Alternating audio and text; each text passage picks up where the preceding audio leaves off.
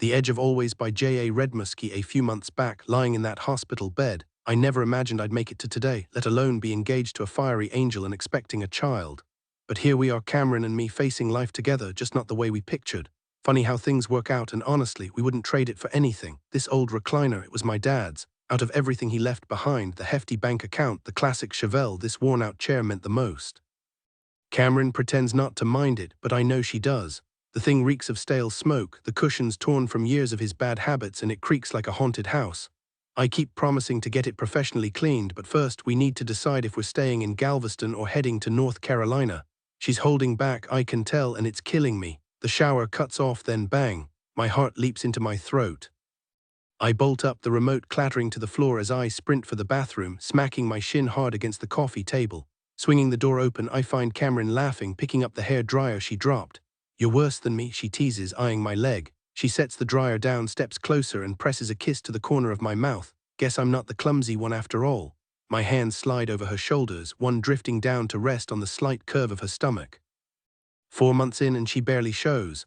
I expected more of a baby bump by now, but what do I know? Maybe, I mutter, face burning. Or maybe you dropped that thing on purpose just to see me panic. Her lips brush the other side of my mouth before she seals them fully against mine, her damp skin pressing into me. A groan escapes me as I pull her tight, but I force myself to break away before she wins.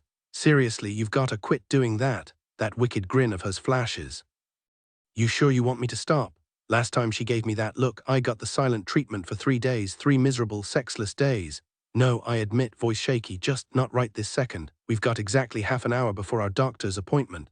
Honestly, I'm crossing my fingers this pregnancy libido sticks around. Everyone warns you about how some women turn into human flamethrowers the further along they get, all touchy 1 minute, then ready to bite your head off the next. 30 minutes, plenty of time to, well, let's just say the kitchen counter looks sturdy." Camryn flashes me that sweet smile of hers as she yanks the towel off the shower rod, wrapping it around herself. "Give me 10, she says, shooing me out with a wave. "And don't forget to water the plants. Oh, did you find your phone?" "Nope," I say, lingering in the doorway with a smirk. "But hey, we could always." The door slams shut before I finish. Laughing, I head off to tear the apartment apart, digging under couch cushions and random piles until I spot my keys buried beneath a mountain of junk mail on the counter. My fingers pause on one particular envelope, the one Camryn refuses to let me toss. It's the same piece of mail she used to rattle off our address to 911 the morning I had that seizure in front of her. She acts like it's some life-saving relic, but really it just helped her finally understand what was happening. The seizures, harmless, I've had plenty, even one back in that New Orleans hotel before we started sharing a room. When I finally fessed up about that one, let's just say she wasn't thrilled. Now she's convinced the tumor's lurking around every corner, waiting to make a comeback. Me, I figure if it happens, we'll handle it, together, always. "Let's roll, babe," I call out. She emerges from the bedroom in skin-tight jeans, a fitted tee, and seriously, heels. "You're gonna squish the baby's head in those," I tease. She snatches her purse off the couch, slinging it over her shoulder. "No head squishing happening here," she fires back, "but keep talking, we'll see who's right." Hand in hand, we head out the door, locking behind us with a solid click. "It's a girl," I declare. "Wanna bet on it?" Her grin widens as we step into the crisp November air. I pop open the car door for her, gesturing inside like some cheesy chauffeur. "What's the wager?" I ask. "You know I never back down." She slides into the passenger seat while I jog around to the driver's side. Leaning against the steering wheel, I watch as she nibbles her lip, thinking. Sunlight catches in her blonde hair, her blue eyes sparkling with mischief. "You're the one making bold claims," she finally says. "So name your terms and I'll decide if I'm in." Her finger jabs at me for emphasis. "Nothing romantic, though. You've got that department handled," she says, waving her hand vaguely. "I'm talking about something, I don't know, bold or meaningful." I'm completely stuck. My fingers hover over the ignition key, but I don't turn it yet. "All right, if it's a girl, I get to name her," I say, unable to hide the quiet pride in my voice. Her eyebrows flicker and she tilts her head slightly. "Not a fan of that bet. Naming a kid should be a joint decision, don't you think?" "Sure, but don't you trust me?" She hesitates. "I do, but just not with baby names." I shoot her a teasing look, watching as she avoids eye contact, shifting in her seat. "Well," I press. Camryn folds her arms. "Fine, what name were you thinking? Who says I already picked one?" The engine rumbles to life as I turn the key. She gives me a knowing look, head tilted. "Oh, come on, you've clearly had one in mind this whole time." "Otherwise, why bet on it being a girl when we're literally on our way to the ultrasound?" I grin, backing out of the parking spot. "Lily," I say, catching her gaze. "Lily Marabeth Parish." A slow smile spreads across her face. I actually love that, she admits, her expression softening. But why Lily? No deep reason, just like the sound of it. She narrows her eyes playfully. Seriously, I laugh. I've been brainstorming names since the day you told me. Her smile deepens, and if I wasn't so stubborn, I'd probably be blushing right now. You've been thinking about names all this time. She sounds genuinely touched. Okay, fine, I blush anyway. Yeah, I admit, still working on a boy's name, but we've got time. She just keeps staring at me, glowing. I have no idea what's going through her head, but my face burns the longer she looks at me like that. What? I chuckle. She leans over, fingers brushing my jaw as she pulls me in for a kiss. God, I love you, she murmurs. My grin is so wide it almost hurts. Love you too, now buckle up. I tap the seatbelt. She settles back, clicking it into place. As we drive, our eyes keep darting to the dashboard clock. 8 minutes, then 5, then 3. The reality hits us both as we pull into the clinic parking lot. Any second now we might see our child for the first time. A few months ago, I never thought I'd live to see this day. Camryn leans in, her whisper tense with excitement. This wait is torture. It feels surreal. The waiting room is packed with expectant mothers, and I'm doing my best not to accidentally lock eyes with any of them. Some look like they'd snap if I so much as glanced their way. The only reading material for guys features covers of dudes grinning next to oversized fish, so I flip through an article I'm not really reading. It's only been 10 minutes, I murmur, brushing my hand over her knee as the magazine lies forgotten in my lap. She exhales sharply. I know, but I can't help it, I'm freaking out. Just then, a nurse in pastel scrubs calls Camryn's name and we trail her into the exam room. While Camryn changes into that flimsy gown, I crack a joke about her backside being on full display. She rolls her eyes, but the pink creeping up her neck gives her away. We wait in silence until another nurse walks in, commanding the room as she scrubs her hands. Did you hydrate before coming in? She asks after introductions. Yes, Camryn answers, her voice tight.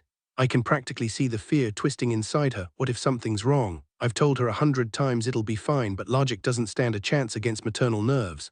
When her anxious gaze lands on me, I cross the room without thinking and take her hand. The nurse fires off questions while pulling on gloves, and I jump in when Camryn's answers grow clipped. Her grip on my fingers is white-knuckled until the nurse squirts the cold gel onto her stomach. That's quite the ink, the nurse remarks, eyeing Camryn's rib tattoo. Must have hurt like hell. Camryn's smile flickers as she glances at me. Orpheus. Andrew's got Eurydice on his side, long story. I tug up my shirt to show off my half and the nurse whistles. Now that's commitment, rare sight in this office. As the nurse glides the probe over Camryn's belly, pointing out tiny limbs and a steady heartbeat, the tension in Camryn's shoulders melts. The nurse's cheerful "everything's perfect" works better than any pep talk I could have given. Still, Camryn hesitates. You're certain nothing's wrong? The nurse meets my eyes for a split second before nodding. Absolutely, baby's thriving.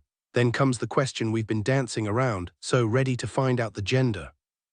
Camryn's eyes find mine, and in that heartbeat of silence I'm struck all over again. How lucky I am, how she's everything. I still can't wrap my head around the fact that we're having a baby. You're on, Camryn says after a pause, her sudden agreement catching me by surprise. She gives my hand an excited squeeze as we both turn toward the ultrasound technician. Absolutely, Camryn confirms, if we can tell this early. The technician moves the wand carefully, studying the screen with focused attention before finally speaking.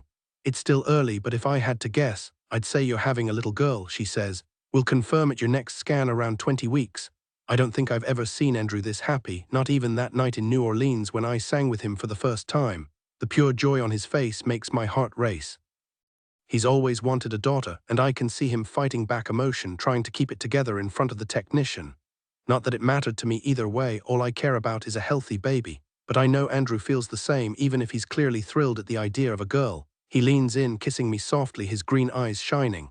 Lily it is, I murmur, kissing him again before he pulls back, my fingers brushing through his hair. Beautiful name, the technician says with a smile. But maybe have a backup boy's name ready just in case. She removes the probe, giving us a moment. Andrew suddenly pipes up, dead serious. Unless there's a tiny set of junk on that screen, I'm calling it definitely a girl. I stifle a laugh, shaking my head at the technician, who barely hides her amusement. The best part, he wasn't even joking. He tilts his head, confused by my reaction. We spend the afternoon browsing baby stores, unable to resist now that we have a guess. We'd avoided buying much before, not wanting to commit to pink or blue, but today Andrew seems convinced. I let myself get caught up in it too, though he keeps stopping me from going overboard. Hold on, he says as I reach for another frilly onesie. You know my mom's throwing us a shower, right? Yeah, but we can grab a couple more things now, I argue, tossing it into the cart anyway. Andrew eyes the growing pile, then gives me a look. I think we've moved past a couple, babe. He's not wrong, I've already loaded up nearly $100 worth of tiny outfits. Oh well, if it turns out to be a boy, returns are always an option. The rest of the afternoon passes in a blur until we swing by Andrew's mom's place to share the big news. Oh, that's fantastic, Marna exclaims, wrapping me in a tight embrace. Honestly, I had my money on a boy. I ease back from her hug and settle into a chair at the kitchen table while Marna rummages through the fridge. She grabs a pitcher of iced tea and pours us each a glass. The baby shower's set for February, she announces from the counter, her voice bright. Planned down to the last detail, all you two need to do is show up. She flashes me a warm grin before tucking the pitcher away. Thanks, I murmur as she sets the glasses in front of us and takes a seat. For a moment the familiar ache of homesickness tugs at me. I love it here, really I do, and Marna's been like a second mom. But I haven't found the right moment to tell Andrew how much I miss my own mom, or my best friend Natalie, just having someone to talk to. Even when you're head over heels for the most amazing guy, and trust me, it doesn't erase the loneliness of not having your own circle. There's Alana, a neighbor upstairs around my age, but we just don't click. If I'm already making excuses to avoid hanging out, maybe we never will. I blame most of this emotional roller coaster on pregnancy hormones. Everything feels magnified, especially the anxiety. I've always been a worrier, but now it's next level. Will the baby be okay? Can I handle motherhood? Did I rush into this? There it is again. Guilt twists in my chest. I love this baby and I wouldn't undo a thing, but the doubts still creep in. Camryn, Andrew's voice snaps me back. You okay? I paced on a smile.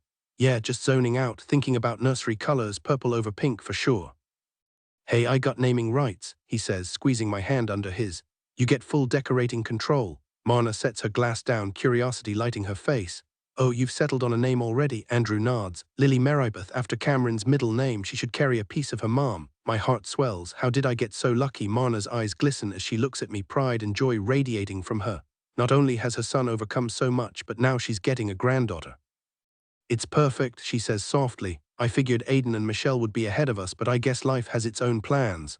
There was a weight behind her words that Andrew picked up on instantly. Trouble in paradise with those two? He asked, swirling his tea before taking a sip. Marna shrugged. Just marriage things. Honestly, I've yet to meet a couple who doesn't hit rough patches, especially after nearly a decade together. Wait, how long has it been? I interrupted. 5 years married, Marna said, tapping her chin. But they started dating back in college, so 9 years total. She nodded, pleased with her own recall. Andrew smirked. Let's be real, it's probably Aiden. I wouldn't last a week married to that guy. I wrinkled my nose at him. Yeah, no kidding, Marna sighed. Anyway, Michelle can't make the baby shower. She's swamped with work trips in December and flying back just isn't doable, though knowing her, she'll still outgift everyone. She shot me a warm smile, but my mind was already drifting, stuck on her earlier comment about marriage struggles. The worry crept back in like an old habit. Your birthday's December 8th, right, Camryn? Marna's voice snapped me out of it. Oh yeah, the big 21, I mumbled. Perfect, now I've got 2 parties to plan. I groaned. You really don't have to. She waved me off like I'd suggested something absurd while Andrew just lounged on the couch grinning. I gave up. Arguing with Marna was pointless. By the time we got home, the streetlights were on and exhaustion hit me like a truck. Between the errands and the Lily news, I was wiped. Lily, the name alone made me smile. I'm going to be a mom. I tossed my purse onto the coffee table and collapsed onto the couch, kicking off my shoes. But Andrew, ever perceptive, settled beside me with that look, the one that said he saw right through me. He pulled me into his lap, arms tight around me, his chin resting on my shoulder. The silence stretched until he finally asked, "What's wrong?" I turned to face him, my throat tight. "I'm scared." Of what? I stared past him at nothing in particular. Everything. He gently turned my face back to his. "You can talk to me, Cam, always." My eyes burned, but I blinked the tears back. I don't want us to turn into one of those couples. And just like that, I knew he understood. I pull her close, turning her to face me as she settles onto my lap. "Look at me," I say, taking her hands in mine. "We're not going to turn into those people, the ones who wake up one day and realize they've lost themselves. You know why?" She stays quiet, but her eyes tell me she's listening. A tear slips free and I brush it away with my thumb. "Because we see it coming," I continue. "Because fate didn't just throw us together on that bus in Kansas for nothing. We know what we don't want, even if we haven't figured out every step yet." I pause, then add, "The world isn't going anywhere, we'll get there. But right now, we do things our way, no 9-to-5 prison, no soul-crushing routine." A flicker of amusement crosses her face. "And how exactly do we dodge that trap?" she asks, arms folded, eyebrow arched. There she is, my sharp-tongued Camryn. I run my hands along her legs, grinning. "Work if you want, quit if it sucks, flip burgers, train lions, stare at clouds, I don't care, just don't let it own you. And if you'd rather kick back, that's fine too, I've got you." Predictably, she bristles. "Oh hell no, I'm not some damsel waiting for your paycheck to save me." God, I love when she gets fired up. Suit yourself, I say, holding up my hands. But my only rule, you stay happy, that's it. She narrows her eyes. And what about you? You don't get to martyr yourself just because we have a kid now. Funny, I tease, leaning in. You weren't this concerned about fairness the night we met. Her cheeks flush pink and I kiss her before she can retort. You, Lily, and my guitar, that's all I need. This time her tear comes with a smile. Promise. Swear it, I say, tightening my grip on her hands. The tension melts as I grin. She exhales, shoulders slumping. I'm a mess. One minute I'm fine, the next I'm drowning in existential dread. I chuckle. Welcome to the hormone roller coaster. Buckle up. Her laugh rings out, bright and sudden, and just like that, the storm passes. You could say that, I reply with a shrug. She freezes mid-step, her head tilting. Wait, do you hear that? Her eyes sharpen as she leans toward the faint noise. I hear it too but act clueless. Fantastic, I mutter. Next you'll tell me morning sickness comes with hallucinations. She swats my arm lightly before sliding off my lap. Relax, genius, it's your phone, she says, circling the couch. Thought it was dead. Yeah, because I may have silenced it and stuffed it under the cushion, or so I thought. Pretty sure you're crushing it, she adds. I stand, feigning confusion, digging around until I finally fish it out, only to see Natalie's face. Okay, fine, a hyena photo I thought was fitting lighting up the screen. Great, this won't end well. Cam grabs for it, spotting Natalie's name. Since when does she call you? She asks, snatching it before I can react. The worst part, she's smiling, not a hint of suspicion. I rub my neck, avoiding her gaze, then lunge half-heartedly.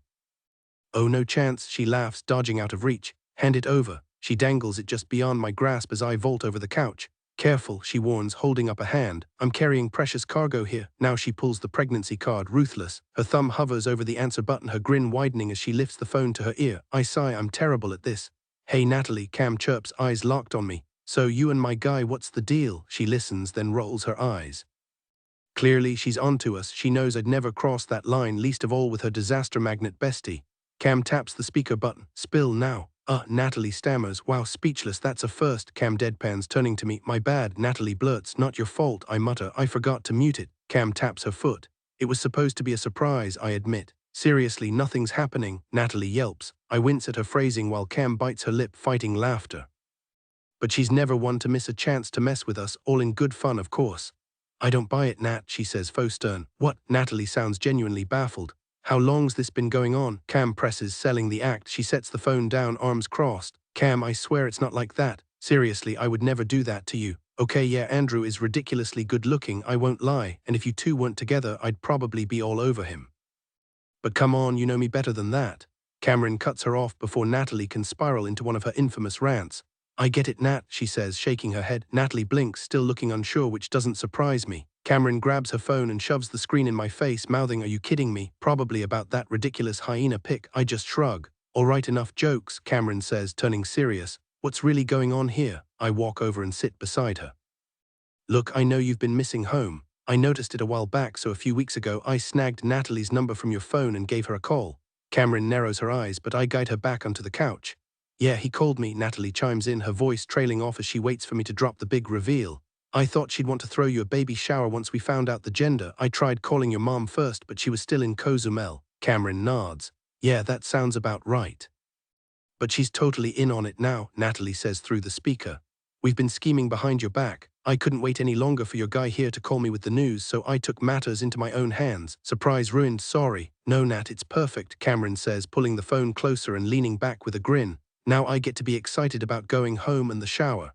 You won't have to wait long, I add. We're flying out Friday afternoon. Camryn's whole face lights up like someone flipped a switch. It's like watching her shed months of homesickness in 2 seconds. I should be done this sooner. 4 months is kind of early for a shower though, she says, laughing. Not that I'm complaining. Who cares? Natalie shouts. You're coming home. Exactly, I say. 2 birds, 1 stone. Camryn beams. I'm so excited, thank you both. Natalie can't hold back any longer. Okay, spill, what's the big news? Camryn drags it out, letting the suspense build until Natalie practically vibrates through the phone. Finally, she grins. It's a girl. Natalie's scream is so loud I flinch. I knew it, she shrieks. Normally I'd bail on the girly chaos, but this time I'm stuck, and honestly, I don't even mind being in on the big secret. I figured I should stay for the rest of the chat. Cam, I'm seriously thrilled for you, like over the moon excited. Actually, yeah, she knows exactly how excited, I cut in. Camryn shoots me a look. Thanks, Nat, we're both thrilled, and we already picked a name. Well, Andrew did most of the work. Natalie blinks. Wait, he actually chose it. She says it like it's some kind of miracle. Do women really think guys can't handle naming a kid? Lily Meribeth Parish, Camryn announces, beaming. It hits me then, she genuinely loves the name, not just humoring me. Natalie gasps. No way, I actually love it. Andrew, color me impressed. Not that I needed her approval, but damn if it doesn't make me feel like I just won something. Yesterday was one of those days where everything just clicked. Good news kept rolling in and I'm still buzzing from it. Tonight's gig at our favorite Houston dive is gonna be wild. Andrew and I started playing small venues a little over a month ago and honestly, I'm hooked. Before him, the idea of performing live anywhere never even crossed my mind. But that first set in New Orleans changed everything. And yeah, having him beside me is the real reason I love it. I wouldn't last a night on stage without him. Mom called earlier, gushing about my visit home. Oh, and she dropped a bomb. She and Roger eloped in Mexico. At first I was annoyed I missed it, but now, good for them. Spontaneity's kinda my thing now too, thanks to Andrew. Hell, we wouldn't even be together if I hadn't thrown caution to the wind once. As for our wedding, no dates, no Pinterest boards, no stress. We'll do it when it feels right, somewhere quiet, just us. The second I hear his keys jingle at the door, I'm already leaping into his arms, legs locked around his waist, kissing him like we've got all the time in the world. He kicks the door closed behind him and pulls me into a tight embrace, his lips still pressed to mine. What was that about? He asks, breaking away with a grin. Just happy to see you, I admit. His dimples appear as I loop my arms around his neck, letting him carry me from the living room into the kitchen. Should we brought you home ages ago, he murmurs, setting me on the counter. He steps between my legs and drops his keys beside us. No regrets, I say, kissing him quickly. Though I might start missing Texas if I stay in North Carolina too long. He gives me a doubtful look. No rush to decide, he says, but when you do, don't pick Texas just for me. I won't be as homesick. I've been on my own for years. You never really got that chance before leaving Raleigh. With a teasing smirk, he adds, plus you're all emotional right now, so I'll just nod and agree with whatever you say. I swing my foot at him, deliberately missing, and he leans in, lifting my shirt to press a kiss just below my ribs. What about Billy Frank? I ask as he straightens. If you bail on him again, he might not take you back. Andrew chuckles, moving to the cabinets. I twist on the counter to face him, legs dangling. Billy Frank's been my boss since I was 16, he says, grabbing a box of cereal. We're practically family, it's not just some mechanic gig. I need him more than he needs me. Why stick with it then? I ask, working under a hood all day. He shrugs, pouring milk into his bowl. I like it, he says between bites. Good hobby, plus keeps the bank account happy. A pang of insecurity hits me, no job yet. He notices because of course he does. Swallowing, he points his spoon at me. Stop that. I feign innocence, but he just leans against the stool, boots propped up. You do work, he says, giving me a sideways glance. $400 at Levy's last week, not bad for one night. I know, I sigh, just doesn't feel real. He laughs. That's because you actually like it. No time clock, no boss breathing down your neck. Fair point, but I wasn't done yet. If we didn't have bills piling up and a baby coming soon, maybe living on the road would work, I say, exhaling sharply before cutting to the chase. I've been thinking about picking up a side gig, something like what you do. Andrew nods through a mouthful of cereal, leaning casually against the kitchen counter. Cool, he says, pointing his spoon at me. But here's the thing, what would you actually enjoy doing? That's the key. I tap my fingers against the counter, considering. I don't mind cleaning, so maybe housekeeping at a hotel, or even a coffee shop, something low-key. He shakes his head. Trust me, hotel rooms aren't as fun as they sound. My mom did that job years ago. You wouldn't believe what people leave behind. I grimace. Okay, maybe not that, but I'll find something once we're settled in Raleigh. Andrew's spoon freezes midair. So we're really doing this, moving back. The sudden tension in her expression makes me slide her closer, my arms resting on her lap. Hey, I'm all in, I say, kissing her thigh. We'll go for the baby shower, pack up and figure it out from there. She grips my hands. But we have to come back for your mom's shower in February. I grin. Of course we will, I say, loving how she always thinks of everyone else. Raleigh it is until we get bored at least. Camryn's mood shifts instantly, her arms looping around my neck as I lift her up. Sorry about the cereal disaster, she mumbles. I laugh. You think I married you for your cooking? Please, you've got other talents that more than make up for it. Her face flushes as I carry her to the bedroom, her legs wrapped around me. An hour later, we're finally on our way to Houston, still laughing. By Friday afternoon, stepping off the plane in North Carolina, I can already see the excitement in Camryn's eyes, like she's finally coming home. It's only her second visit back here in 4 months. We grab our bags and step into the sunlight, where Natalie and Blake are waiting to give us a ride. Just like when I first met her, I steel myself to face Camryn's overly enthusiastic best friend. I missed you so much, Natalie squeals, pulling Cam into a tight hug. Blake, who I might as well nickname Sunshine with that grin, stands behind her, hands shoved in his pockets, shoulders relaxed, looking like he's just happy to be here. It's obvious who wears the pants in that relationship. Not that I blame him, love makes fools of us all. Andrew, Natalie turns to me next, and I summon my best fake smile as I endure her hug. Honestly, I don't dislike her, but she's not someone I'd ever choose to hang with if Camryn weren't in the picture. And after what she pulled before Cam left, I've got my guard up. Still, I swallowed my pride and called her 2 weeks ago to share the ultrasound details, because Camryn would have wanted her there. "Good to see you, Blake," Camryn says warmly, giving him a quick embrace. I know the history, how he liked her first before ending up with Natalie, but he's cool. We exchange a quick handshake. "Oh my God, let me see," Natalie gasps, lifting Camryn's shirt and cradling her stomach like it's some sacred relic. A high-pitched noise escapes her, something between a squeal and a tea kettle whistle. "I can be Aunt Natalie." "No, wait, Godmother Natalie." "Yeah, hard pass." Camryn nods enthusiastically, and I force my expression to stay neutral. No need to ruin her homecoming just because I'd rather be anywhere else. North Carolina, the baby shower my mom and Natalie organized was actually pretty amazing. We ended up with a crib, a stroller, a rocking swing, a high chair, 2 baby bathtubs, 1 pink, 1 blue just in case, enough diapers to last a year, and an alarming amount of baby skincare products, including something called anti-monkey butt. I still don't want to know. After hours of being the center of attention, I start feeling the walls close in. All I want now is to slip away, draw a hot bath, and let the chaos fade into the background. The next 2 hours crawl by until only Natalie remains. She discovers me in the bathtub, submerged in warm water with a mountain of bubbles. "Cam," her voice drifts through the door, followed by a gentle knock. I tell her to come in, and she eases the door open, peeking around the corner. We've known each other long enough that nudity isn't a big deal. She perches on the toilet seat and grins. "Okay, it's confirmed," she says, eyeing me. "Pregnancy really does give you a boost in the chest department." I roll my eyes and splash water in her direction. "Seriously though, how are you feeling?" she asks, dropping the teasing. "You look wiped." "Pregnant," I deadpan. "Yeah, but Cam, you look like you got hit by a truck." "Appreciate the honesty." I adjust the clip, holding my hair up, and lean back against the tub. Aren't pregnant women supposed to have this magical glow? That's what all the books say. I let out a dry laugh as a sharp twinge shoots through my lower back. I shift uncomfortably, trying to find relief. "You sure you're okay?" Natalie's expression shifts to concern. "Just the usual pregnancy joys," I mutter. "And trust me, it's only the beginning." I don't know why I clarify, maybe to make sure she doesn't think I'm regretting anything.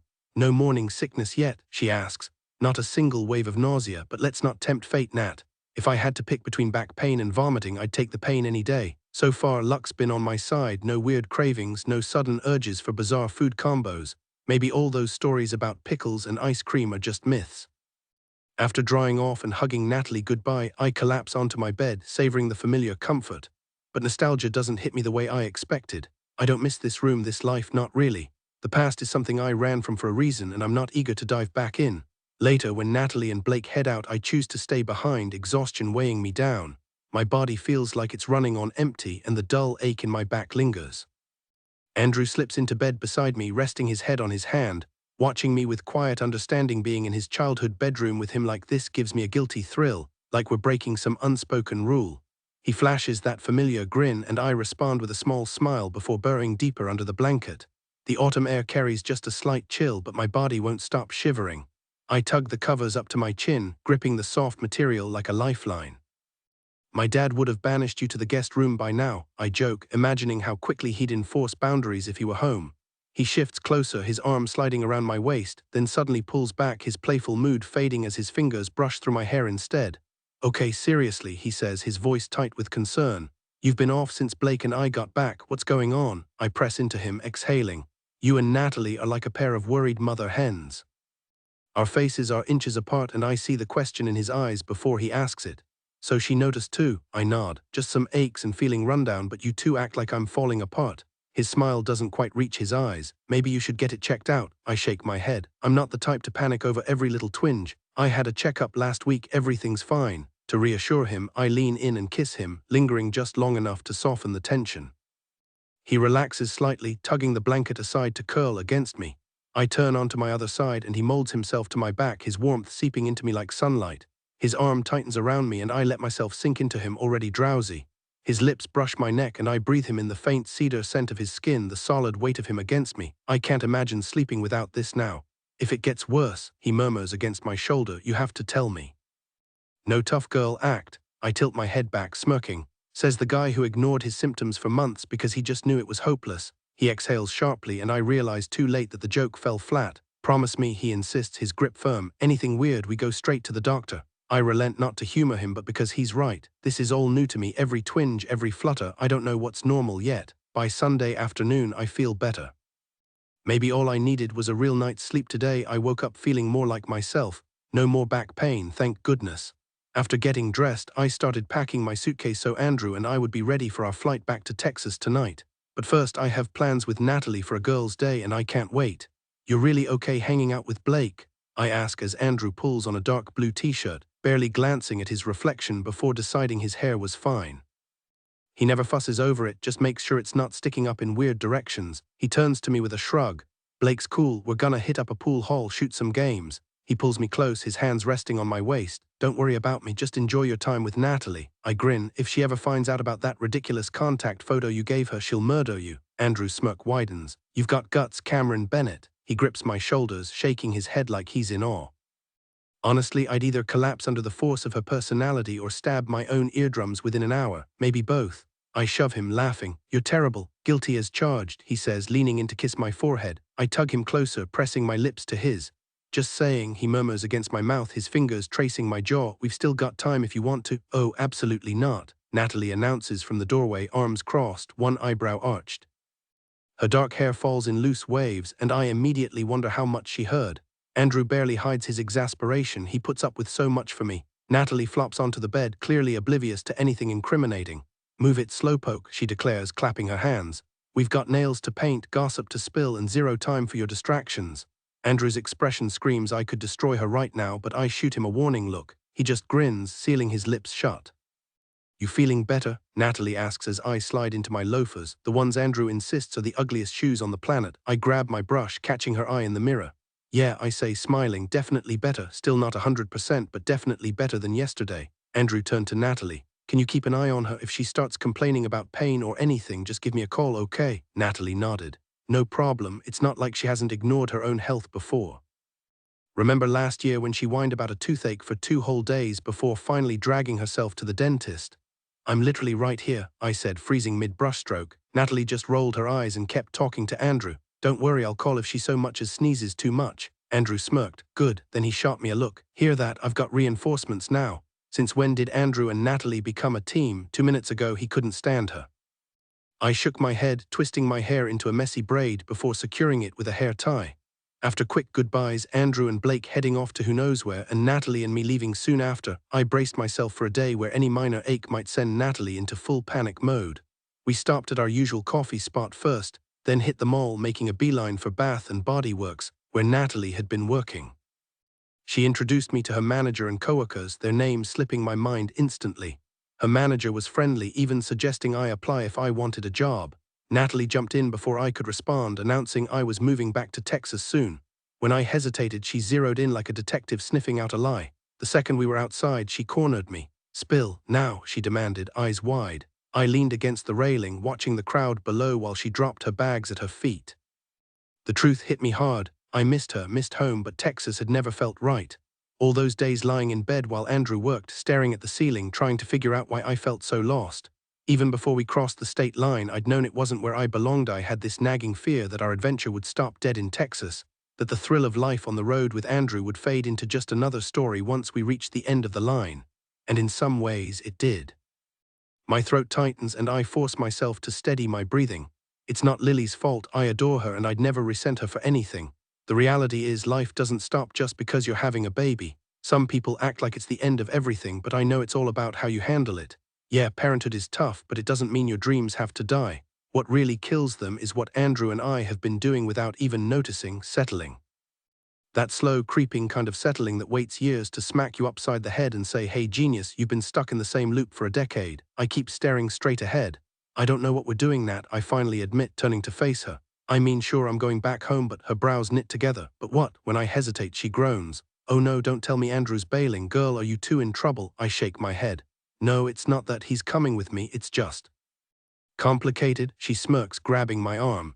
Well, we've got all day for you to sort it out. Let's hit the salon and you can stew over it on the way. She snatches up her purse, looping it over her wrist as we head for the mall exit. The salon is packed, just like I remember from weekend visits. Natalie and I sink into the pedicure chairs, 2 technicians already scrubbing at our feet. It's been ages since my last one. I pray my toes onto horror show. You never did explain why you left, Natalie says suddenly. Please don't say it was because of me. No one's to blame, I say. I just needed space, felt like I was suffocating. She snorts. I'd never pull a stunt like that, but damn, it worked out pretty well for you. I can't help but grin. Yeah, it did. Hell yeah, she says, eyes sparkling. You landed a total hottie, a ring and a baby on the way, she cackles. I'm low-key jealous, I laugh, shaking my head. First of all, why? You've got Blake. Second, how do you even know what our kid's gonna look like? She rolls her eyes like I'm an idiot. Are you kidding me? The girl painting my nails glances at her coworker and laughs. You two would have the cutest baby, no doubt. She shakes her head, her tone shifting. It's not Andrew I'm jealous of, it's your freedom. I'll probably never leave North Carolina just like my mom, and honestly, I'm fine with that. I'm not some restless traveler who freaks out if someone stands too close, but part of me still wishes I had your options. Her words linger in my mind, but I don't respond. The salon chair digs into my back and I shift uncomfortably, careful not to disrupt the pedicure. A dull ache pulses near my ribs, probably from all the walking earlier. Natalie leans forward. So did you decide yet? I pretend not to follow. Decide what? She frowns, surprised. Come on, don't play dumb. We talked about this at the mall. I didn't forget, I've just been dodging the conversation. My fingers tighten around the armrests as I picture Andrew's face. The truth is, I say, avoiding her gaze, I don't want to go back home, but staying in Texas scares me too. I don't want to wake up one day and realize I'm stuck. I hadn't planned to throw her mom into the mix, but it was the quickest way to make her understand. Natalie nods. Yeah, I get it, but what's the alternative? It's not like you have a ton of choices now, especially with, she stops herself, but the unspoken baby hangs in the air. I grip my teeth, refusing to let her see how much that stings. Natalie's my best friend, but sometimes it's like she's already resigned herself to a life of beige wallpaper and quiet regret. And because she'll never see it that way, I don't bother explaining. Cam, you okay? A sudden jolt of pain shoots through my side and my skin prickles with sweat. Without thinking, I yank my foot from the technician's grip and push myself up. I need the bathroom. Camryn, I'm fine, I lie, stepping down. I mutter an apology to the nail tech and hurry toward the hallway, fighting to keep my expression neutral. But the second the stall door locks behind me, I double over, bracing against the wall. My forehead's damp, my breath uneven. This isn't just exhaustion, something's wrong. I might be new to pregnancy, but I know this isn't how it's supposed to feel. I rush out of the cramped bathroom stall, my heart pounding as I stumble toward the row of sinks. This isn't real, it can't be. My fingers tremble violently under the automatic faucet, water splashing everywhere as I fumble with the soap. I don't even bother with the paper towels before the weight of it all crashes over me. My knees buckle and I grip the countertop, my breath coming in ragged gasps. The sharp pain has faded, but the dread lingers. Maybe I'm overreacting, maybe it's nothing. I force myself to straighten up, meeting my own wide-eyed reflection in the mirror. With a shaky hand, I wipe away the sweat and tears, only to freeze when I notice my bare feet against the cold tile. Gross. The door bursts open and Natalie storms in. Okay, enough. You look like death warmed over. What's going on? She doesn't wait for an answer, already pulling out her phone. I'm calling Andrew. No, don't. I grab her wrist, but she yanks free. You've got 30 seconds to convince me not to, she snaps. I exhale, defeated. The lie I've been telling myself shatters. I've had pain in my back and side and I'm spotting. Her face tightens, spotting like bleeding. Her gaze locks onto mine, sharp and unrelenting. Yeah, she's out the door before I can say another word. There's a moment when reality tilts, when the ground beneath you isn't just unsteady, it's gone. It's like watching your whole life get swallowed by something you can't fight.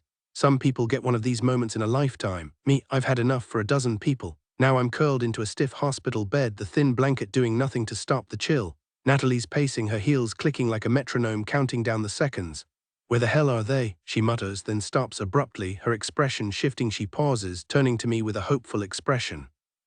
Maybe the fact that they're taking forever means it's not serious, she says. I don't buy it, but I can't bring myself to say so. This is only my second visit. The first time was years ago, after I jumped off those cliffs into the lake and ended up needing stitches from the rocks below. That took hours, and this feels just as endless. I shift onto my side, staring blankly at the wall. Then the glass door slides open. For a second, I think it's finally a doctor, but my stomach drops when Andrew steps in. He and Natalie exchange hushed words I pretend not to catch. They barely checked on her, Natalie murmurs. Just a few questions and a blanket. Andrew's gaze flickers to mine, and even though he's trying to stay composed, I see the fear there. He knows, just like I do, but neither of us will say it out loud until we have to. After a quiet exchange, Natalie leans over the bed to hug me. Only one visitor at a time, she says, forcing a smile. I'll be in the waiting room with Blake, and if they don't get their act together soon, I'm starting a riot. I manage a weak laugh, grateful for her stubborn optimism. She lingers at the door, whispering to Andrew, tell me the second you know, before slipping out. Now it's just us. Andrew drags a chair over and takes my hand, his grip steady. You look terrible, he says softly, so I won't ask how you feel. I try to return his smile, but it doesn't reach my eyes. We sit in silence, both bracing for the inevitable. Neither of us dares to hope because deep down we already know. Then the doctor walks in, a nurse trailing behind. The words come like they're underwater, no heartbeat. The room tilts. Andrew's eyes are glassy, fixed on the doctor, but all I hear is static. Lily's gone, and in that moment I swear mine stops too. 2 weeks in Raleigh. I could list everything Camryn been through, but what's the point? I won't go into specifics. Lily's gone and Camryn and I are shattered. No matter what I do, I can't change that, and while I'm barely holding it together, Camryn hasn't been the same since. She won't open up, not to me, not to her mom, not even to Natalie. She talks, sure, but never about what really happened. It kills me to see her like this, pretending everything's fine when it's so clear she's drowning in grief. And I don't know how to reach her. Right now, she's been in the shower forever while I lie on her bed staring at the ceiling. My phone buzzes beside me. Hello, I answer, it's Natalie. We need to talk, are you alone? The question throws me. Yeah, Camryn's still in the shower. I glance at the door, water's still running, so she's not coming out yet. Has her mom mentioned anything, weird? Natalie asks, her tone making my skin prickle. You're gonna have to be more specific, I say, already irritated. She exhales loudly and I roll my eyes. Look, Cam's clearly not okay, she starts, no kidding, and you need to convince her to see her psychiatrist again, like ASAP. Psychiatrist, the water shuts off and my pulse jumps. Since when does she have a psychiatrist? I hiss. She used to. Hold on, I cut her off as the bathroom door creaks open. She's back, I'll call you later. I toss the phone down just as Camryn walks in, wrapped in a pink robe with a towel twisted around her damp hair. Hey, I say, forcing my hands behind my head. I should call Natalie back, but screw it, I'd rather ask Camryn myself. No more secrets, not after last time. She smiles faintly, tousling her hair with the towel. Can I ask you something? Sure, she says, shaking out her blonde waves. Did you ever see a psychiatrist? Her smile vanishes. She turns to the closet, yanking it open. What? Natalie just called, said I should encourage you to go back. She doesn't answer, just digs through her clothes like she's searching for an escape. Of course, Natalie would paint me as the unstable one, I mutter, still half asleep in my boxers. The sheets tangle around my legs as I shuffle toward her, resting my hands on her waist from behind. Seeing a therapist doesn't mean you're broken, I say, trying to keep my voice steady. Maybe it'd help to talk to someone who isn't me. She spins around, her fingers brushing my jaw before she leans in for a quick kiss. Andrew, I'm fine, she insists, flashing that practiced smile. I get why you and Nat and Mom are worried, but I'm not doing the whole therapy thing, it's pointless. She grabs a shirt from the closet, shaking her head. All they'll do is shove pills at me and call it a day, no thanks. You don't have to take anything, I argue, watching her stiffen. But talking might help you process things. She freezes, the shirt crumpled in her fist, before exhaling hard. When she turns back, her gaze is sharp, unflinching. The only way I move on is by leaving it behind, she says, and the words hit like a knife. Every time you tiptoe around me or give me that pitiful look, it just drags me back, let it go. She's wrong, you can't just erase something like that, but I bite my tongue. Okay, I say, retreating to the bed. So how long are we staying? Not that I'm in a rush. The question feels safe, but even this is a minefield. Lately, every conversation with her is like balancing on glass. Texas isn't happening, she says, pulling on jeans like it's nothing. I scrub a hand over my face. Fine, I'll go pack up our stuff. You and Nat can scope out apartments here, your choice, whatever you want. I force a smile, desperate to see her happy, even if it's just an act. For a second, her eyes brighten, and I can't tell if it's real or another performance. She closes the distance, pushing me onto the bed with a playful shove. My hands hover, I want her, but the weight of everything holds me back. Since the miscarriage, even touching her feels like crossing a line I'm not sure she's ready for. She settles onto my lap, her legs straddling my hips, and even though part of me hesitates, my body reacts instinctively, pressing closer to her. Her fingers trail over my shoulders as she looks down at me, her eyes searching mine. When she leans in, I close my eyes, biting my lip before meeting her kiss. The taste of her lingers, her breath mingling with mine, but I break away, gripping her waist to keep some distance. Hey, I don't know if this is the right time. Her brow furrows, confusion flickering across her face. What do you mean? I fumble for the right words, finally just blurting out, it hasn't even been a full month. Are you sure you're healed? She finishes, rolling her eyes. Yes, and no, I'm not in pain. I told you I'm okay. But she's not, and if I push it, I know she'll shut down. Maybe I really do need to talk to Natalie, this is way above my pay grade. Camryn shifts to slide off me, but I stand with her, pulling her against me, her damp hair brushing my cheek. You're right, she murmurs, stepping back just enough to meet my gaze. I should probably refill my prescription, we can't be reckless again. She turns away and I exhale, that wasn't exactly my point. Sure, being cautious makes sense after everything, but if she asked me right now if she wanted to try again, I wouldn't hesitate. I'd give her anything, even another chance at what we lost. But it has to be her choice, not something she does because she thinks it'll fix me. She tosses her robe onto the bed and reaches for her clothes. If that's what you want, I say carefully, then yeah, I'm on board, her hands still. Is that what you want? The question feels like a trap. I choose my words carefully. I want what's best for you. Right now, this seems like the smartest move. Her expression gives nothing away and the silence stretches until she finally nods, her gaze dropping as she tugs on her jeans. I'll call my doctor today. Okay, I say, watching as she digs through her drawer, then like nothing happened, she crosses the room and presses a quick kiss to my lips. And then you can stop walking on eggshells, she teases. I blink. What? She smirks, her eyes trailing over me. You haven't even tried to get me into bed since it happened. I miss the old Andrew Parrish, the one who couldn't keep his hands off me, she murmurs, her breath warm against my neck as she nips at my earlobe. I've been taking matters into my own hands lately, just did it in the shower before you got here, you missed out. A shudder races through me, my pulse kicking up. Seriously, why didn't she just ask? I'd be more than happy to oblige, doesn't she know that by now? My hands find her face, pulling her into a rough kiss while hers slide down, gripping me through my jeans. Before I know it, I'm flat on her bed, her weight settling over me, fingers teasing the waistband of my boxers. The way she looks at me, dark, hungry, sends heat straight to my core. If she's thinking what I think she's thinking, my eyes flutter shut just as her fingers slip beneath the fabric, tugging them down. Then reality crashes in and I catch her wrist, propping myself up on my elbows. Not now, babe, she gives me that look, the one that could make a saint cave, her lower lip jutting out in a perfect, irresistible pout. But I want to, she insists, voice low. Trust me, I really do. I can't help but laugh, even as my resolve wavers. Your mom could walk in any second, let's not traumatize her. She grins, pressing one last kiss to my lips before rolling off the bed. Fair point, last thing I need is her walking in on that. Did I seriously just turn her down? This girl has no clue the hold she has on me. If she knew, she'd wield it like a weapon, and honestly, I'd let her. Later, Camryn and her mom rush out for a last-minute doctor's appointment, leaving me with her car, a tiny red Prius that feels way too small for me. I almost asked why she didn't drive it the day we met, but her quick retort, why didn't you, shut me up fast. Now I'm parked outside a Starbucks, nerves twisting my gut. Meeting Natalie feels like stepping into a minefield. Not the fun, adrenaline kind, the kind that leaves you needing a scalding shower afterward. She walks in alone, her dark ponytail swinging as she weaves through the tables. I pick the farthest corner away from prying eyes, but it still feels like the walls are closing in. This whole thing reeks of bad decisions. It doesn't matter that I'm a stranger in this place. That's not why we're here.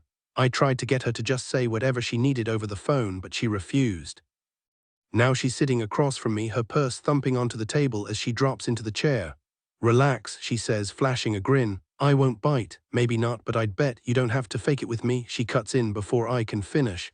Cam's not around and I'm not as clueless as you think. I didn't expect that. I figured she was oblivious to how much I can't stand her. Sure, she's Camryn's best friend, but that didn't stop her from turning her back on Cam when Damon, Natalie's ex, admitted he had feelings for her.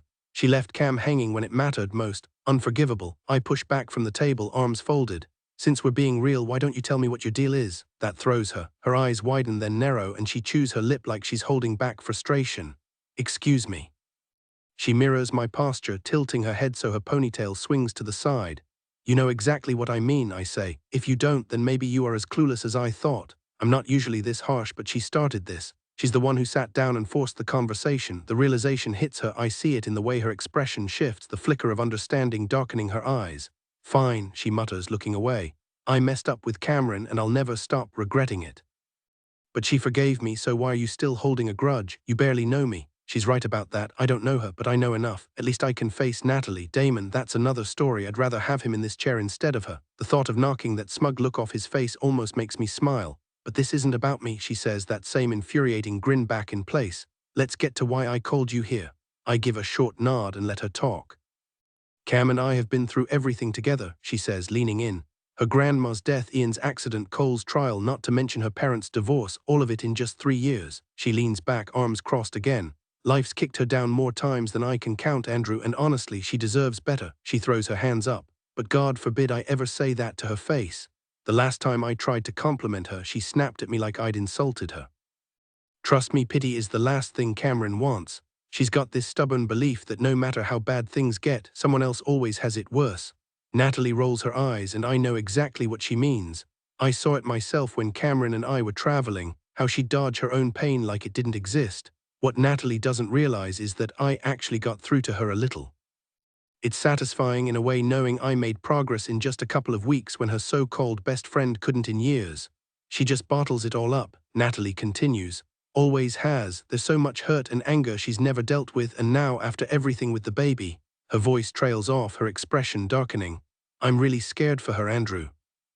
I didn't expect this conversation to leave me more concerned about Camryn than I already was, but with every word Natalie says, the weight in my chest grows heavier. Tell me about the psychiatrist, I press. She brushed me off when I asked earlier. Natalie shifts in her seat, exhaling sharply. Her dad convinced her to go after Ian died. She kept up with the sessions, acted like it was helping, but clearly it wasn't. You don't just vanish onto a bus if you're actually doing better. Her dad pushed her into therapy. Yeah, Natalie confirms. She's always been closer to him, her mom's sweet but a little scattered. When he left for New York with his new girlfriend after the divorce, it hit Camryn hard, not that she'd ever say it. I drag my hands over my face, guilt twisting in my gut. I shouldn't be hearing all this from Natalie, but if Camryn won't talk, I'll take what I can get. She mentioned pills, I say. Said she wouldn't go back because they just, Natalie cuts in, nodding. She was on antidepressants for a while, then stopped taking them without telling anyone. I had no clue until she admitted it. I lean forward, done dancing around it. So why'd you call me here, just to spill her secrets? Part of me wonders if Natalie enjoys this. She cares, sure, but she's still Natalie. Then she locks eyes with me, dead serious. You need to keep an eye on her. And just like that, I'm listening. After Ian passed away, Camryn slipped into a deep depression, but it wasn't what most people would expect. She didn't break down crying or shut herself away dramatically. Instead, she became this hollow version of herself. Stoic isn't even strong enough to describe it.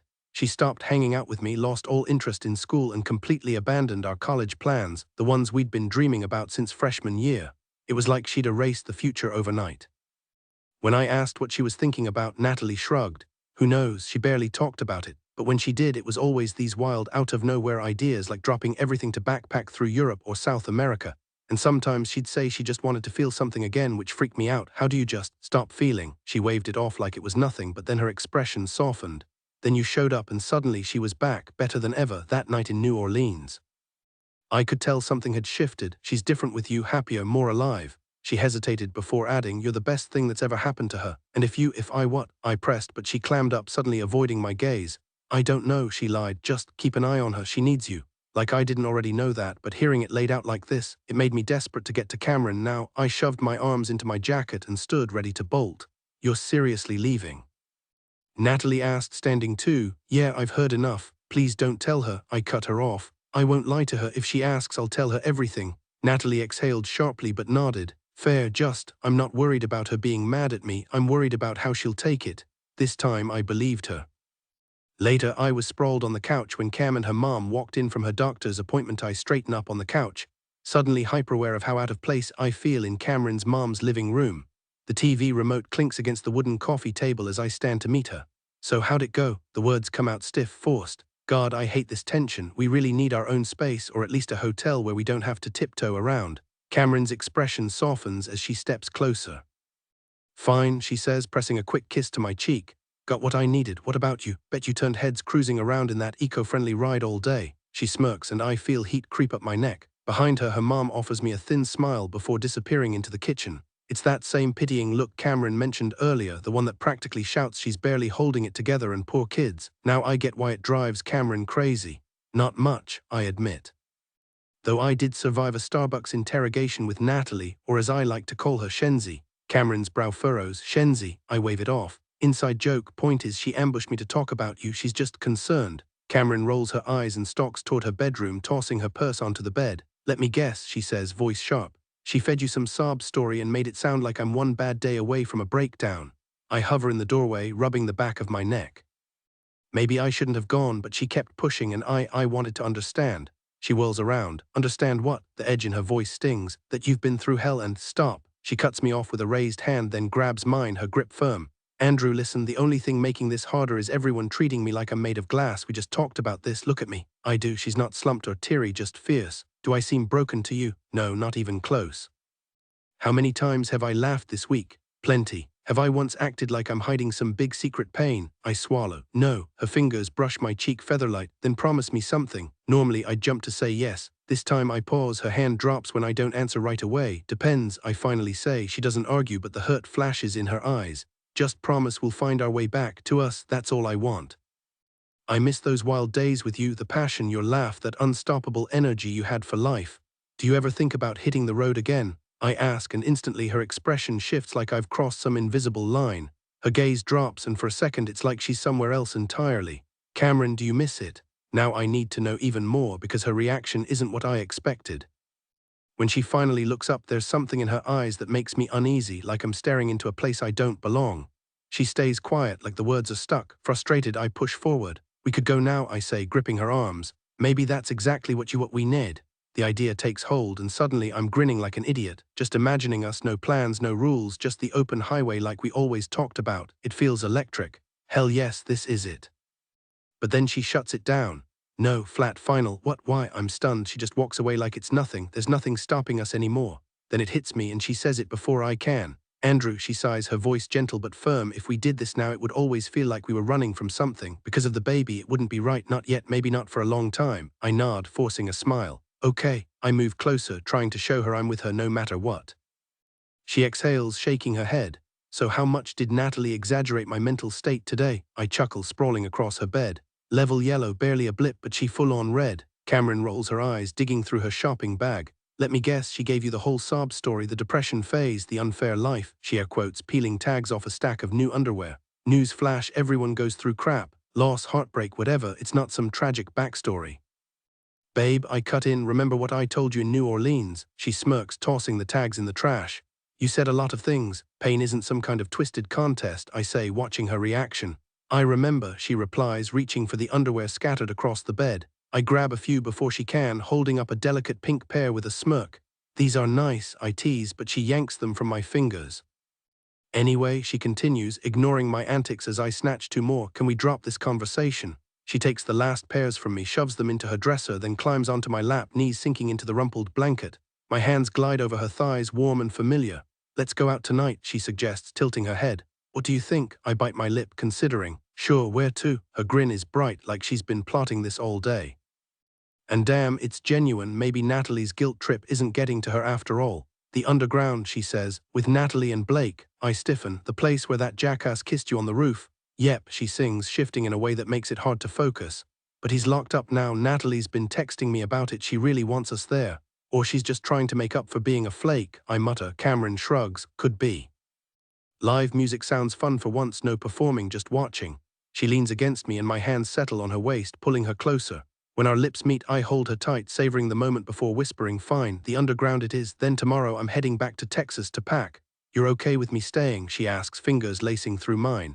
Yeah, I say, kissing her forehead. But you never answered. Is Natalie helping you apartment hunt? She sits up, squeezing my hands.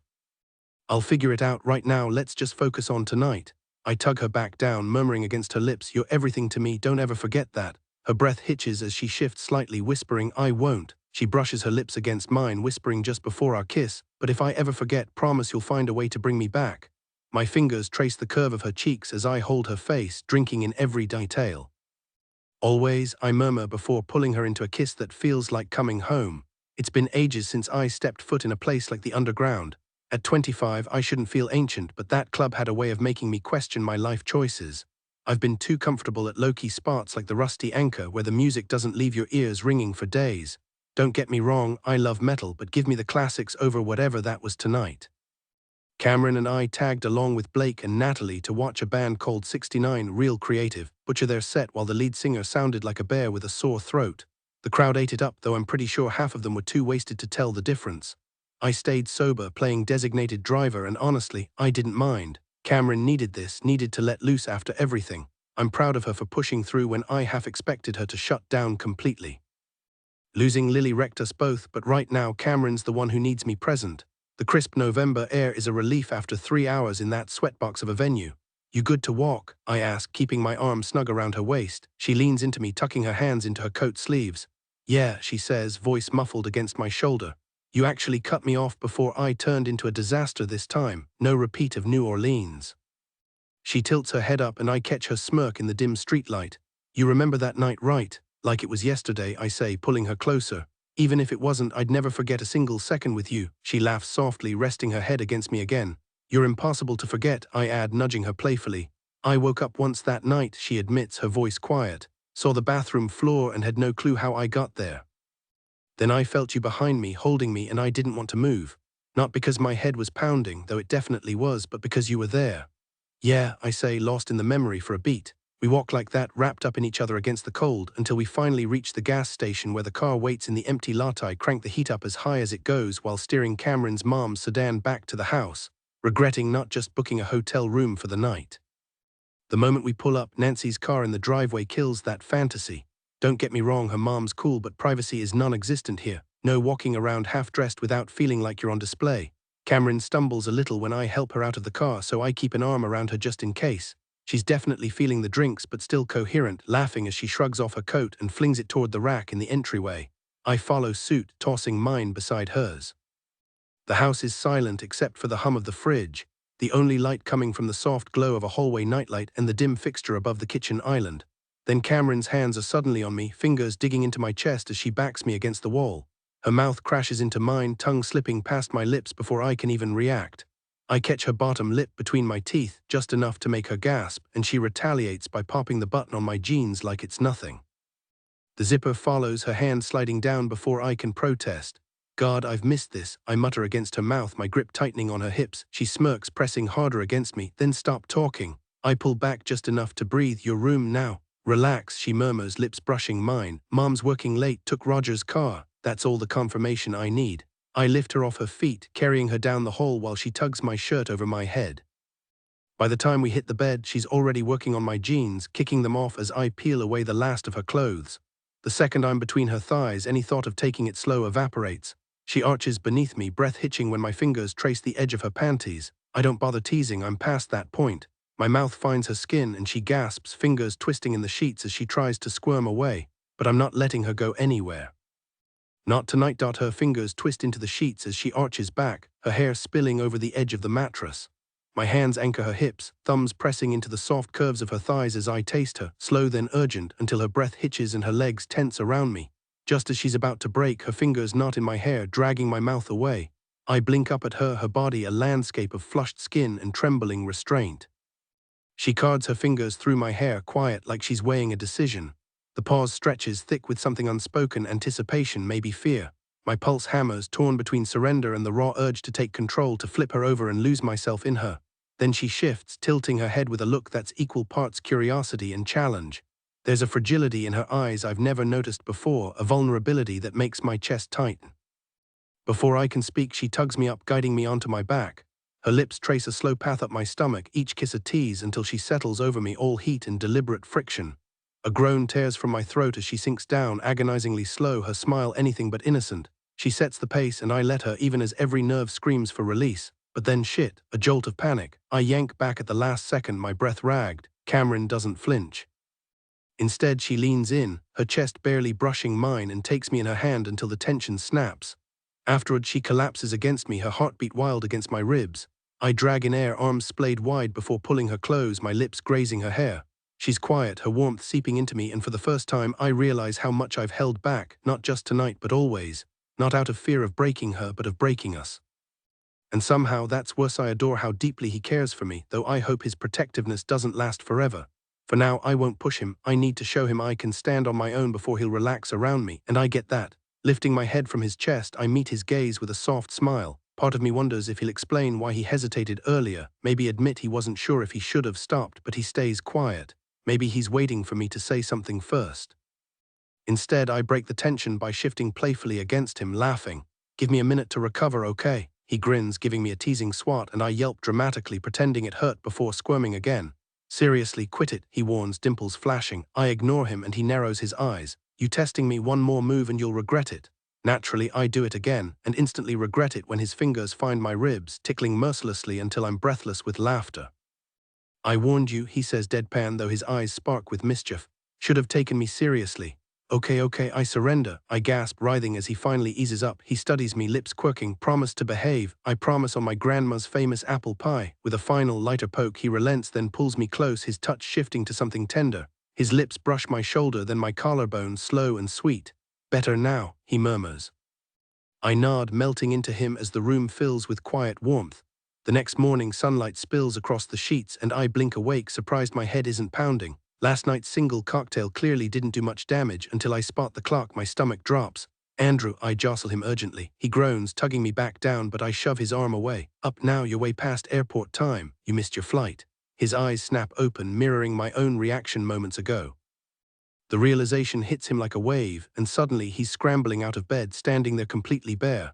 Not that I mind, I could stare at him all day, dressed or not. Sometimes I still can't believe he's mine. He drags his hands over his face, fingers threading through his hair before settling at the back of his neck, his arms tense with muscle. A heavy sigh escapes him. Guess I'll have to book another flight.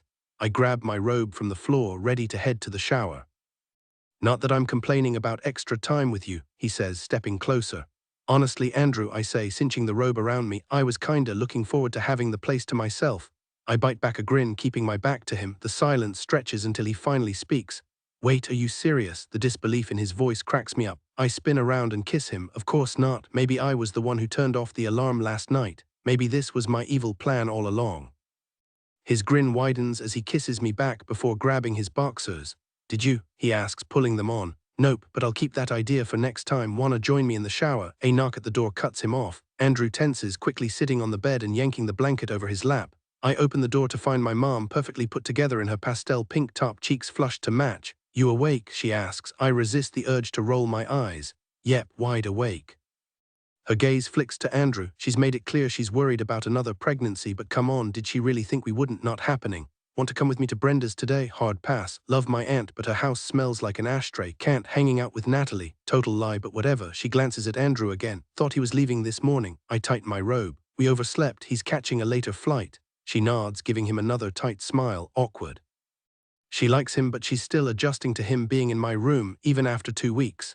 If I wasn't almost 21 and engaged, he'd be sleeping on the couch. She knows we care about each other, and after everything with the baby, she wants him here for support.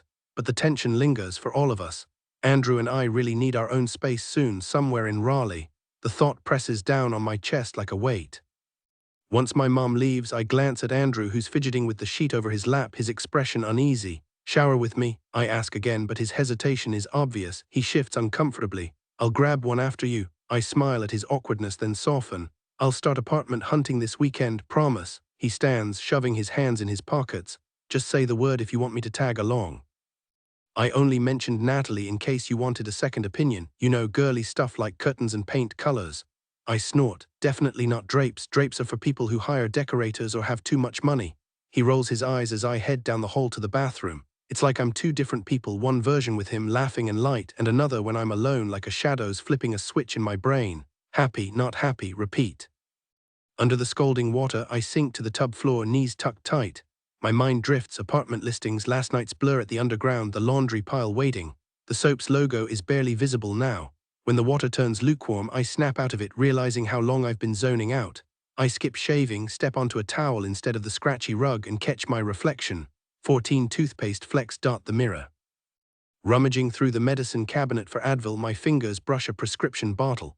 Percocet, Nancy Lillard, Mom's name. No clue why she'd have these untouched unless her chronic back pain finally got bad enough for a doctor. I set it back, unease prickling. Just one more mystery in a house full of them. Maybe my mom, being a nurse, is secretly turning into some kind of criminal, using her medical access to score prescription meds.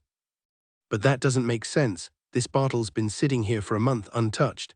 She's always been the type to tough it out with just basic pain relievers, never anything stronger. I'm about to put it back when I pause, the bottle hovering just above the shelf. What's the harm? My head is pounding, and that counts as pain, doesn't it? Yeah, it does. I pop the childproof cap, shake out a pill, and wash it down with a quick sip from the sink. After drying off and wrapping my hair in a towel, I pull my robe back on and head to my room to get dressed. Andrew's voice drifts in from the kitchen, his tone relaxed, definitely not talking to my mom, probably on the phone. When I catch Asher's name, I know I'm right. Good, if it had been Natalie again, I'd have lost it. She needs to quit scheming with Andrew behind my back. I finish combing through my damp hair and move toward the kitchen, pausing when I hear Andrew say, I know, but now's not the time. I linger just out of sight, not wanting to interrupt.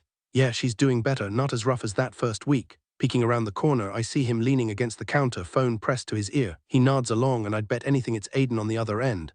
Tell Michelle thanks, but maybe in the spring, he says, chuckling. Chicago winters, no way, that's why I'm in Texas. I step into view. I'd like to go, I say. Andrew freezes, then covers the mic. You want to go to Chicago? Looks genuinely thrown.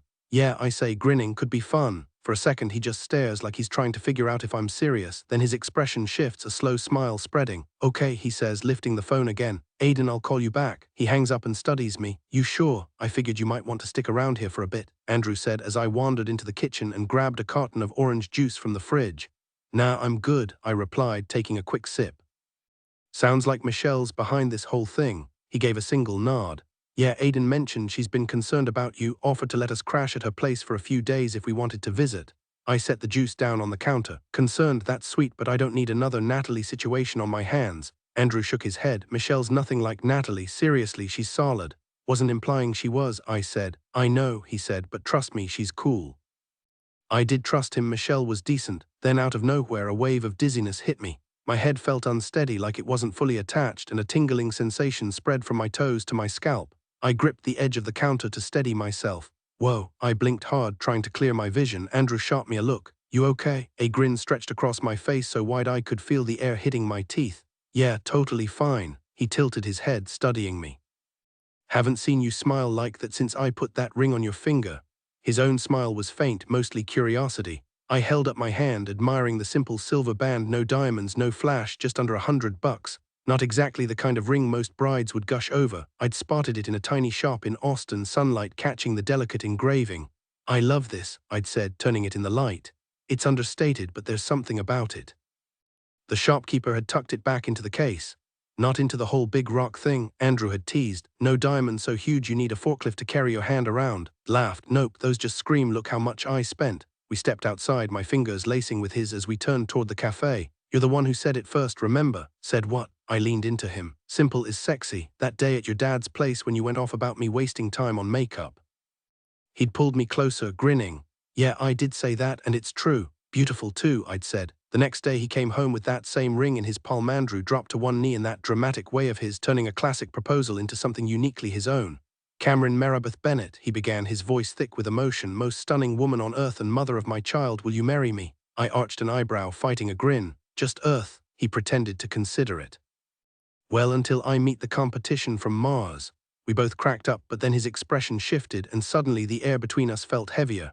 "Seriously," he murmured, catching my hand. "Marry me?" My answer came in the form of tears, a kiss that sent us tumbling onto the carpet, and a silent yes echoing between us. He'd proposed before, back when I told him about the baby, but this was the moment I'd remember forever. "Hey, you still with me?" Andrew waves a hand in front of my face, snapping me back to the present. The memory fades, replaced by the hazy buzz from that pill I took earlier. I force myself to focus, scrambling to act normal before he notices. Mood swings linger, apparently even after pregnancy. One minute Camryn's grounded, the next she's floating somewhere between reality and daydreams. Not that I mind, if she's happy, who cares how she gets there? But this sudden itch to ditch Raleigh for a weekend trip, that's new. "Why the rush?" I ask. "I thought we were apartment hunting." She shrugs, her smile vague but persistent. "We are, but weekends will get hectic once I start working, might as well go now." Her fingers twist together, restless. I bite back the automatic, "Are you okay?" She's made it clear she's done with the constant checking. Instead, I nod. "I'll tell Aiden and Michelle we're coming." Silence, no confirmation, no argument. "So I guess our Texas trip waits till after Chicago." I add, more question than statement. The unpredictability is throwing me. Back when we were on the road, not knowing what came next was the point. Now I can't tell if we're chasing freedom or running from something. She sinks into a kitchen chair, the one she only uses for breakfast, like her legs just gave out. "Hold on," I cut in. "You sure you're good with an apartment? We could find a small place if you'd rather." It's my roundabout way of asking what's eating at her without actually saying it. She shakes her head. "Andrew, the apartment's fine, that's not the issue. And I won't let you blow your inheritance on some random house in a state you never wanted to live in." I drag out the chair beside her, leaning my elbows on the table. "You know damn well I'd follow you anywhere," I say, locking eyes with her. "Unless you're dreaming of an igloo or downtown Detroit, I don't care where we land, and that money, it's gonna buy us a home, because what else do people do with that kind of cash?" The $550,000 from my dad's estate sits in the bank, same as my brother's got. For a guy like me, it's more than I'd ever need. Without Camryn, I'd probably be holed up in a tiny Galveston bungalow, surviving on instant noodles and still wrenching engines for Billy Frank because I love the grease and grit of it.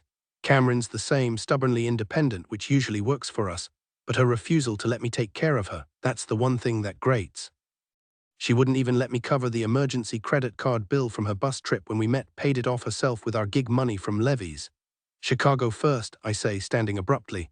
"Then we're house hunting together." My tone leaves no room for argument. Her smile falters, replaced by something uneasy. Andrew, if we're doing this, I need to save. I cut her off with a sharp wave. Enough, I say, grinning. If you're so hung up on your share, you can always repay me in other ways. Her jaw drops. Excuse me, she sputters, half laughing, half scandalized.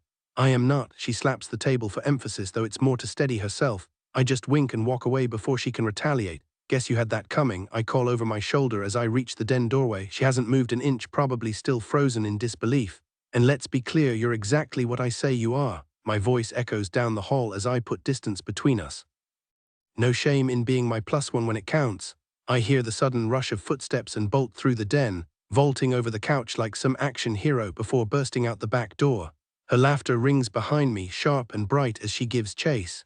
O'Hare greets us with mercifully clear runways when we land Friday evening. I mentally retract every half-joking promise I ever made to Camryn about moving wherever she wanted. No way I'm signing up for some frozen wasteland 6 months out of the year.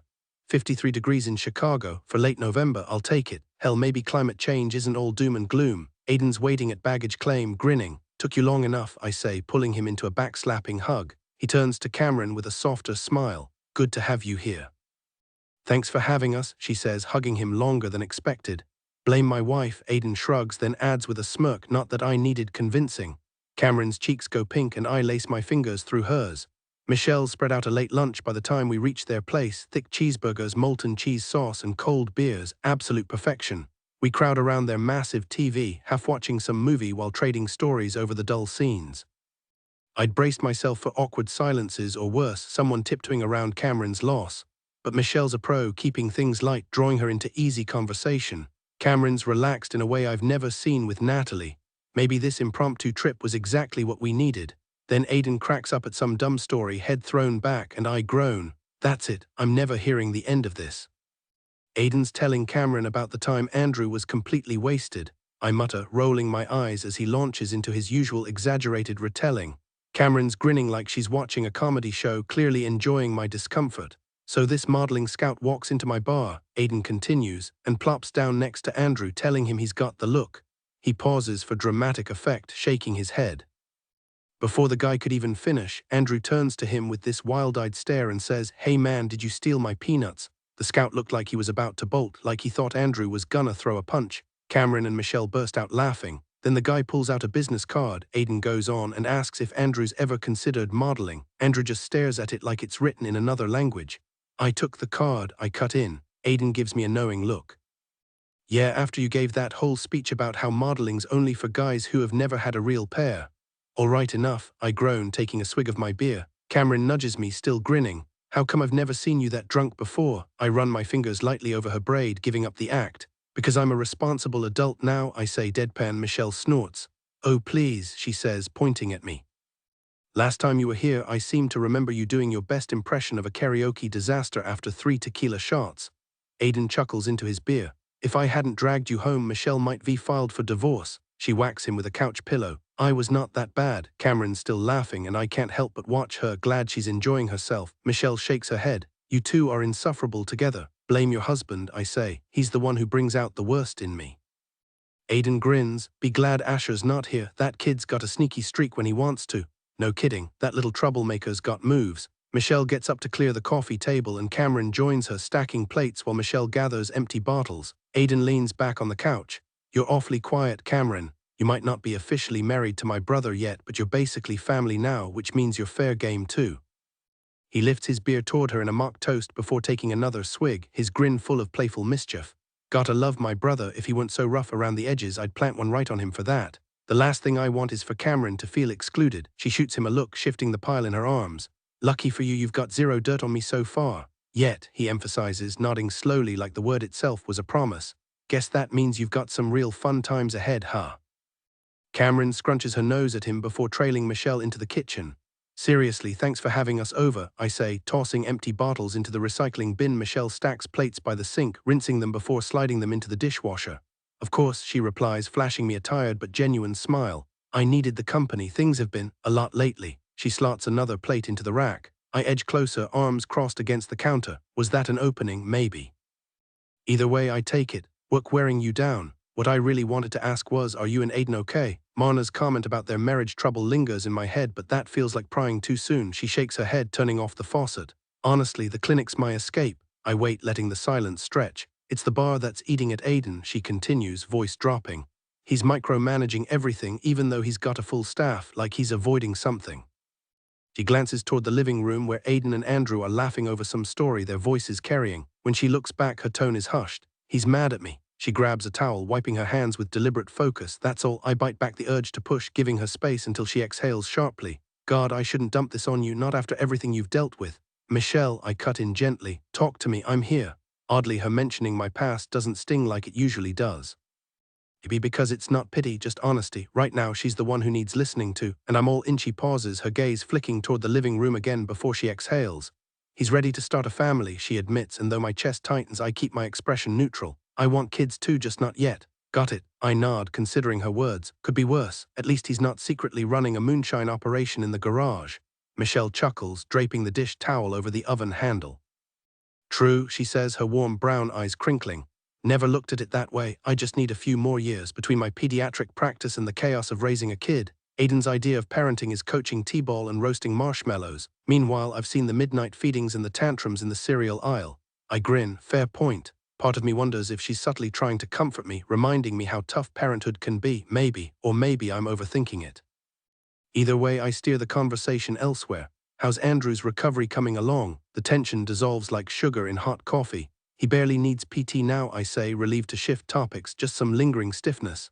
Michelle slides into a chair, and for a beat the kitchen goes quiet until Aiden and Andrew barge in. Aiden beelines for the fridge while Andrew plops onto my lap like a sack of potatoes. Andrew, I yelp, half laughing, half wheezing. Did you swallow a couch? Get off. He twists, cupping my face to plant a kiss on my forehead before finally relenting. Your bony butt left bruises, I lie, rubbing my thighs dramatically. His backside is anything but bony, but his offended look is priceless. Like toddlers, Michelle mutters from the sink where she's reappeared like a ninja. Aiden cracks open a beer, claiming her abandoned seat, while Andrew hoists me up like I'm made of air and steals my chair, settling me onto his lap instead. Better, I declare as his arms lock around me. So, he says, Aiden and I were brainstorming. I side-eye Aiden since Andrew's behind me. This ought to be good, Michelle quips, leaning against the counter with a smirk. Aiden placed his beer on the coffee table and leaned forward. How about playing at my bar tomorrow? It's our biggest night. Your sound would be perfect for the crowd. My stomach tightened. The only time I'd felt this jittery before a gig was my first performance with Andrew at the Rusty Anchor in New Orleans. Strangers don't faze me, it's the people who matter that make my hands shake. I don't know. Andrew's hands settled on my shoulders, his thumbs rubbing small circles. Come on, he murmured, his voice warm but insistent. Push harder, I wanted to say. Be the guy who talked me into dancing on his car in a thunderstorm or wrestling with a flat tire at midnight. Aiden tilted his head, flashing a grin. Andrew swears you've got serious pipes. I groaned, heat creeping up my neck. Yeah, well, Andrew's opinion doesn't count. He's legally required to hype me up. Michelle perched on Aiden's knee, laughing as he gave her thighs a teasing slap. The gesture was so familiar. Andrew did the same thing whenever he was feeling playful. The brothers didn't look identical, but their mannerisms were a dead giveaway. I twisted to face Andrew, looping my arms around his neck. His grin was infectious. How could I refuse? Fine, I sighed, but I picked the set list. Deal, Aiden said. Andrew squeezed my waist. Your call always. How long's the set? I asked. Aiden shrugged. 1 song or 10, your call. Later, after too many rounds of spades and hushed laughter, we retreated to the guest room. Unlike my mom's place, the thin walls here didn't feel suffocating, though I was hyper-aware of the silence from Aiden and Michelle's room. Our own muffled sounds had definitely been less discreet. Now, with Andrew asleep beside me, the city hummed outside. Headlights painted fleeting stripes on the wall. Sleep wouldn't come. It hadn't for weeks. I watched the rise and fall of Andrew's chest, careful not to disturb him before slipping out of bed. My fingers closed around the pill bottle in my bag. They didn't fix anything, but they blurred the edges just enough. I've always considered myself cautious. Never been one to fall into addiction, and drugs were never my thing. Sure, I tried weed a couple times senior year, but who didn't? Still, I catch myself wondering what I'll do when my little stash runs out. I pick up one of the pills, turning it between my fingers. Maybe 2 tonight would help me sleep deeper. Tomorrow's the gig at Aiden's, and I need to be sharp. That's reason enough, right? I swallow them with the water bottle on the nightstand, then settle next to Andrew, staring at the ceiling as I wait for the familiar floaty sensation. He shifts in his sleep, draping an arm over my waist. I press closer, my fingers absently tracing the tattoo on his side, Eurydice's silhouette, until my thoughts dissolve into weightlessness, my vision flickering with phantom wings fluttering behind my eyelids. And then Andrew Camryn slept till well past noon. Waking her was like poking a bear, migraine, grumpy and all. Adorable, but definitely a bear. She barely had 2 beers last night, but you'd think she'd gone through a bottle of cheap whiskey the way she's burrowed under the pillow. Brought you Advil, I say, sitting beside her. Might be a brain tumor. Her knee jabs my leg. Not funny, she groans. I thought it was hilarious. Just take these, I say, tugging the pillow away. Grumbles but sits up enough to swallow the pills before collapsing again, fingers pressed to her temples. I toss the pillow back and she vanishes beneath it. Most people build a tolerance to alcohol, not the opposite. It was 2 beers, comes her muffled reply, probably just stress. I kiss her stomach, the memory of doing this when she was pregnant flickering through me sharp, then shoved aside like always. Want me to stay? I'll live, she says, her hand flopping out blindly. It lands. Poorly, she yanks it back to my knee. I could tease her, but I'll let it slide. Aiden and I have stuff to handle, I say, standing. Hope you're good for tonight. I want us to kill it. Me too, she mumbles, reaching for me. I kiss her knuckles before heading out to meet my brother, leaving her to her cave of pillows as dusk settles. Camryn is ready to go, her headache finally fading, so the 4 of us make our way to Aiden's bar, a lively spot known for craft beers, free pretzels and live performances.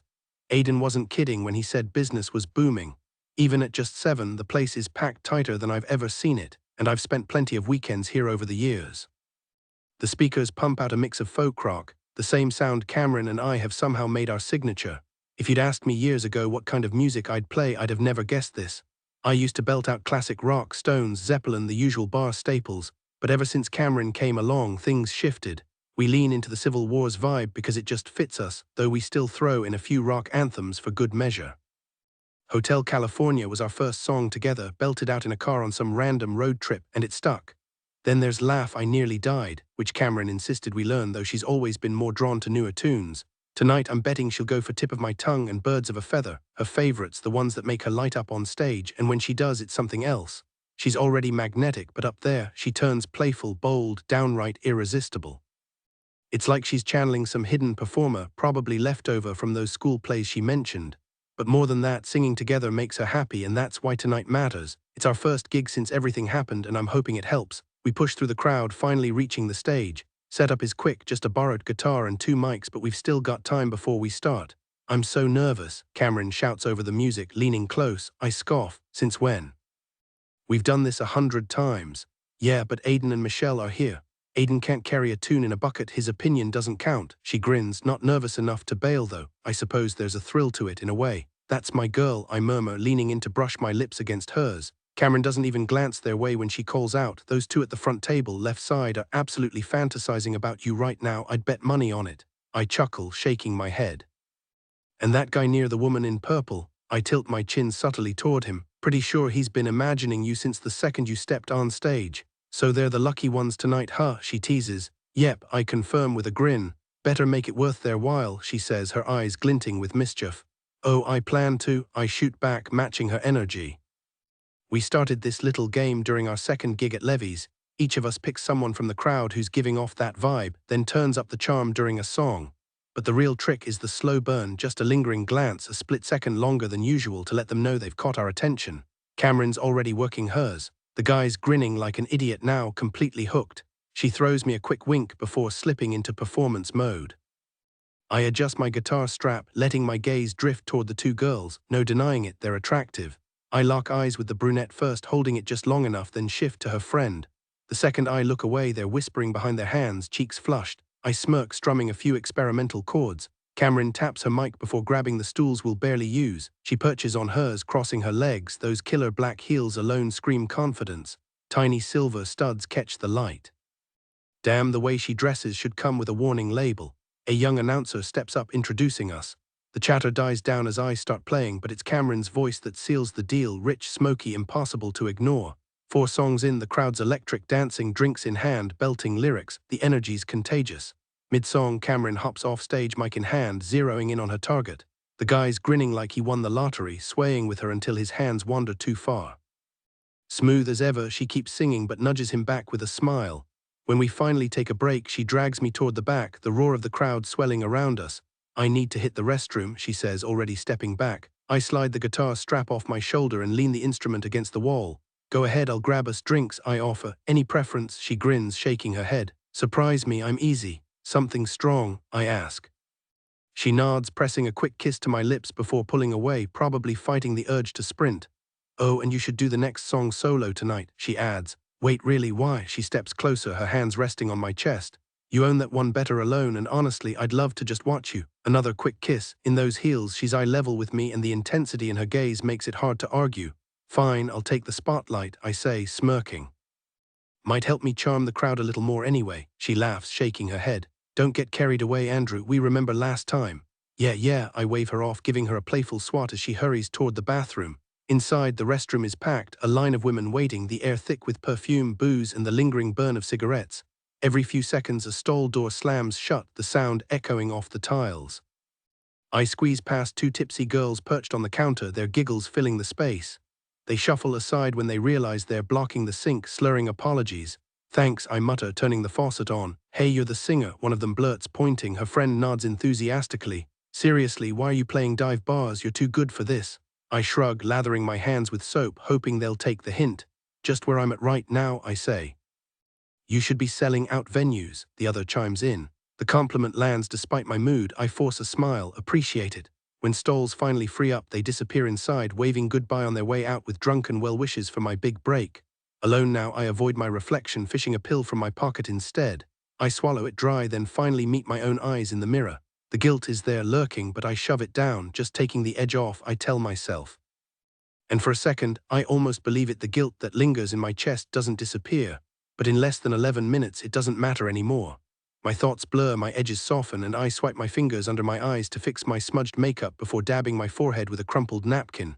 Appearance is everything. I might feel incredible, but I need to look the part. Wading through the packed bar, I spot Aiden and Michelle behind the counter and slide in beside them. Andrew was supposed to bring me a drink, but fighting through the crowd again isn't worth it. You two killed it tonight, Michelle yells over the music, pulling me into a tight hug. My grin feels too wide, too bright, but I don't care. I turn to Aiden. Well, Michelle's right, he says, nodding toward the wall covered in signed photos of famous faces. You should write your own stuff, play here more. I've got industry people in here all the time. Give it a year and you'll have a record deal. His words barely register. Right now, I'm floating too high to care if he'd said we were terrible. My gaze drifts to the stage where Andrew's tuning his guitar with the house band, about to launch into his signature song, Laugh, I Nearly Died. Even if he can't see me in the crowd, he knows I'm watching. There's something about him on stage, that effortless magnetism. We're good together, but alone, he's untouchable. I remember the first time I saw him perform in New Orleans, how his voice wrapped around me like a promise. For one night, I was the only person in the room. Now, as the song starts, every eye locks onto him. Two girls near the front start dancing, hips swaying, their laughter too sharp. They think they're special, but I know the game. Andrew plays along, lets them believe it, just for tonight. It's harmless, a little flirtation, a shared moment of brightness in someone's otherwise dull week.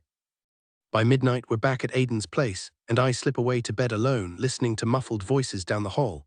Andrew offered to come with me, but I told him to stay.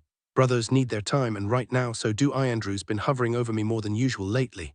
Tomorrow we're heading back to Raleigh, and I want him to enjoy every minute with Aiden before we leave. Another restless hour ticks by, my fingers blindly searching through my bag until they close around the familiar plastic bottle. It's only when I shake out the last few pills that I realize how low I've gotten. 3 this time, enough to pull me under. Camryn, come on, wake up. His voice cuts through the fog as his hands grip my shoulders, shaking me hard enough to rattle my teeth. Fear claws at him first, sharp and immediate, but beneath it simmers something darker, anger, betrayal, the sting of not knowing. He shakes me again, firmer this time. Open your eyes. The nearly empty bottle on the nightstand tells him everything he doesn't want to know. His pulse hammers at the thought of how many she might have swallowed, but her steady breathing keeps him from spiraling. Then finally her eyelids flutter. Relief floods him, but it's short-lived. Look at me, he demands, gripping her chin when she tries to drift again. She slumps forward, disoriented, as Michelle lingers in the doorway. Should I call 911? That snaps Camryn to attention. Her gaze darts between them, panic flashing in her eyes before landing on the bottle. The truth hits her like a punch. Andrew's voice drops low and dangerous. How many? Silence, then the dam breaks. A choked sob escapes her as she crumples against him, shaking so hard he can barely hold her. Michelle hesitates before slipping out, leaving them in the wreckage. He lets her cry, his own anger a live wire under his skin, but his arms stay locked around her. One wrong word now could ruin everything. So he presses his lips to her hair and swallows the storm inside, counting breaths until his hands stop trembling. I can't believe you're apologizing to me, I say, my voice cracking as I hold her tighter. The raw hurt in her words cuts through my anger like a knife. When I pull back to look at her, my hands grip her arms a little too hard. First, tell me how many you took. My stare doesn't waver. Just 3, she whispers, avoiding my eyes. Last night. The numbers hit me like a punch. And how many were in the bottle to start? She hesitates. Maybe 20. Camryn, my jaw clenches. How long has this been going on? Since Tuesday, she admits, her voice breaking. They were my mom's. I took one for a headache, but then her tears spill over and I swipe them away with my thumb before pulling her close again. Damn it, Camryn, I mutter into her hair. What were you thinking? I wasn't thinking, she sobs. I don't even know why I did it. I cup her face, forcing her to meet my gaze. Yes, you do. You're wrecked over Lily, and instead of talking to me, you're drowning in pills. The silence between us grows heavy, suffocating. When she looks away, I tighten my hold. Camryn, look at me. This wasn't your fault. Nothing you did or didn't do changed what happened. Suddenly, she wrenches free, her eyes blazing. It is my fault. She stumbles back, arms crossed like armor. I kept thinking, hating how a baby would ruin everything. How we were still stuck in Galveston, how we'd never get to live the way we wanted. Her voice shatters. So yeah, Andrew, I killed her with my stupid thoughts, and I can't. I yank her into me before she can finish. Stop, I growl, my own voice rough. You think I didn't have those same fears, but we loved her. You think wanting your life back makes you a monster, it makes you human. Her body shakes against mine. I just want her back, she chokes out. I know, my arms tighten around her. I know. I understand, I whisper, pulling her close before leading her to the edge of the bed. Kneeling in front of her, I rest my arms on her lap and cradle her hands in mine. My eyes meet hers as I repeat firmly, this wasn't on you. She brushes away tears, and we stay like that in silence for what feels like hours. Maybe she trusts me, or maybe she's just pushing the thought away. Then her gaze drifts past me to the blank wall, her voice barely above a whisper. Does this mean I'm an addict now? The question almost makes me chuckle, but I hold it back. Instead, I give her a small, reassuring smile, squeezing her hands lightly. Everyone has weak moments, Camryn. Even the strongest people break sometimes. A few days and one bottle of pills don't define you. It was a mistake, not an addiction. Her eyes flick back to mine. Michelle and Aiden will think it's worse than that. They won't, I say, rising to sit beside her. And even if they did, it doesn't matter. This is between us, no one else gets a say. I've never done anything like this before, she murmurs, staring straight ahead. I can't believe you weren't thinking clearly, I cut in gently. You haven't been since Lily. The air grows heavy with silence. I watch her from the side, giving her space as she wrestles with her thoughts. Then out of nowhere, she drops the words like a bomb. Andrew, maybe we shouldn't be together. It hits me like a punch to the chest, stealing my breath. My pulse spikes, my mind scrambling for a response. When she doesn't explain, I force out, why would you say that? Dreading her answer, tears trail down her face as she keeps her gaze fixed ahead. Finally, she turns to me and the raw hurt in her eyes mirrors my own. Because everyone I love either leaves me or dies. Relief floods me, but it's drowned by the weight of her pain. This is the first time she's ever let herself be this vulnerable with me, with anyone. I think back to Natalie's warnings, to our late-night talks on the road, and realize Camryn isn't just confessing to me, she's finally admitting it to herself. I hate how selfish this sounds, she continues, and I let her speak without interruption. My dad walked out, my mom became someone else. My grandma, the one person who never changed, who was always there, she's gone. Ian died, Cole's in prison. Natalie betrayed me, Lily. Her voice cracks, and when she looks at me again, the agony in her expression is unbearable. And you, me, I drop back to my knees, gripping her hands. I'm right here, Camryn, I'm not going anywhere. My voice is steady, certain. No matter what happens, no matter what you do, I'm staying. I'll never leave your side, I say, gripping her hands tighter. Remember when I told you meant everything to me? You made me promise to remind you if you ever forgot. Well, here's your reminder. Her body shakes with quiet sobs. You could have died, she whispers, her voice thick with tears. Every single day in that hospital, I braced myself for the worst. Even after you pulled through, I kept reading those medical reports weeks, months later, because part of me needed to prepare for the idea of losing you someday. I just knew you'd leave me one way or another, like everyone else does. But I didn't, I insist, my voice firm yet gentle. I lower us both to the floor, holding her close. I survived because I knew you were there fighting with me, because I knew we were meant to be together. If you were alive, then so was I, she hesitates. But what if it happens again? Her question catches me off guard. What if the cancer comes back? It won't, I say, brushing a tear from her cheek. And even if it does, I'll kick its ass again. Hell, I ignored it for 8 months and still won. Now that I've got you nagging me about checkups, no way it stands a chance. A flicker of hope crosses her face, and that's all I need.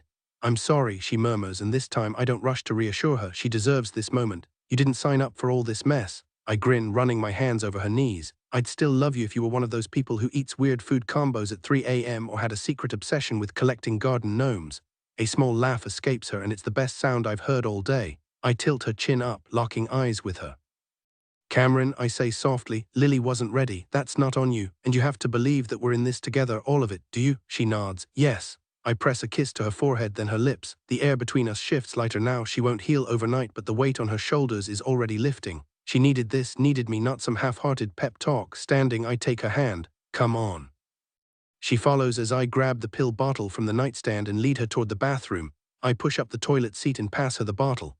Before I can say anything, Camryn flips it over without a second thought, letting the last few pills disappear into the swirling water. I still can't believe I let myself get to that point, she murmurs, watching them vanish down the drain. Her eyes meet mine, heavy with regret. Andrew, I was so close to losing control.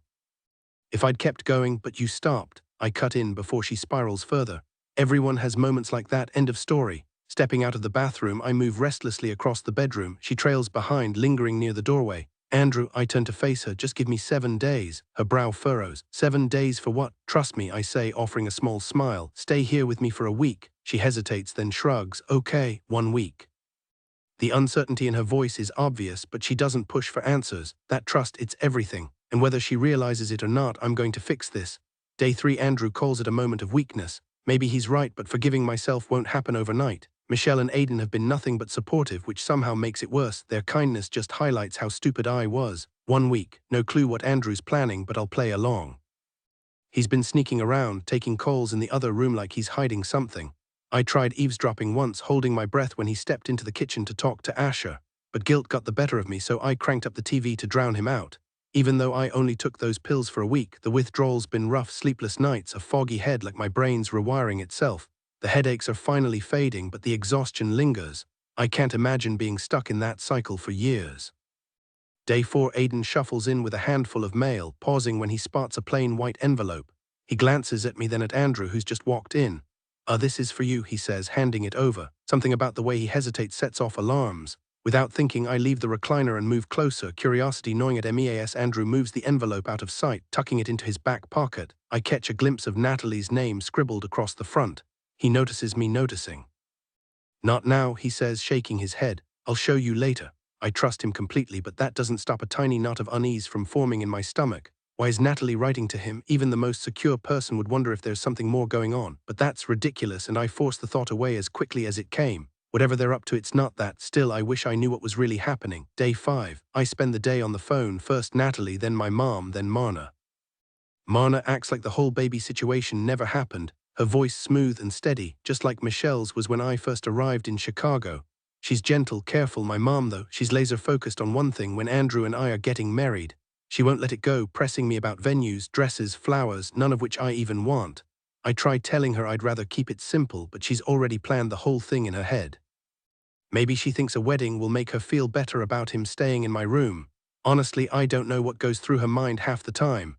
Meanwhile, Andrew has a doctor's appointment, and like always, my stomach twists until he's back with good news. Day 6. Another call with Natalie, still no mention of the envelope.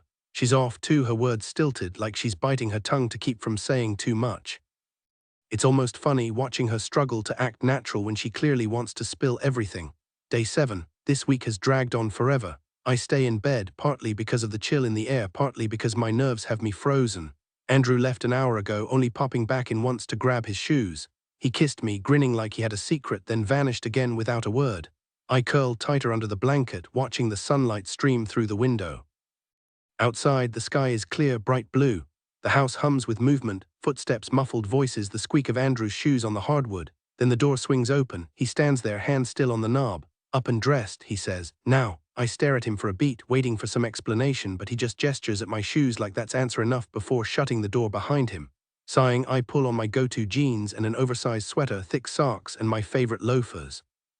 When I step into the living room, Michelle's tucked under a blanket on the couch, eyes flicking from the TV to me with a knowing grin. They're outside with Aiden, she says, tilting her head toward the front door. My stomach twists as I push it open, the cold air hitting me before I even see them: Andrew, Aiden, and Asher lounging against the Chevelle by the roadside. For a second I think, okay, so Asher's the big surprise. Not that I'm not thrilled to see him, but this whole secretive build-up feels excessive. Then it clicks: the car. My pulse jumps as I connect the dots, though I force myself not to dwell on the why. I hurry down the porch steps and Asher pulls me into a bear hug, his grin mirroring Andrew's. "Look at you," he says, spinning me slightly before setting me down. "Missed this face." I can't stop glancing between them, Andrew practically vibrating with excitement. The Chevelle's presence nags at me. "Wait, you drove from—" I trail off, confused. "Last I knew the car was in Texas and Asher was in Wyoming. What's the deal here?" Andrew steps forward, rubbing his hands together. "Had him bring it up," he says, like that explains everything. Asher chuckles, leaning against the car. "Your brother's insane, wouldn't trust some random truck to haul it." A gust of wind cuts through my sweater and I tuck my hands into the sleeves, bracing. Andrew taps his bare wrist. 5 minutes to pack, clock's ticking. My stomach drops. "I was right and I hate it." "Andrew, non-negotiable," he interrupts. "Move." I blink at him, torn. Part of me wants this, but the guilt is already creeping in. "We can't just bail," I protest, nodding at Asher. "It's messed up." 4 minutes, Asher sings songs, popping open the car door like it's settled. The engine rumbles and suddenly the road feels inevitable. Asher had just arrived, but he didn't seem interested in sticking around. "I can catch up with my brother later," he said, cutting off any protest. "Right now you should probably listen to him unless you want to spend the next week in the same underwear on the side of the road." I stayed frozen, still processing the sudden shift in plans. Andrew's expression was dead serious as he checked his watch. 3 minutes, he warned. "I mean it. Grab our stuff, throw it in the bags, and get in the car." There it was, the bossy, no-nonsense version of him I knew too well. When I hesitated, his eyes darkened and he snapped, "Move, clock's ticking." Finally, I gave in with a sharp fine, though I wasn't happy about it. I knew he had his reasons, but guilt gnawed at me as I dragged my feet toward the house, taking my sweet time just to spite him. "Michelle, you were in on this," I muttered as I passed her in the hallway. "Absolutely," she called back, her voice bright with amusement. Inside the bedroom, I shoved clothes into my bag, then stormed into the bathroom to collect our toiletries. I yanked chargers from the outlets, tossed my phone into my purse, and did a frantic sweep of the room, only to realize Andrew had already packed his things. For a second, I just stood there numb until 3 sharp honks jolted me back to reality. "See you later," Michelle chirped from the couch as I hauled my bags toward the door. I paused to give her an awkward, one-armed hug. "Have fun," she added. "Thanks for having us," I mumbled before stepping outside. Andrew popped the trunk of the Chevelle and I threw my bag in, daring him to comment on how long I'd taken. "Ready?" he asked, slamming the trunk shut. I took a deep breath, then turned to hug Asher and Aiden. "Keep him out of trouble," Asher joked. I forced a smile and climbed into the passenger seat. Andrew slid behind the wheel a moment later, letting in a rush of cold air. He gripped the steering wheel, his gaze steady. "All right," he said, "here's how this is gonna go. We're heading southeast toward the ocean." "Hold on," I cut in, "you actually planned this?" That's not like him at all, it throws me off. Andrew gives a quiet chuckle and shrugs. "Parts of it, but it's gotta be this way." "What parts?" He shoots me a look like, "Can I finish?" I bite my tongue as he reaches past me and pops open the glove compartment. "Stick to the southern coast all winter," he says, and suddenly all I can focus on is how long he expects this trip to last. All winter? What kind of insane idea is this? He pulls out a crumpled map and spreads it over the steering wheel. I eye him skeptically. "I can't stand freezing my ass off. If we time it right and keep moving south, we'll dodge most of the snow and ice."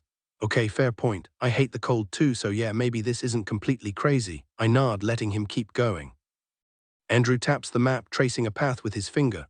"We'll start in Virginia, then cut down through your home state, but no detours." "Got it." He points at me. "Just passing through." He waits for my answer. "Got it," I say, because even if this seems wild, there's probably a reason behind it. His finger drags farther down, then South Carolina, Georgia, and we'll loop around Florida from Fernandina Beach. His finger arcs across the paper all the way to Pensacola. "How long is this gonna take?" He smirks and shakes his head. "Does it matter?" Then he crumples the map into a messy pile and tosses it between us.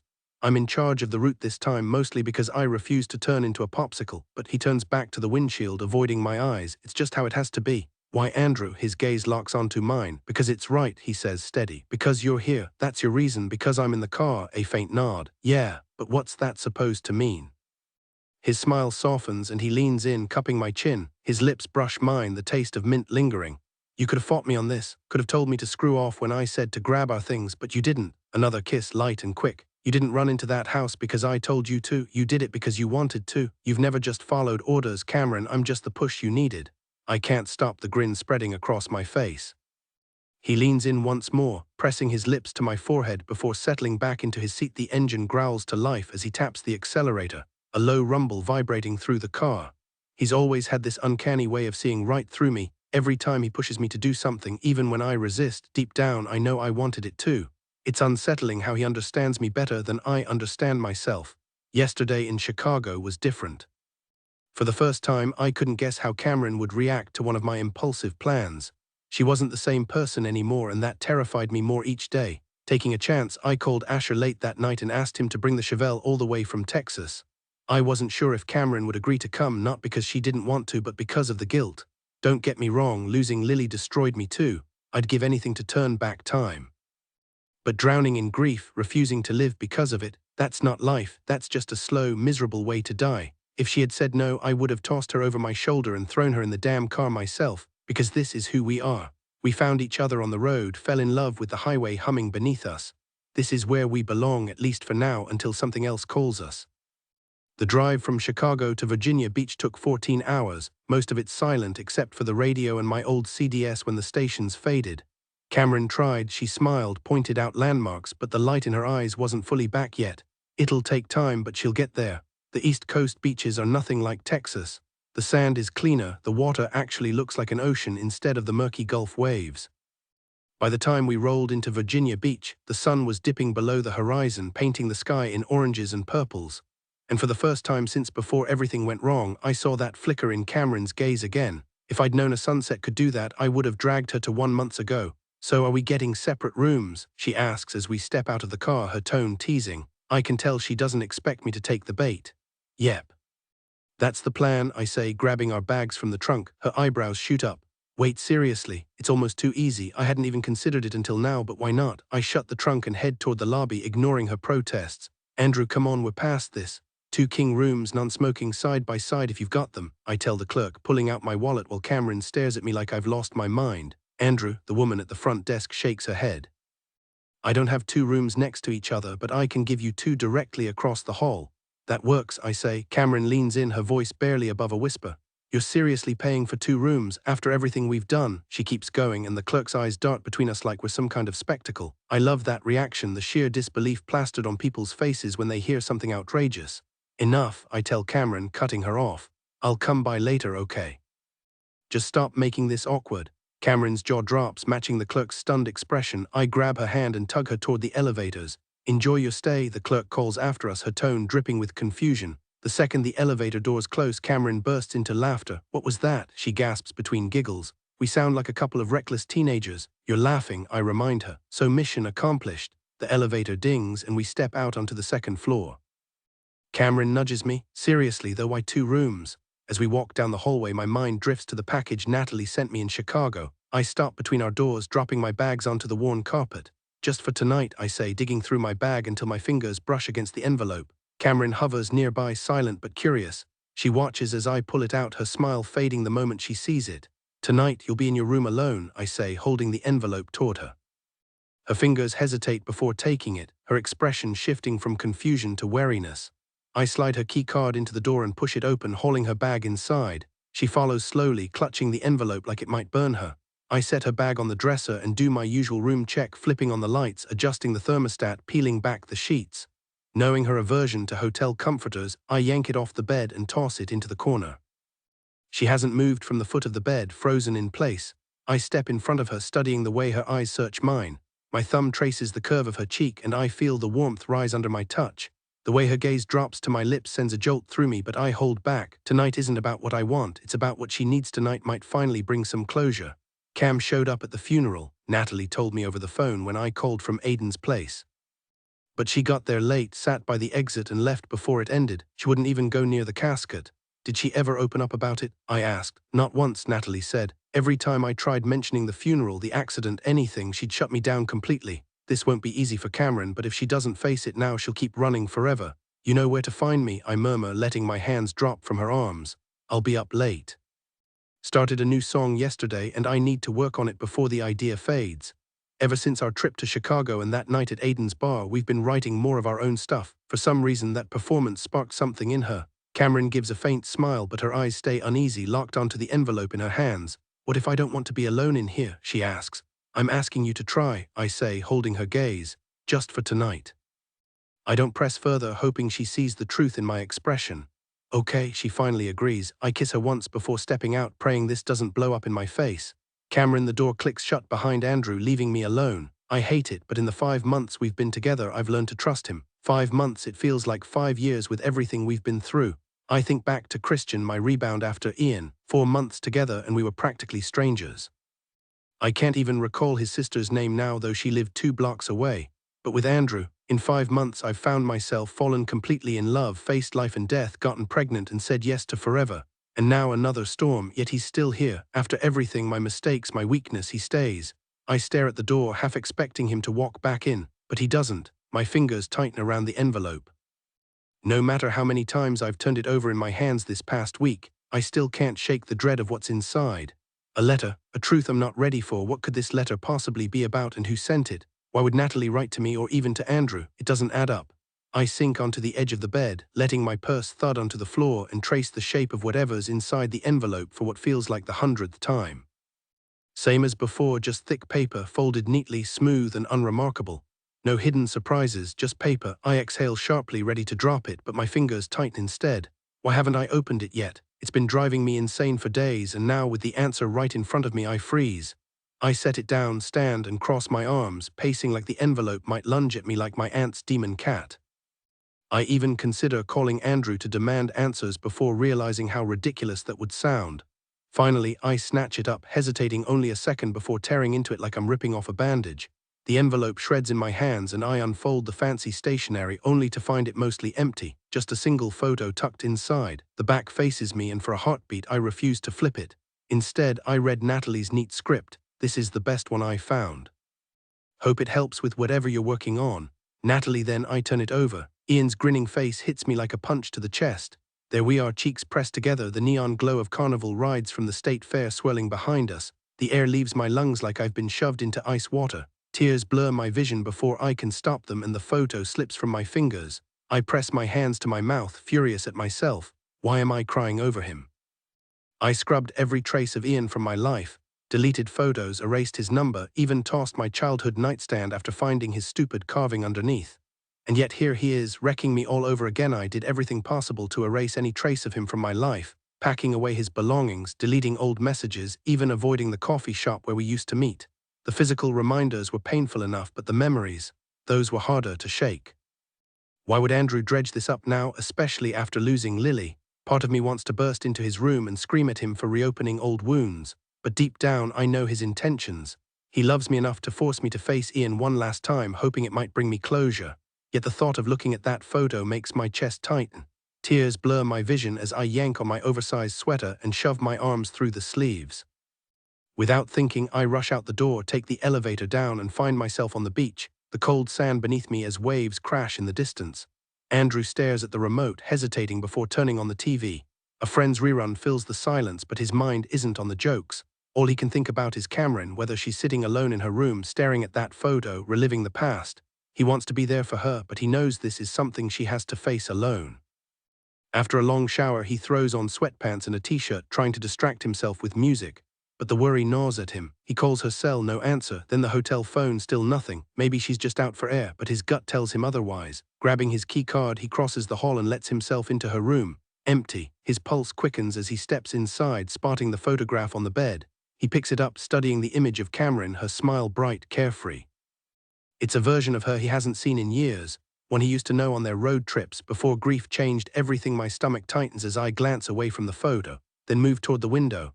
Outside, the dark ocean stretches endlessly, dotted by distant figures strolling the boardwalk.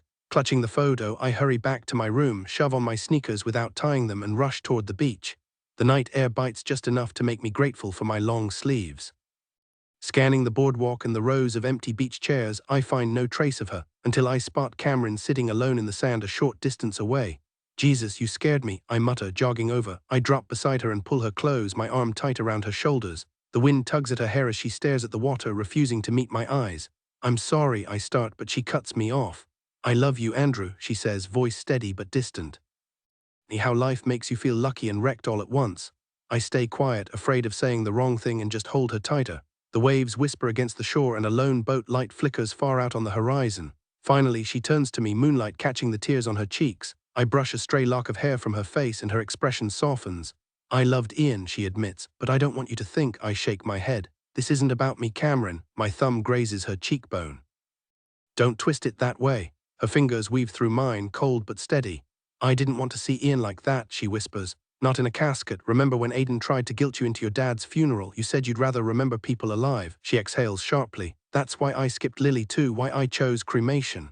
But you did go to Ian's, I say carefully, avoiding the landmine of Lily's name. The memory of her still stings. I'd been there. I'd seen it. She was tiny enough to cradle in one hand, but Camryn kept her gaze averted. Not really, she murmured when I asked about Ian's funeral. I showed up, but I wasn't really there. The only way I could handle it was by blocking him out, his voice, his smile, every memory. I only went because people would have talked if I didn't. That's not moving on, I said, keeping my voice steady. That's just shoving everything under the bed. The mess is still there, and one day you'll trip over it. A slow breath escaped her before she finally admitted, I know. I pulled the photo from my pocket and held it between us. Gotta say, if he was still around, I might have been a little threatened. Dude had charm. The corner of her mouth lifted as she pretended not to study the picture. When I set it on the sand between us, my tone shifted. Camryn, this isn't just about Lily. You've been numbing yourself for years, Ian, your family, even your dad choosing his new life over you. Can't keep burying this stuff and hoping it vanishes. She stayed quiet, but I saw the flicker in her eyes. Do you actually believe that? I pressed, nudging her shoulder, or are you humoring me? This time her smile reached her eyes. No, I mean it. Wish I'd figured it out before I hit rock bottom. What changed? She let out a soft laugh. You with your tattooed Yoda wisdom. The sound of it sent a rush through me. I hadn't expected her to find any lightness in this. Yoda, I scoffed. I'll take it. Then she leaned against me, her head resting on my legs. When she looked up, her blue eyes held mine. Truth, she whispered. My chest tightened. Always. It's like I said at Aiden's, she began, fingers tracing patterns in the sand.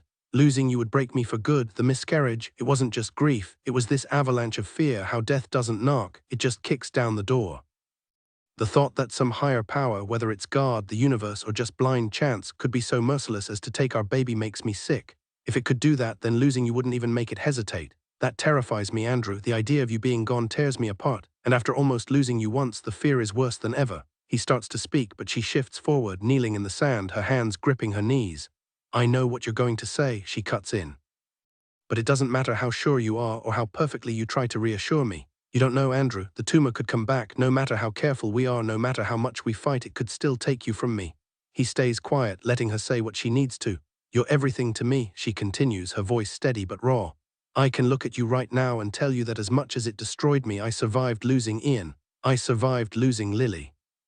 I could survive losing anyone else, even though it would wreck me, but you. Her eyes lock onto his, unwavering. Never, I could never survive that. The waves crash louder in the silence between them. He wants to pull her close, to kiss her until the fear fades, but he just sits there, stunned by the weight of her words. Finally, he reaches for her, lifting her onto his lap and holding her tight. I believe you, he murmurs, and I feel the same way. She tilts her head slightly. Really? Yeah. Camryn, life without you wouldn't be living. I'd just be going through the motions. And it's not just me. You could be gone tomorrow just as easily as I could. Neither of us gets a free pass. She glances away, but he gently turns her face back to his. Her skin is chilled from the ocean air. We have to live for now, remember, he says, and her eyes snap back to his. Let's make a promise right here, right now, will you? He rubs warmth into her ears, and she nods without hesitation. Good, he says, tracing his fingers along her face.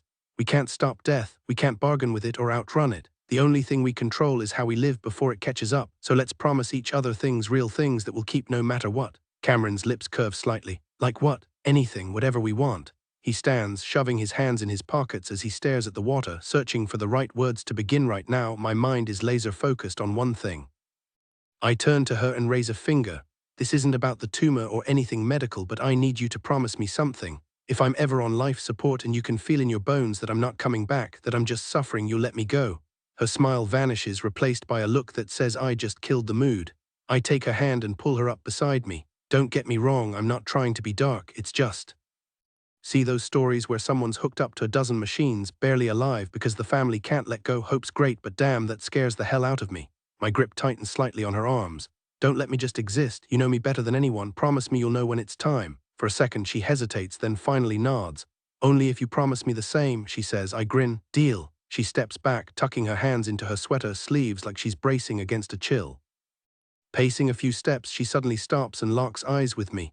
And if I ever lose my mind, if I don't recognize you or anyone, promise you'll come every day and read to me, like that sappy book you pretend to hate. I blink. Wait, what book? Then it clicks. Oh, that one. I can't help but laugh. Andrew, this isn't funny, she snaps, but she's already cracking up too. I yank her into a hug as she squirms. Okay, I say, holding her tight. You started it, she mutters into my shoulder. Yeah, but really, you had to go full Nicholas Sparks on me. Her elbow jabs into my ribs hard. I wheeze, exaggerating the pain, but she shoves me backward anyway. Next thing I know, I'm flat on my back in the sand and she's standing over me like some kind of tiny, furious drill sergeant. You always ruin serious moments, she says, but the way her mouth twitches gives her away. I'm still laughing when she tries to sit on me, but I grab her before she can, not her waist lower. Ow, damn it, Andrew, she yelps, half collapsing, but I keep her upright, grinning like an idiot. What is your problem with grabbing my? She cuts off with a yelp as I shift, tipping her onto her knees in front of me. I like this, I murmur against her lips, my voice low. Stay still. The air between us changes instantly. Her skin, once cool, warms under my touch. Her eyes darken with focus, her body yielding. Someone could see us, she whispers, but my fingers press deeper, cutting off her protest. I don't care, I answer, my gaze flicking from her eyes to her parted lips. They're too far to notice. Her breath hitches as I tease her bottom lip with my tongue, pulling just enough to make her lean in, but I don't let her kiss me. My hand slips beneath the loose fabric of her pants, finding her already slick with want. Damn, she's ready for me. I bury my face in the curve of her neck, breathing in the faint scent of salt and skin. She's motionless, but I feel the tremble in her thighs, the frantic rhythm of her pulse beneath my fingertips. I could take her right here, but I won't, not yet. The ache is too good to rush. My other hand slides down, urging her legs wider. Open for me, I command, my lips barely brushing hers. She obeys, shifting in the sand, her breath uneven when footsteps echo nearby. I don't stop. 2 fingers push inside and her gasp sends a shudder through me. Her body clenches around me tight and desperate. Look at me, I growl. Don't close your eyes, keep them on mine. She nods, quick and nervous, like she's afraid I'll pull away if she falters. I move slowly at first, dragging my fingers out just to circle her clit with wet, deliberate strokes. Every time her lashes flutter, I pause until her gaze locks back onto mine. Then I speed up, thumb pressing harder, coaxing quiet whimpers from her lips. The cold air mixes with my ragged breath, but she doesn't look away, doesn't speak, even though I know she's fighting both. Tell me, I whisper into her ear, my voice rough. You wouldn't stop me now even if someone saw. You'd let me take you right here, wouldn't you? Worry about the consequences later. Her head tilts in a silent yes. What else would you let me do? I press, lips grazing her skin as my fingers keep working. Anything, she breathes, voice shaking. Anything, I drag my thumb harder. Yes, the word comes out broken and I know she means it. Anything you want. Her voice, thick with desire, sends a rush through me, leaving me aching for her. My fingers work faster, drawing shudders from her body as her legs struggle to stay steady. I pull back just enough to meet her gaze, her eyes heavy-lidded, breath ragged, but they snap wide when I hit that perfect rhythm. Keep looking at me, I demand, refusing to let her glance away. As she falls apart, I watch every flicker of pleasure in her eyes, the heat of her release practically radiating from her parted lips. Even as she trembles against me, I press deeper, drawing out every last wave until she collapses against my chest. She exhales sharply, her fingers curling into my shirt. What the hell was that? She mutters. Exactly what I wanted, I reply, grinning as I press a kiss to her hair. She tilts her head back, defiance flashing in her eyes. Well, don't get used to it, you're not getting away without me returning the favor. Oh yeah, I raise a brow. Damn right, she fires back, her smirk sharper than mine, and I'm calling the shots now. She tugs me to my feet, nodding toward the fading warmth of the sunset. Inside, it's freezing out here. I let her lead, but as we step off the sand, I catch her glancing back just once at the photo left behind.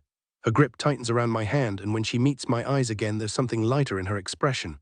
I didn't plan for any of this, not the way she faced Ian's memory, not the way she finally let go, but by the time we left the beach, she wasn't the same woman who'd walked onto it. She was coming back to herself piece by piece, and somehow I was right there with her, floating on air. December 8, my 21st birthday. As winter crept in, Andrew and I chased the warmth farther south. Our time in Virginia Beach was short, just one night, before we headed down the coast to Myrtle Beach, South Carolina. That's where I landed my first gig on the road, housekeeping. Not exactly glamorous, especially after Andrew decided to list all the revolting things people leave behind in hotel rooms. Still, it paid, and I didn't hate it, except when I had to scrub trash cans with mystery gunk glued to the bottom. Just the memory makes me shudder. I called Andrew, begging him to take over that part, and yeah, I might sweeten the deal with promises of spontaneous adventures in exchange for his help. Okay, fine, I actually love doing it for him. I just play up the dramatics because he gets a kick out of my fake complaining. Turnover at the hotel was insane. People came and went so fast, they barely had time to learn names. That worked for me though. With the place understaffed, I offered to pitch in for half off our room and they hired me on the spot. It was temporary, of course. Andrew and I never stay in one place too long, no real plans, just the rule of sticking to the coast until spring. Right now we're holed up in a cozy beachside cottage in Savannah, Georgia. And today, I'm officially 21. Andrew yanks me out of sleep by throwing open the curtains, sunlight flooding the room. "Rise and shine, birthday girl," he says, smacking the windowsill like a drum. I groan, rolling away and burying myself under the sheets until he rips them off, sending a chill down my spine. "Seriously," I whine, curling into a ball. "Birthdays should come with a sleep-in pass." Next thing I know, he's got my ankle in a death grip, dragging me off the bed. I flail, grabbing at the mattress, but he's stronger and way too smug about it. My backside hits the floor, sheets tangled around me.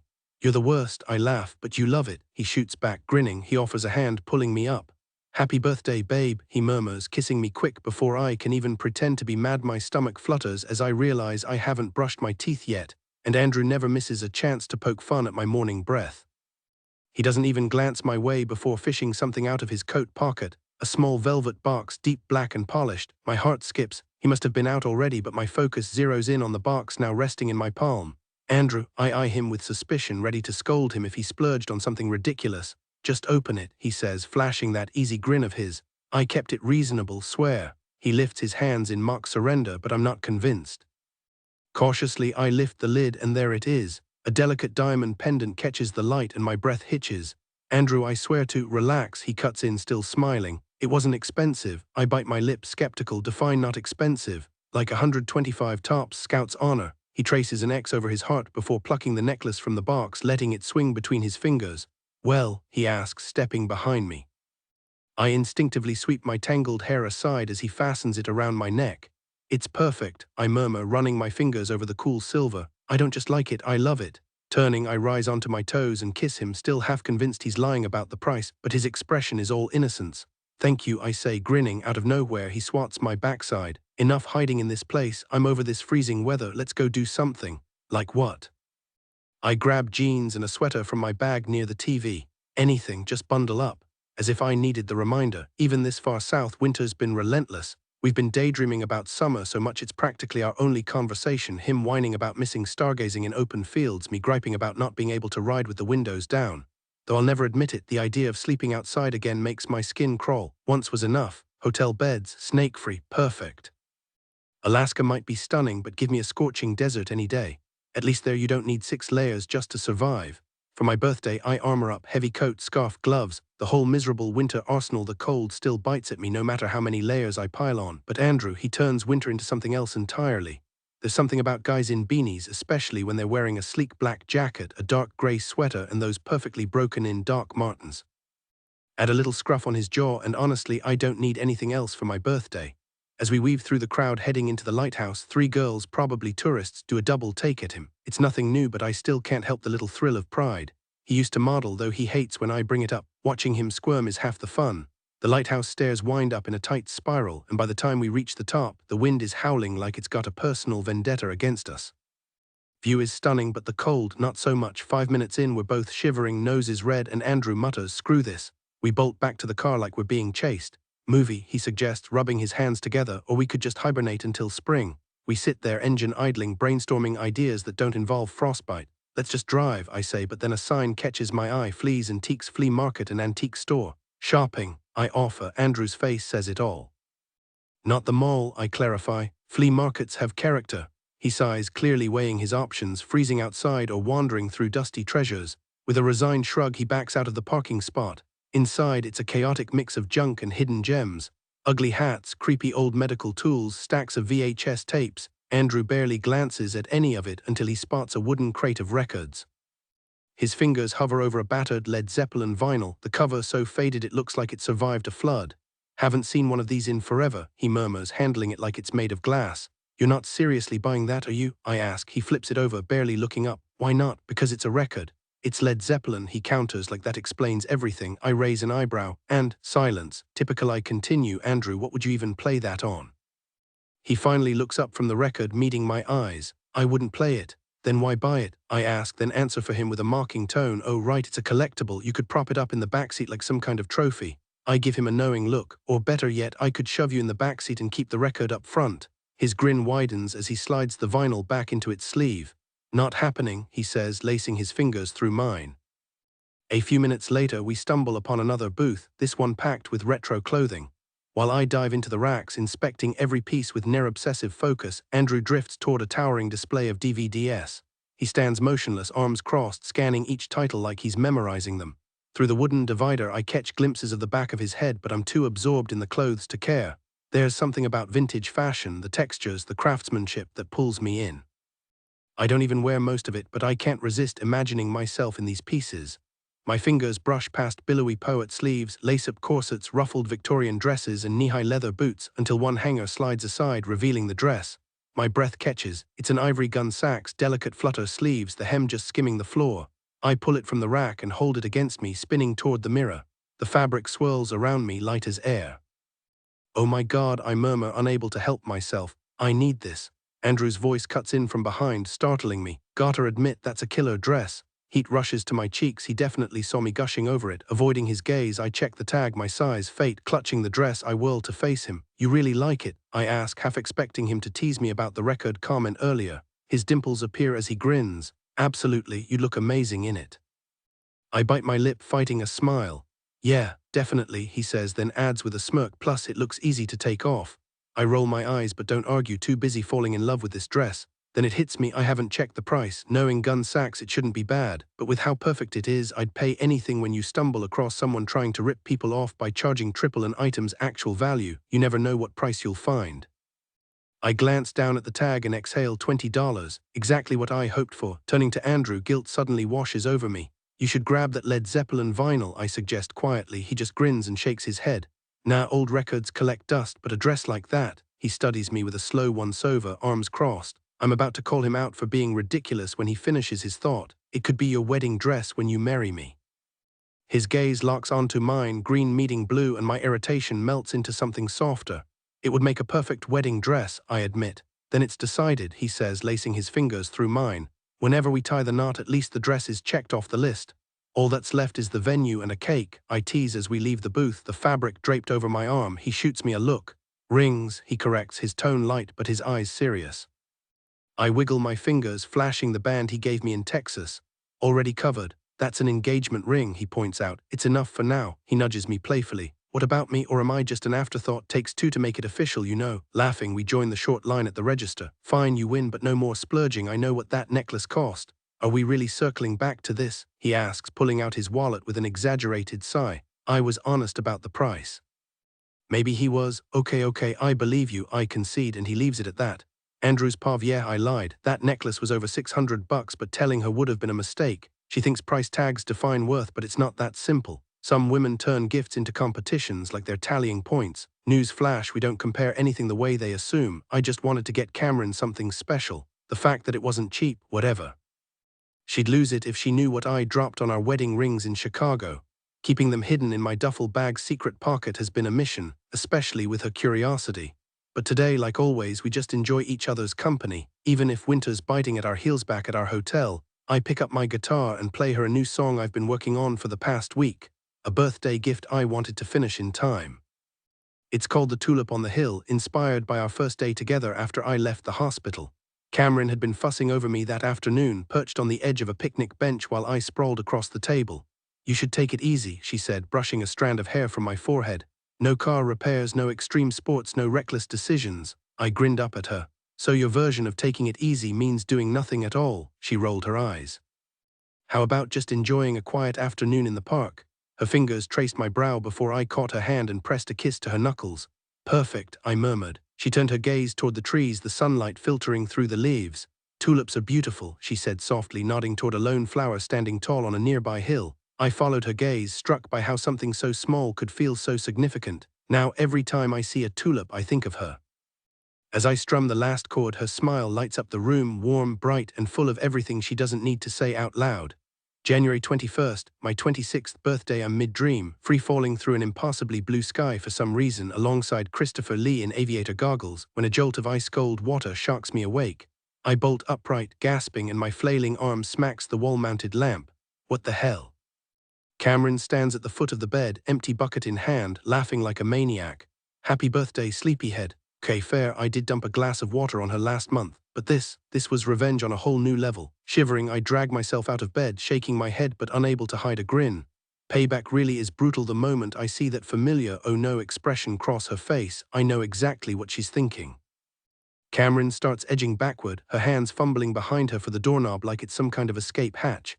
"I swear I'm sorry," she blurts out with that nervous laugh of hers, her fingers finally finding purchase on the doorframe.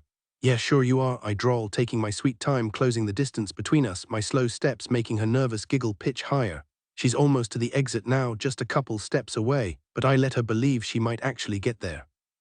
The way her eyes dart between me and the door would be hilarious if I weren't so focused on revenge. Then with a sudden shriek she bolts, flinging the door open so hard it smacks against the wall. "No way, stop," she yells between bursts of laughter as she sprints into the hallway. I don't hesitate. The second I charge out after her, completely bare, her shocked gasp tells me she didn't actually think I'd go through with it. "Andrew, what the hell?" She shrieks, taking off down the brightly lit corridor like her life depends on it. Joke's on her, embarrassment has never stopped me before. We tear past room 321 just as an older couple steps out, the man yanking his wife back so fast she nearly drops her purse. "Lord have mercy," the woman mutters as I streak by. Camryn finally skids to a stop at the far end of the hall, wheezing with laughter, hands raised in surrender. Okay, you win." She gasps, tears streaming down her face. "You're actually insane." "Damn right," I say, scooping her up over my shoulder. This time she doesn't fight me, too busy snort laughing to put up much resistance. As I pass the stunned couple again, I toss them a casual, "My apologies, folks, enjoy your evening." The husband just shakes his head in disgust while his wife clutches her pearls. Back in our room, I dump Camryn onto the soaked bed, ice cubes crunching under her. She's still giggling when I yank off her shorts in one swift motion. The second our eyes lock, the playful energy shifts, her lips part, those blue eyes darkening with something far more dangerous than laughter. And just like that, revenge takes a backseat to something much hotter. Without warning, I press against her, our bodies connecting as I whisper, "Do you really mean it?"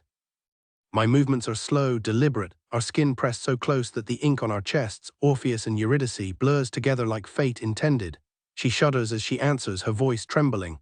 I push deeper, lifting her leg slightly, watching as her breath hitches and her head tilts back. Our lips crash together, her moans vibrating against mine as the rhythm between us intensifies. Then something shifts, instinct takes over. I pull her toward me, gripping her thighs hard enough to leave marks, flipping her onto her stomach before she can react. My hands pin her wrists behind her, her body arching as I trace the curve of her skin, squeezing once before my palm lands sharply. A soft whimper escapes her, but she doesn't resist. I press her face into the sheets, feeling the heat of her skin where I've touched her. My fingers hook against her cheek as I claim her from behind, her body trembling beneath me. She gasps, but I know she doesn't want me to stop.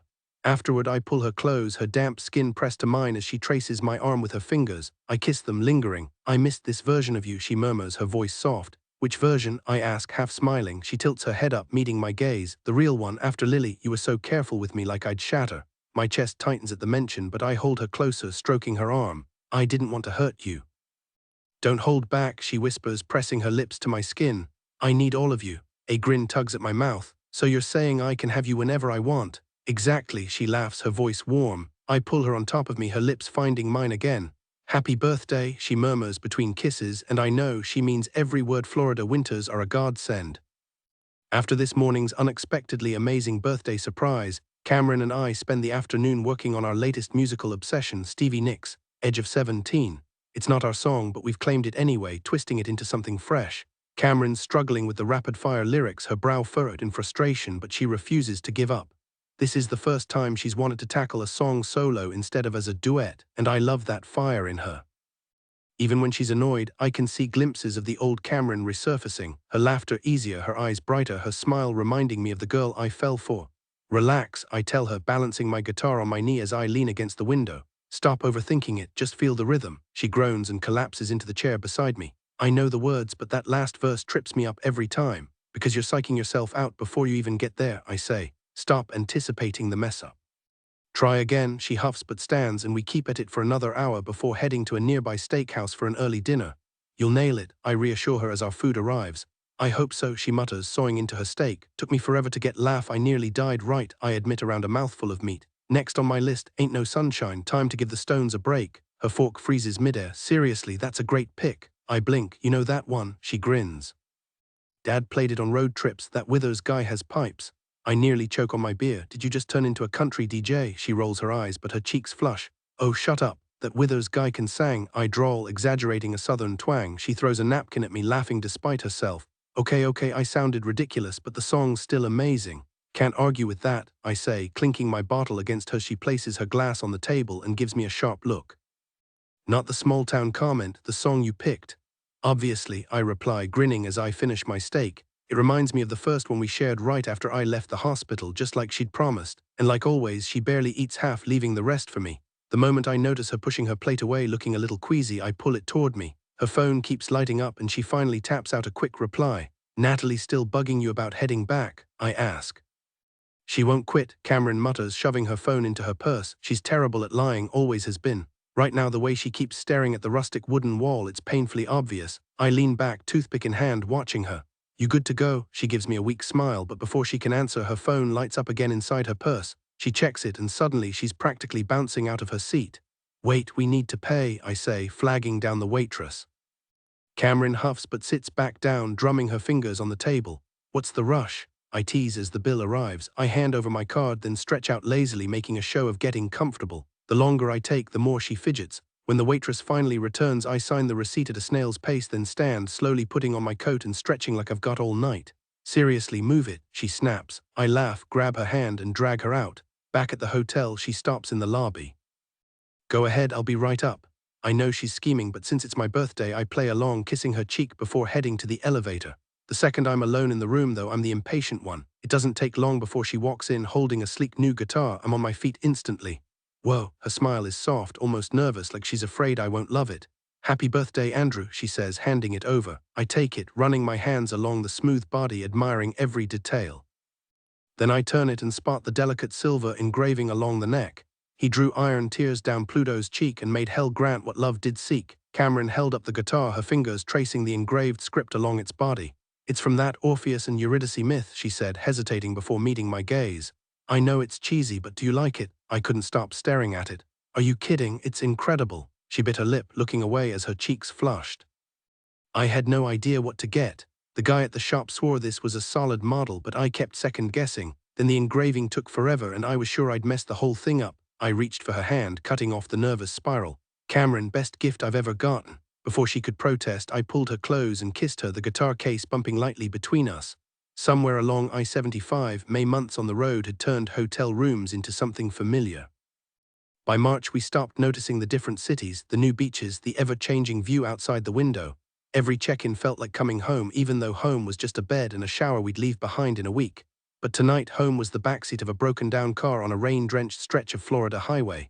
The tow truck was a no-show, and the storm showed no sign of letting up. Water hammered the roof like a drumline. You think there's an umbrella in here? I shouted over the noise. I could be your human canopy while you play mechanic. Andrew squinted through the windshield. Cam, it's a black hole out there. Even if I knew what was wrong, which I don't, I'd need daylight and a miracle. I kicked my feet onto the dash, stretching my legs. Silver lining, at least we're not freezing. We'll survive, he said, reaching for my hand. Worst case, we nap till sunrise, tow truck or not, I'll MacGyver this thing by morning. The thunder growled as we shuffled into the cramped backseat, limbs tangled like pretzels. After 10 minutes of failed contortions, Andrew gave up and flopped into the front, but sleep didn't come for either of us. Then in the dark, his voice cut through the rain. Where do you think we'll be in 10 years? I stared at the ceiling, tracing the shadows. Honestly, no clue, a pause, but I wouldn't hate a real roof. Andrew laughed, low and warm. Noted. I know one thing for sure, I want to share whatever comes next with you, I say, staring at the car's ceiling. Same here, Andrew replies from the front seat, stretched out just like me, his eyes fixed upward. Ever think about the details? I ask, curious where his mind's headed. I shift, switching arms under my head. Yeah, he admits. I imagine finding a quiet, sunny place to call home. Sometimes I see you on the shore, barefoot in the sand with the wind tangling your hair. I'm nearby under a palm tree strumming my guitar, the one I got you.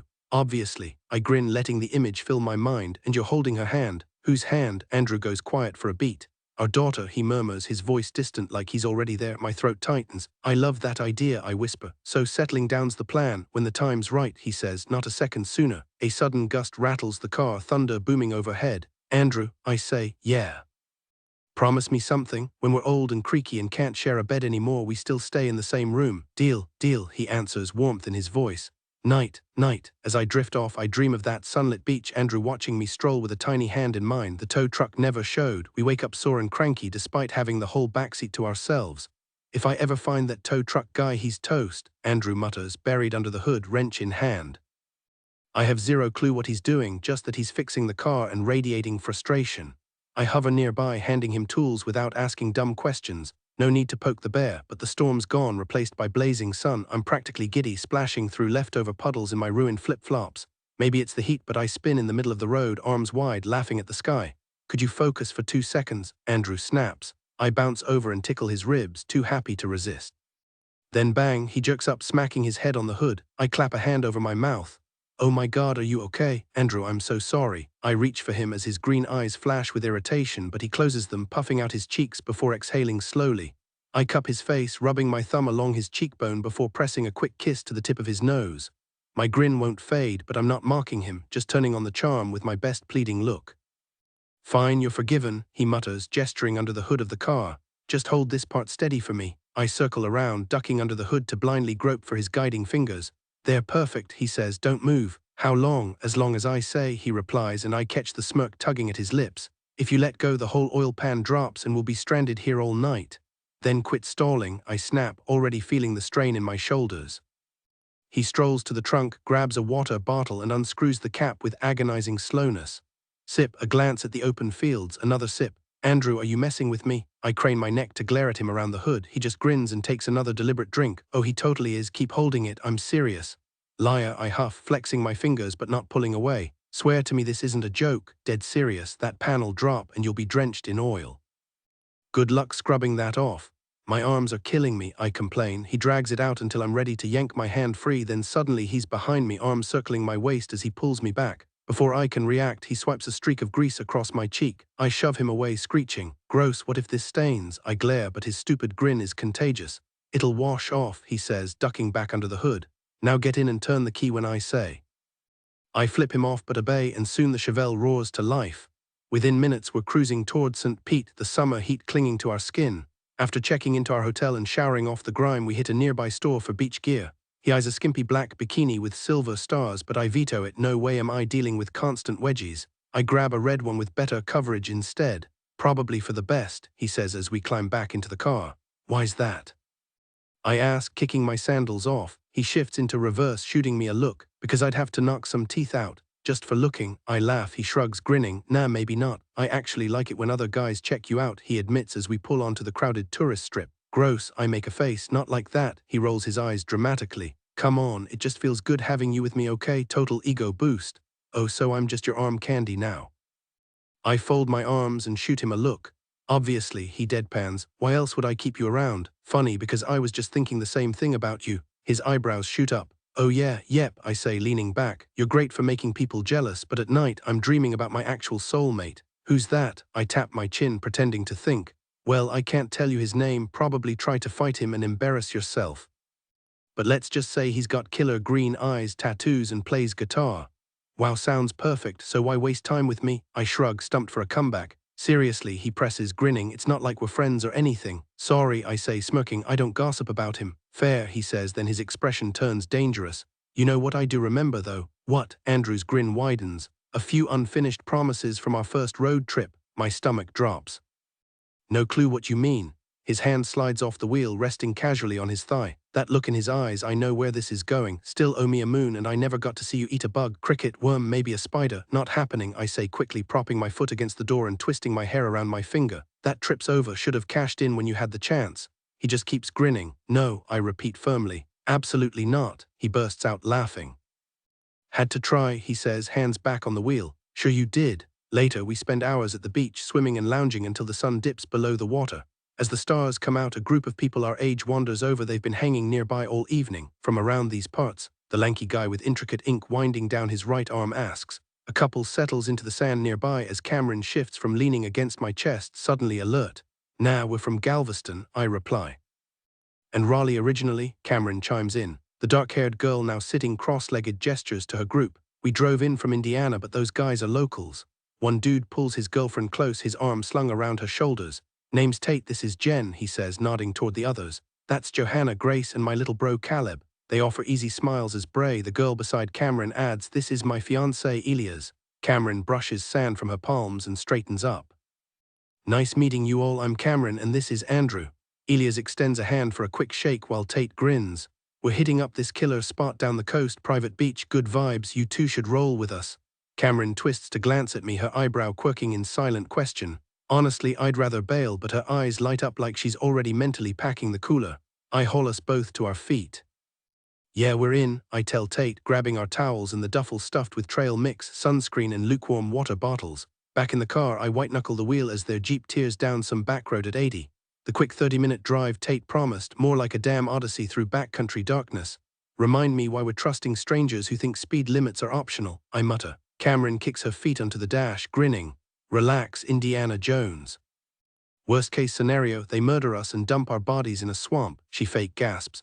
Wait, what if they make us binge-watch reality TV first? That's the real horror. Noted, I deadpan, but remember pact number 4, if I vanish, you have exactly 1 year to find me before giving up. Deal, she says, tossing a pretzel at my face, but only if you promise not to haunt me for eating your snacks afterward. The Jeep's brake lights flare ahead as we finally veer onto a narrow dirt path. Tate whoops out his window, welcome to paradise, kids. And all I can think is, this better not be where I die over expired beef jerky on the 366th day, except that if I were still alive, I would have made my way back to you by now. The truth is, I'm gone, you need to move forward without me. She shifts in her seat, pulling her legs back inside the car. I don't buy that. People disappear and turn up years later, perfectly fine. Not me, I say. A year means I'm not coming back. She unbuckles her seatbelt and slides closer, resting her head against my shoulder. Fine, but only if you promise the same for me. 1 year, no more. I promise, I lie, I'd search for her until my last breath. Some lies are necessary. This one just happens to be mine. There's no way I'd stop looking. After a year, I'd never stop. This pact means everything to us, but when it comes down to it, I'll do what I have to. And I'm pretty sure he's lying too. Andrew doesn't know this, but earlier, near the beach restrooms, I crossed paths with Bray, the girl with the dark hair. We didn't speak, just exchanged a quick smile as she took my stall. Maybe that's why her friends invited us to join their party. It's a good thing. Andrew and I are always alone, and a little socializing might do us both some good. He didn't argue, so he must think so too. The drive to their secret spot drags on, the Jeep ahead of us turning onto a rough, half-paved road. The bumps grow worse, headlights flickering through the trees until we finally break into a clearing, just rocks and sand under the open sky. Andrew parks beside them and kills the engine. Definitely off the grid, I say, stepping out. He joins me, scanning the empty shoreline before taking my hand. We can still live, he teases, tugging me closer. Once they get us away from the car, who knows what happens next? We'll be fine, I say as the others gather around. Tate hauls a massive cooler from the Jeep and drops it onto the sand. Plenty to drink, he says, popping it open and tossing Andrew a Corona. Not his usual pick, but he'll take it. Bray and her fiancé, Elias, I almost forgot his name, move next to me as Tate cracks open another Corona and passes it my way. I take the bottle with a nod. Appreciate it. Andrew flips the cap off his beer using the bottle opener clipped to his keys. Tate grins, tossing a glance toward the Jeep. You'll want to grab a blanket if you've got one, he suggests. His girlfriend, clad in a barely there white bikini, weaves between us with a quick smile. And don't worry about the tunes, Tate adds, slapping the Jeep's rear fender. This thing's got a killer sound system. Andrew yanks open the trunk and pulls out the same old blanket we used last summer when we tried and failed to camp in that open field. At least now, after I insisted on washing it, it doesn't reek of motor oil and stale car air. Where'd my shorts go? I mutter, digging through the backseat clutter.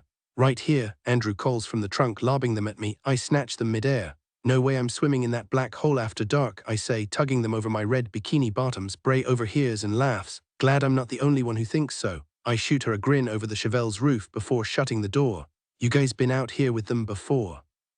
Tate and the others are already trekking toward the shore, hauling coolers and beach bags, leaving the Jeep's doors wide open as classic rock blares from the speakers. Last night, Bray admits, but Elias tapped out early after one too many, so I had to drag him back to the hotel. Elias rolls his eyes, shooting her a look that screams thanks for that.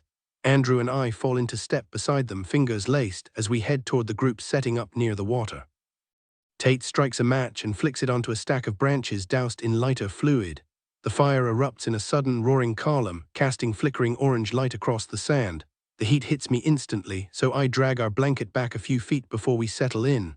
Bray and Elias spread out their oversized towels, while Tate and the others pile onto a massive quilt. I wedge my beer into the sand to keep it upright, studying Tate for a second.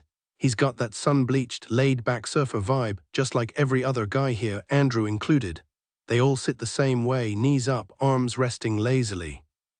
But as I scan the group, Something flickers at the edge of my vision, and just like that my guard goes up. The girl sitting beside Tate's brother, definitely not his girlfriend, given how little chemistry they have, keeps stealing glances at Andrew like she's already planning her move, and not the subtle, harmless kind. No, this one would make a play for him the second I turn my back. When she catches me watching, she quickly shifts her attention to the girl next to her, pretending to chat. Not that I'm worried about Andrew, but if she had the nerve to disrespect me knowing we're engaged, I wouldn't hesitate to put her in her place. I wonder if he even noticed. Andrew, please tell me Camryn didn't see the way that girl was eyeing me. 1 minute alone with her and she'd be all over me. Not that I'd ever go there, but damn, this bonfire just got a whole lot more entertaining. I'd bet anything she's already been with Tate and his brother, probably not Elias since he's got more self-respect, but she'd jump at the chance if he gave her an opening. Shit, she just looked at me again. I glance at Camryn to avoid locking eyes, and sure enough, she's got that knowing smirk. Yeah, she saw it. I pull her onto my lap, wrapping my arms around her. Relax, babe, I murmur against her ear before kissing her neck, just to make sure Blondie gets the message. I am relaxed, Camryn says, leaning back against me. She might trust me, but I can feel the tension in her body, like she's ready to pounce if provoked. The idea of her going toe-to-toe with that girl over me, okay, bad train of thought, too late. Those tattoos are insane, Tate says, shifting the group's focus to our ink. Camryn sits up slightly to give them a better look. No kidding, Bray adds, crawling closer through the sand. I've been dying to ask about them. The blonde who was eyeing me earlier glares at Camryn, but she's too busy explaining the design to notice. I take the opportunity. Turn around, babe, I say, shifting her on my lap before lying back in the sand, pulling her down with me. The group watches as our tattoos align, Orpheus reaching for Eurydice, her sheer gown billowing in an invisible wind, their figures forming one seamless image across our skin. Bray's eyes widen. That is so cool. Who are they? Orpheus and Eurydice, I answer, grinning as Elias shoots Bray a nervous look, like he's already bracing for her to drag him to a tattoo shop tomorrow. The conversation drifts to Greek mythology. It's from an old legend, I say. Camryn leans into me, her voice soft. A love story that ends in tragedy. I pull her closer, our unspoken thoughts lingering between us. My lips brush against her hair. Tate chuckles, shaking his head. Doesn't look like tragedy to me. Bray shifts in the sand, knees tucked under her. I think it's beautiful, even if it must have hurt like crazy. Camryn nods, her fingers tracing patterns on my arm. It did, but I'd go through it all again. A few drinks later, Camryn's tipsy glow makes her chatter more than usual. Seriously, she exclaims, gesturing at Bray. I saw them live with my friend Natalie. They sounded just like the album. Bray drains her beer. Not many bands pull that off, so you're from North Carolina. Camryn sits up, crossing her legs. Originally, but we don't stay there much anymore. Tate exhales a slow stream of smoke. Where's home now? Texas. All eyes turn to me. We're more on the move, I admit. Bray raises an eyebrow, like road tripping in an RV. Camryn laughs. Just a car and whatever fits in the trunk. The blonde girl who's been watching me all night finally speaks up. Why travel? Her tone is too eager, her gaze too pointed. I glance past her, focusing on Bray. We play music. Blondie doesn't back down. Wait, you're in a band? Something like that, I say, dismissive. Caleb, Tate's brother, chimes in from where he's cozying up to another girl. What kind of music? Classic rock, blues, stuff with soul. I take a swig, bracing for the inevitable. Bray claps her hands. Play something for us. She's as buzzed as Camryn, their energy feeding off each other. Camryn spins toward me, eyes bright. You have to, the guitar's right in the car. I groan. Not tonight. She pouts, deploying the puppy dog stare that always breaks me. Please, Tate grins. Dude, if you've got skills, don't hold out on us. Everyone's watching now, but really there's only one person I'd do this for. Reluctantly, I push myself up and trudge back to the car to grab my guitar. Returning to the beach, I plop down next to Camryn and nudge her. You're singing with me, I tell her, but she just laughs and shakes her head. No way, I'm way too tipsy. She plants a quick kiss on my lips before scooting over to sit between Bray and Elias, probably to avoid being roped into performing. Fine, what should I play then? Tate chimes in before Camryn can answer. Whatever you're feeling, dude. I flip through a mental playlist before settling on a short, familiar tune. After a quick tuning session, I launch into Ain't No Sunshine. At first, I'm half-hearted, but like always, the music takes over. My fingers move on their own, and before long, I'm lost in it, eyes shut, pouring everything into the chords. Even without looking, I can sense the energy. Everyone's into it, swaying, caught in the rhythm.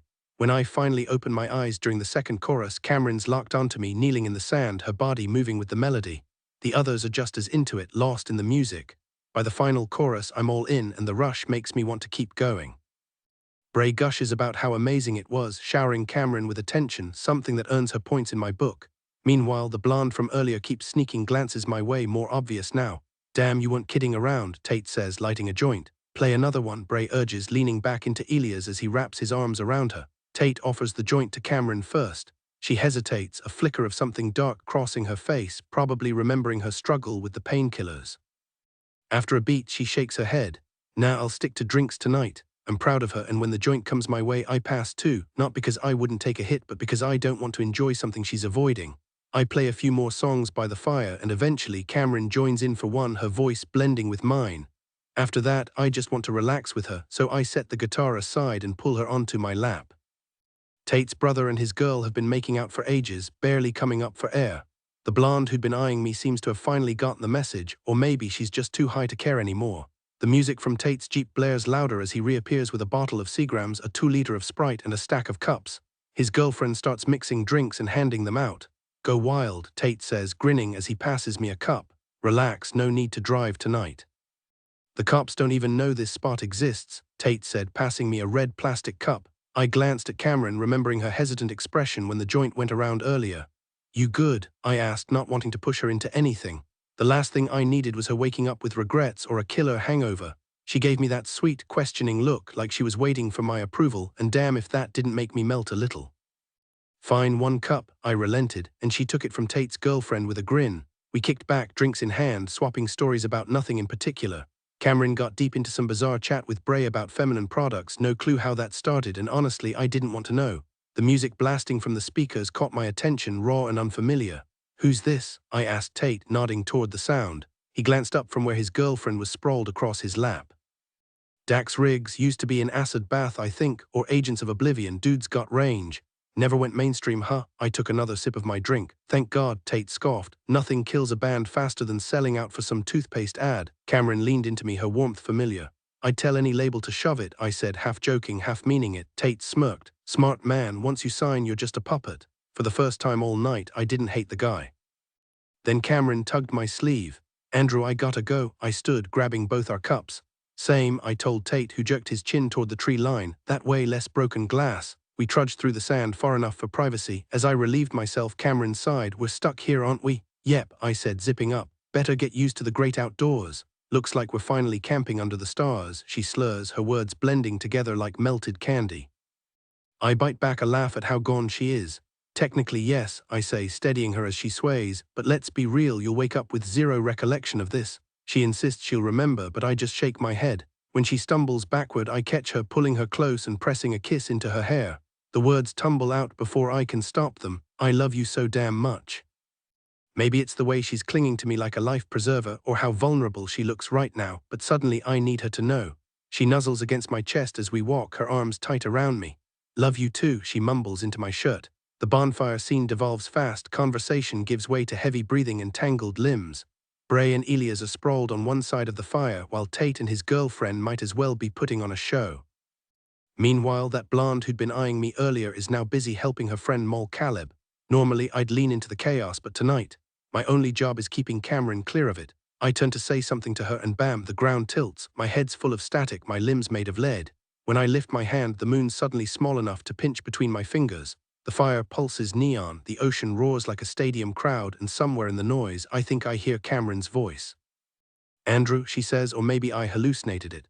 My grin feels like it's splitting my face in two. Oh shit, I'm not just drunk. As I try to stand, my body refuses to cooperate. Turns out I've been flat on my back this whole time. My body refuses to cooperate as I struggle to get up again, failing just like before. What the hell is wrong with me? Jesus, Tate, someone slurs. Could be a guy, could be a girl, I can't even tell. This stuff is insane, like full-on hallucination level insane. I swear I'm watching colors explode behind my eyelids. It's like the damn Reading Rainbow rebooted on acid. The voice launches into a warbling rendition of the Reading Rainbow theme, and even though I feel like I've stumbled into some surreal alternate dimension, I'm weirdly okay with it. Giving up on standing, I stretch out on my back, patting the warm sand beside me to ground myself. Above me, the night sky swirls, stars weaving drunken patterns across the black. Then out of nowhere, Camryn's face materializes, hovering over me like a mirage. Hey, I mumble, my voice thick. You good? I should be concerned, but my lips keep curling into a stupid grin. So good, she murmurs, her words melting together. Stay here, I tell her, and when she rests her head on my chest, the scent of her shampoo hits me like a tidal wave, stronger, richer, like my senses have been cranked up to 11. The wind licks at my skin, every brush of air electric. Somewhere in the distance, Dax Riggs' Night is the Notion plays, but it doesn't sound distant, it's blaring like the speakers are inside my skull. I can practically taste the gasoline and rubber from a phantom car nearby. Without thinking, I belt out the lyrics, my voice raw and too loud, every word etched into my brain like I've known them forever. The song stretches into infinity and I don't care. Eventually, I stop singing and just let the music pulse through me, lost in the haze. Nothing matters except right now and the fact that I'm ridiculously turned on. It takes a sluggish second for me to register the breeze ghosting over more than just my face. Camryn, wait, what? I'm not even sure if I'm forming real words. A sliver of rationality warns me to check if she's coherent enough to be doing this in front of everyone, but the rest of me doesn't give a damn. My breath hitches, my head lolling to the side. Through the blur, I catch Caleb grinding against some girl, her legs locked around him. I jerk my gaze away back to the sky where the stars smear like wet paint, then a sharp gasp. My hips buck involuntarily as heat wraps around me. Blonde hair, not Camryn's, my fingers tangle in it, torn between shoving her away and dragging her closer.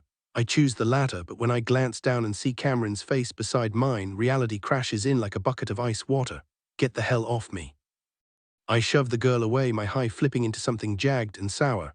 I scramble upright, slapping my own face like it'll sober me up. No luck. Fumbling, I yank my shorts back into place and glare across the fire.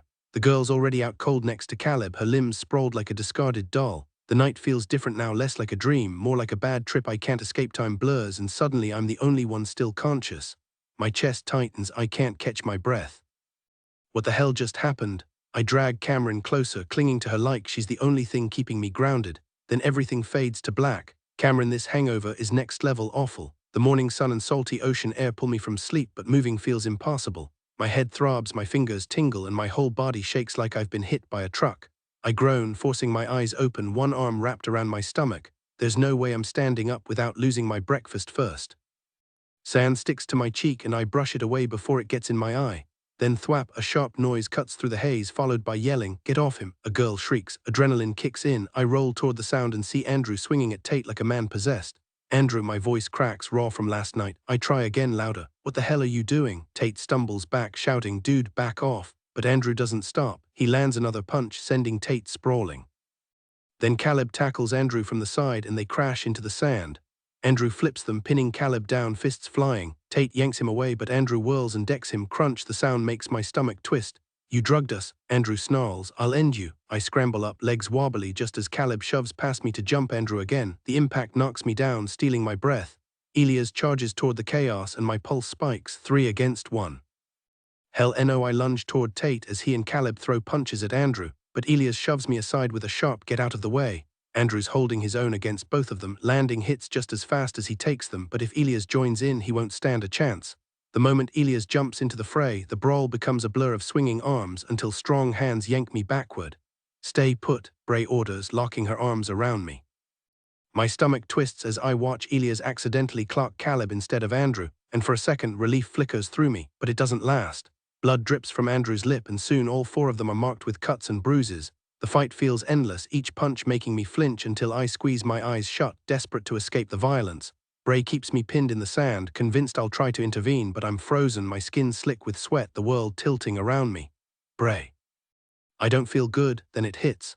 My body convulses, wrenching free from her grip as I collapse forward, fingers clawing into the sand. Wave after wave of nausea crashes over me, my back arching violently with each heave. The sour taste, the sound of retching, it only makes it worse. I gag until there's nothing left, my body trembling, skin burning and icy at once. Bray's voice drifts through the haze. "You'll be okay. Damn, whatever you drank really did a number on you. What was in it?" I croak and suddenly flashes of last night surge back. The dizzying moment the gin kicked in, the world warping until everything up close blurred. I'd stared past the shoreline, mesmerized by the distant lights of boats, convinced a ship was barreling toward us. I'd thought it was gorgeous, even as it spelled doom, and Andrew, his voice low and smooth as he sang, pulling me against his chest. I'd wanted nothing more than to stay there, tangled up with him until, wait, that girl, the blonde one. What had she said to me? I push myself up from the beach, grains of sand sticking to my arms. "You should probably stay down for a minute," Bray tells me, her voice steady. My fingers drift to my temples as fragments of the night resurface, her sitting between us just as out of it as everyone else, but the bitterness I'd felt toward her earlier was gone. She'd been talking, laughing even, and for once I didn't care. The memories rush back in jagged pieces, sending a fresh wave of nausea through me. There was a moment, her lips against mine, the blur of it all. Did I kiss her back? My stomach lurches. I curl forward, knees pressed to my chest, face buried in my hands. The dizziness won't let up and the sour taste in my mouth tells me I'm not done.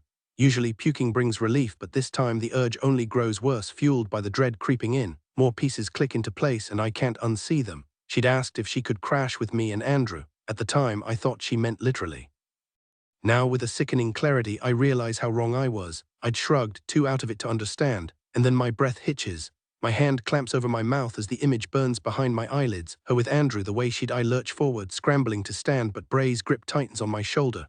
"Hey, don't," she warns, yanking me back down. "Going over there won't help." I wrench free, but the sudden movement sends me into another round of dry heaves. Above me, Andrew's voice cuts through the haze. "Damn it," he mutters to Bray. "Can you grab some water from the cooler in my trunk?" Bray jogs off and Andrew shifts me onto his lap as the spasms ease. His fingers push my hair back, gentle. "They spiked our drinks," he says, voice rough. My eyes flicker open just enough to see the storm in his expression. "I'm gonna end her, swear to God." The shock in his eyes tells me he didn't think I knew. "She's still out cold," he starts, but the guilt in his voice slices deeper than any words. "Andrew," I whisper, I know you thought it was me." His jaw clenches. "Doesn't matter," he snaps, eyes glistening. "I should have known, I'm so damn sorry." His hands cradle my face like I might vanish. Before I can tell him to stop, Elias appears. "Man, we had no idea," he says, voice tight. Andrew exhales. "I know." Bray returns with the water and some strength seeps back into my limbs. I sit up, leaning into Andrew's chest as his arms lock around me, crushing me like he's afraid I'll bolt. He takes the bottle, splashes water into his palm and drags it over my forehead. The coolness is a lifeline. "Hey, I didn't mean for things to go this way," Tate says, stepping closer with his hands raised. "We were just trying to share with everyone, didn't think you'd mind. No shady plans, I swear." Andrew jerks away from me so fast I barely register the space between us before his fist connects with Tate's face again. The sickening crack of bone makes me flinch. "Andrew, stop," I yell. Elias yanks Andrew back while Caleb pulls Tate aside, keeping them apart. Andrew shrugs Elias off but doesn't swing again. Instead, he turns to help me up, his grip tight on my arm. "We're leaving," he mutters. When he tries to lift me, I shake my head and steady myself. He grabs his guitar, I snatch our blanket, and we head for the Chevelle. "Should we take Bray and Elias back with us?" I ask. Andrew chucks the guitar into the trunk, tosses the blanket in after it, then braces himself against the car roof, head bowed. His fist slams down once, twice. "Damn it," he shouts, the metal ringing under his knuckles. I don't try to calm him, just watch from the passenger side, waiting. After a beat, he exhales hard. "Get in if you want a ride," he calls to the others. Elias and Bray shuffle over, tossing their gear into the backseat before climbing in. The drive back is eerily quiet. No wrong turns, no stops, just the hum of the engine and the weight of what happened. I don't remember a single word spoken. When we reach the hotel, Elias and Bray mumble thanks before disappearing. No goodbyes, no plans to meet up later. Camryn hesitates beside me, her fingers brushing mine, but I can't meet her eyes. Guilt gnaws at me. Upstairs, I shove our things into bags, my movements sharp. "It wasn't your foul." "Don't," I cut her off. "Just not now." She backs off and soon we're back on the highway, putting Florida behind us. An hour in, my mind keeps replaying last night, searching for answers that won't come. I pull over, the car idling on the shoulder. Silence presses in. I stare at my hands, then out at the empty road ahead. My fingers ache from gripping the steering wheel too tight. After a long pause, I shove the door open and step out, boots crunching over loose gravel before I cut across the ditch. The second my feet hit solid ground, I'm marching toward the nearest oak. "Andrew, don't." Camryn's voice cracks behind me, but I don't slow down. When I reach the tree, I slam my fist into the bark, harder than I ever hit Tate or Caleb. Pain shoots up my arm as blood wells from split knuckles, dripping down my fingers, but I rear back to swing again. Camryn shoves between me and the tree, palms slamming against my chest so hard I stumble. Tears streak her cheeks. "Enough, God, just stop." I collapse onto the grass, legs bent, hands limp and bleeding in my lap. My shoulders sag forward, head hanging low. Camryn drops to her knees in front of me, her fingers framing my face, trying to lift it. I resist until her voice breaks. "You can't do this to yourself," she whispers. This time, I let her tilt my chin up. Her eyes are red-rimmed, desperate. Mine burn with tears I refuse to shed. "Listen to me," she says, thumbs brushing my jaw. "You were drugged. Anyone would have been fooled in that state. It wasn't your fault." Her grip tightens. Say it wasn't your fault." I jerk my head away, but she catches my wrists and shifts closer, wedging herself between my knees. My arms circle her waist on reflex. "I should have known," I mutter, staring at the grass. "And that's not even the worst of it." "Were my responsibility, Cam. I was supposed to." The memory ignites a fresh wave of self-loathing. "I failed you." She yanks me against her, one hand cradling the back of my head. When she pulls back, her gaze pins me. "Look at me, really look." What I see there, raw fear, fierce love, makes my throat tight. Her palm grazes my stubble before she presses her lips to mine, slow and deliberate. "Remember what you told me," she murmurs, "about moments of weakness," a bitter parallel to her own past. "This is on me too. I knew better than to trust them near our drinks. We messed up, not just you." My eyes flicker away, then back. How do I explain that protecting her isn't just duty, it's who I am, that the thought of her in danger because I slipped up even once guts me, that if anything worse had happened, I'd never forgive myself? How do I explain that her forgiveness doesn't erase my mistake? She has every right to falter, but my slip-up feels unforgivable. "I would never hold that against you," she insists. I study her expression, waiting for more. "What that girl did," she continues, voice steady, "I'd never throw it in your face because you didn't do anything wrong." Her fingers press against my cheeks. "Do you believe me?" I nod. "Yeah, I do," she exhales, avoiding my gaze. "Honestly, it might have been partly my fault." "How?" She hesitates, regret flickering across her face. "I think I might be accidentally given her the wrong idea. She asked about staying with us and I said yes, but I didn't realize what she meant. If I'd been sober, I would have caught it. Andrew, I'm so sorry. I should have stopped her." I shake my head. "It's not on either of us, okay? Don't blame yourself." When she doesn't smile, I grab her waist, tickling her until she shrieks. She collapses onto the grass, laughing, and I hover over her, careful not to crush her. "Stop, Andrew, I swear to God." She's breathless, still giggling as I dig my fingers into her ribs. Then a cop car's siren blares once before cutting off as it pulls up behind mine. "Oh crap," I mutter, glancing down at Camryn, her hair tangled with grass, her cheeks flushed. I scramble up, offering her my scraped hand to pull her to her feet. The cop eyes my open car door. "You always leave it like that on the highway." "No, sir," I admit. "Got sick earlier, wasn't thinking." He asks for my license and registration. I hand them over and Camryn leans against the trunk, arms crossed. The cop notices my bloody knuckles before retreating to his car. "Please tell me you're not secretly a fugitive," Camryn whispers. "Now retired my criminal career," I joke, nudging her. The cop returns, handing back my papers. "What happened to your hand?" he asks, suspicion creeping into his tone. I glance down at my hand, suddenly aware of the dull ache now that he's pointed it out. I motion toward the nearby oak. "I kind of punched the tree, kind of punched it." The cop raises an eyebrow, his gaze flicking to Camryn every few seconds. "Perfect. He's probably piecing together some domestic violence scenario, especially with how wrecked she looks after last night's chaos and our little wrestling match in the grass." "Fine," I sigh. "I punched the tree." His attention locks onto Camryn. "That true?" he asks. She freezes, clearly just as aware of what he's thinking as I am, and then, like a switch flipping, she goes full Natalie. "Yes, officer," she blurts, hands flailing. "He was upset because some jerks," she grimaces. "Sorry, people took advantage of us last night and he spent all morning beating himself up over it.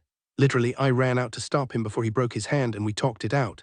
And the reason I look like I got hit by a truck, that's just from the disaster of a night we had, but I swear we're not criminals. No drugs, no felonies, definitely no serial killers. You can even check the car if you want."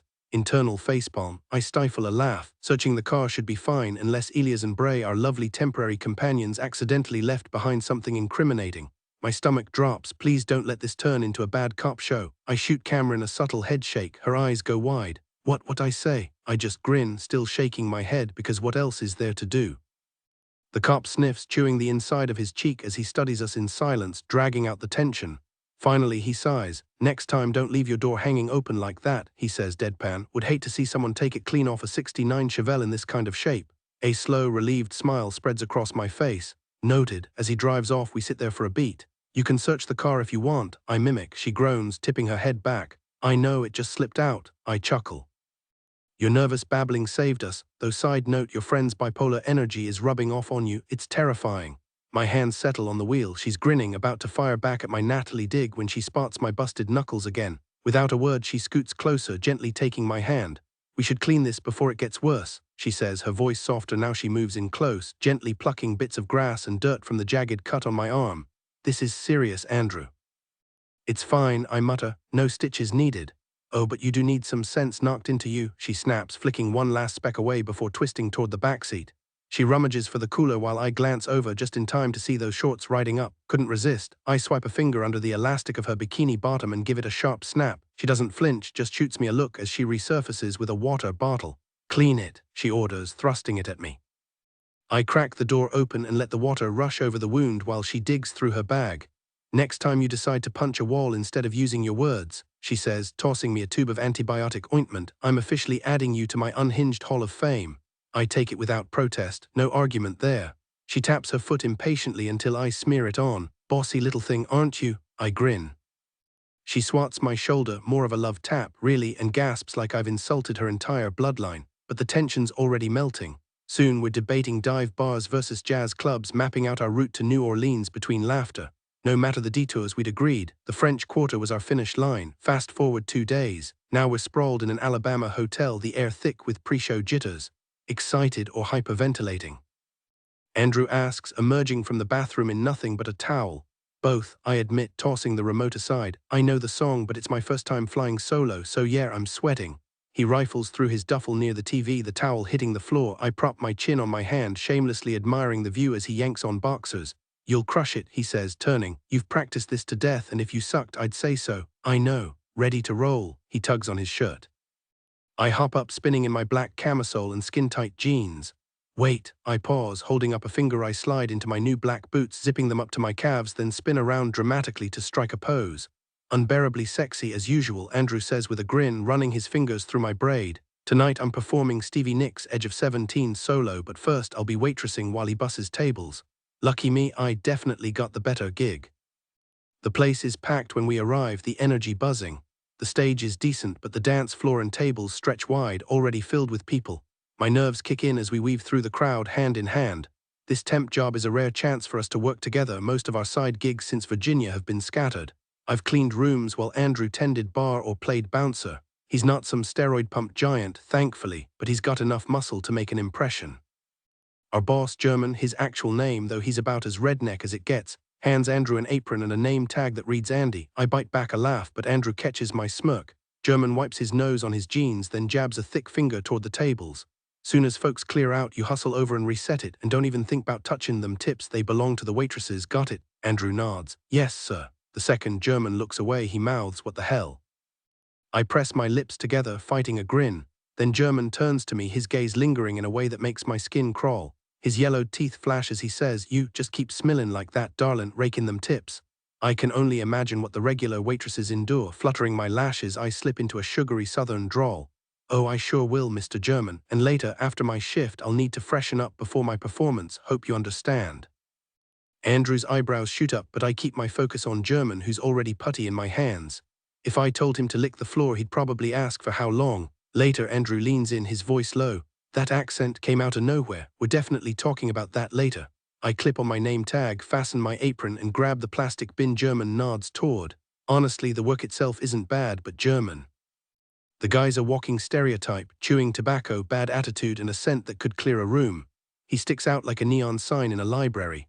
The place is actually nice, all polished wood and dim lighting, but he drags the vibe down like an anchor. I head to the first empty table, balancing the bin under my arm. Leftover fries, crumpled napkins, half-eaten hush puppies. I sweep it all into the tub, wipe the table down, and straighten the condiments.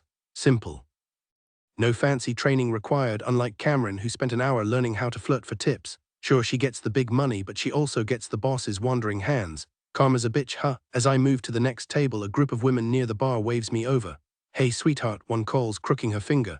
Can you grab us some drinks? Sorry, I just clean up, I say, but the blonde in the tight tank top leans forward, her cleavage practically spilling onto the table. Bet if you asked real nice, they'd let you serve us, she slurs, batting her lashes. I flash a grin. You ask the boss and I'm yours. They giggle like they've won something until Camryn appears, balancing a tray of whiskey shots and a glass stuffed with cash. Her eyes flick from me to the women and she smirks. Everything okay here? Like hell she cares. This is about the bet we made in the car. You really think I can't pull tips as a busboy? Not a chance, she'd said. Game on. Bussers don't usually get tips, you know. I glanced over from behind the wheel, grinning. Come on, it's a bar packed with tipsy women. I could totally score some cash. Camryn raised an eyebrow. Oh, really? Actually, I said, pushing my luck, I bet I could out-tip you tonight. She burst out laughing. You're serious? You actually want to make this a bet? She folded her arms, shaking her head like I'd lost my mind. I should have backed down, but instead I doubled down. Now I'm stuck with a deal where if she wins, I owe her 3 straight nights of hour-long massages. My arms ache just thinking about it. One of the older women at the table chimed in, oh honey, he's no bother at all. She eyed me like I was dessert, resting her chin on her hands.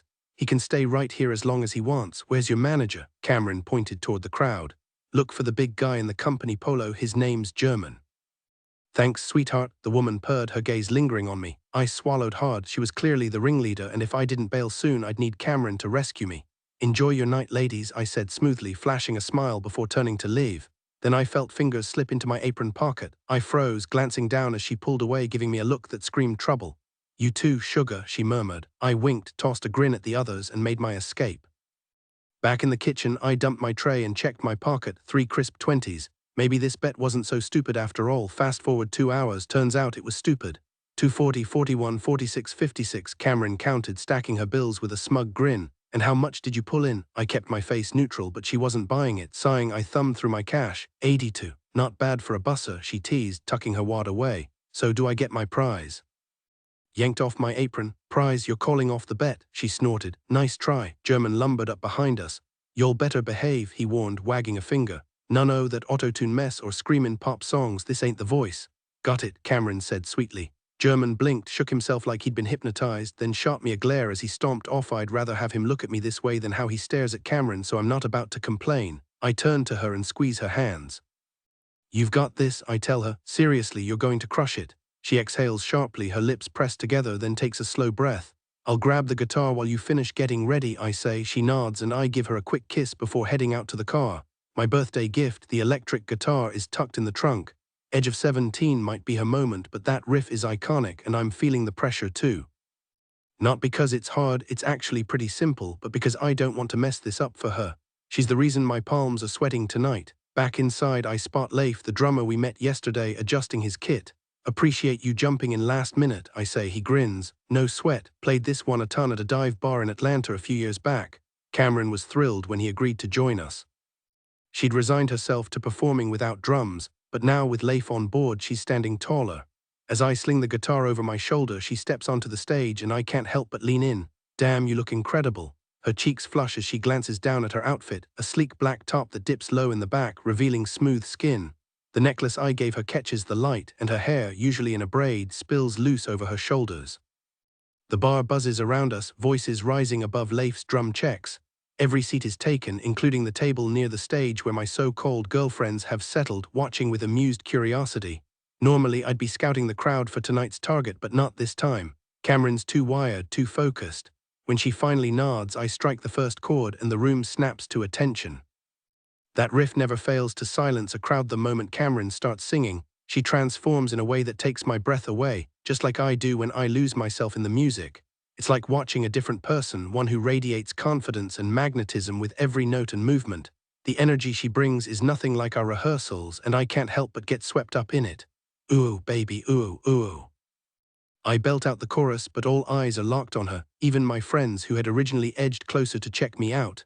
Now they're completely under her spell, and I couldn't be prouder. By the time she hits the first verse, the dance floor is packed. The raw power in her voice, the way she commands the room, it's electric. I pour everything into my guitar, fingers flying over the strings, matching her intensity. The crowd erupts with cheers every time she nails a high note, and I'm right there with them, singing my heart out. Then comes the tricky fourth verse, the one she used to stumble over, but tonight, not a single hesitation. She smashes it, her voice smooth and effortless, and I can't stop grinning like an idiot. Damn, she owns this stage. "Move over, Stevie Nicks." As the song hits its haunting bridge, Camryn's voice fades into the music, giving her a brief pause while my fingers keep the riff alive. Our eyes meet just for a second before she's back, gripping the mic stand, eyes closed, pouring everything into the next line. "Yeah, yeah," she belts out, then locks eyes with me like I'm the only one in the room. A shiver races down my spine and I lose myself in the guitar again until the final note. The crowd goes wild. Camryn takes a bow, beaming, and I follow suit. Before I can think, I'm crossing the stage, swinging her into my arms as the cheers grow deafening. I kiss her and the room erupts all over again. We end up playing a full set, the crowd only getting bigger as the night goes on. And the whole time I can't shake the feeling, this is exactly where we're meant to be. We return to the stage for an encore, belting out crowd favorites like Barton Hollow, Hotel California, and Birds of a Feather. The audience loved every song just as much as the last, cheering and singing along. Though Camryn tried to coax me into a solo, I turned her down. Tonight was her moment to shine, and I didn't want to steal even a second of her spotlight. By the time we got back to the hotel around 2 a.m., I was more than happy to settle the bet I'd lost. The next morning, I lay face down on the bed, my cheek pressed into the mattress. "Germans acting like we're settling down here permanently," I mumbled. I had to remind him this is just a pit stop. Andrew's hands worked magic along my back, kneading out every knot from my shoulders to my waist. I melted under his touch, barely able to keep my eyes open as he straddled me. Yeah, he cornered me too, Andrew said with a laugh, digging his fingers deeper into my muscles in slow, firm circles. A low groan escaped me. We can stick around a couple more days, he added, but we should probably hit the road soon. Agreed, I said. Besides, the mosquitoes here are brutal. Did you see that nightmare swarm around the streetlights last night? He ignored my question, instead saying, you killed it on stage. I knew you'd be good, but damn, you blew me away. I cracked an eye open, glancing toward the window. How so? I asked. His hands never paused. You just took control up there like you were born for it. I wouldn't go that far, I admitted. But I'm proud of how it went. No idea where that confidence came from, just decided to stop overthinking and go for it. Well, it worked, he said. Only because you were right there with me, I murmured. The room fell quiet, his touch lulling me toward sleep. My head buzzed with warmth as his fingers traced my scalp, sending shivers down my neck. After a while, guilt crept in. You can stop if you're tired, I offered. When he didn't, I rolled over, forcing his hands away. He leaned down, kissing me softly before our lips met again, deeper this time, his body pressing into mine. Days later, we were back on the highway, cruising between Gulfport and New Orleans. The sun blazed overhead, but the heat was just right. Windows down, wind in our hair, no need for AC. The open road stretched ahead, endless and inviting. Camryn's behind the wheel while I lounge in the passenger seat, my foot propped up on the open window just like she always does. We spent a week in Mobile, covering our hotel, meals and gas with the money we made from gigs and her waitressing tips. My busboy earnings barely made a dent. My phone vibrates in the pocket of my cargo shorts and I answer. Hey Mom, what's going on? She pours out how much she misses me before diving into her usual questions about my health. Yeah, I've been keeping up with everything, I assure her. Got a scan done at a clinic in No, they pulled my records from Dr. Masters. Yes, Mom, I promise I'm being careful. I catch Camryn grinning at me from the driver's seat. Trust me, Camryn doesn't let me slack on that. Right now we're headed to New Orleans. Not sure how long we'll stay, but we'll swing by home after, okay? When I hang up, Camryn raises an eyebrow. Texas. For a second, I think she's slipping back into old worries, but her tone is light. Not that I mind, she adds, just wondering where we're headed. Her smile is easy, no hidden tension. Texas doesn't freak you out anymore, I ask. She keeps her eyes on the road as we round a bend, then glances my way. Nope, not like before. What changed? I pull my foot down and shift toward her, curious. Because things are different now, she says. In a good way. Last July was rough, Andrew, for both of us. I can't explain it, but I always had this gut feeling something bad would happen when we hit Texas. At first, I thought it was just nerves, like it being the end of the trip meant the end of everything. But now, I don't know, maybe I just needed time. I nod slowly. I get it, so that leaves me with one question. She waits, expectant. Are we ever going to settle down? Instead of shutting down, her expression softens, almost peaceful. Someday, she says, but not yet. Her gaze drifts back to the highway. You know, I've been thinking I want to see Italy, Rome, Sorrento. Maybe not tomorrow or even in 5 years, but someday. France too, London, hell, I'd love Jamaica, Mexico, Brazil. Ambitious, I say, but I'm not discouraging her. The idea thrills me just as much. The wind whips through her hair, loosening strands from her braid as they flutter around her face. I feel unstoppable with you, she says, like we could go anywhere, do anything. I can be anything I want, she says, her gaze lingering on me before adding, we'll find a place to call home eventually, but I never want to feel stuck. You get that right? Absolutely, I reply, couldn't have phrased it better myself. We cross into Louisiana just as night falls and Camryn eases the car onto the shoulder. I'm done driving, she groans, stretching her arms with a yawn. I told you an hour ago to let me take over. Fine, you win, I say, knowing she gets irritable when she's exhausted. We step out to switch seats but pause when we meet at the front of the car. Recognize where we are? I ask. She scans the empty highway, shrugging. The middle of nowhere. I chuckle and gesture toward the open field, then up at the sky. Last time didn't count, remember? Her face brightens for a second before hesitation creeps in. I don't need to guess why. Flat ground, wide open. And 0 cows in sight, I say, fully aware my attempt at reassurance does nothing for her snake phobia.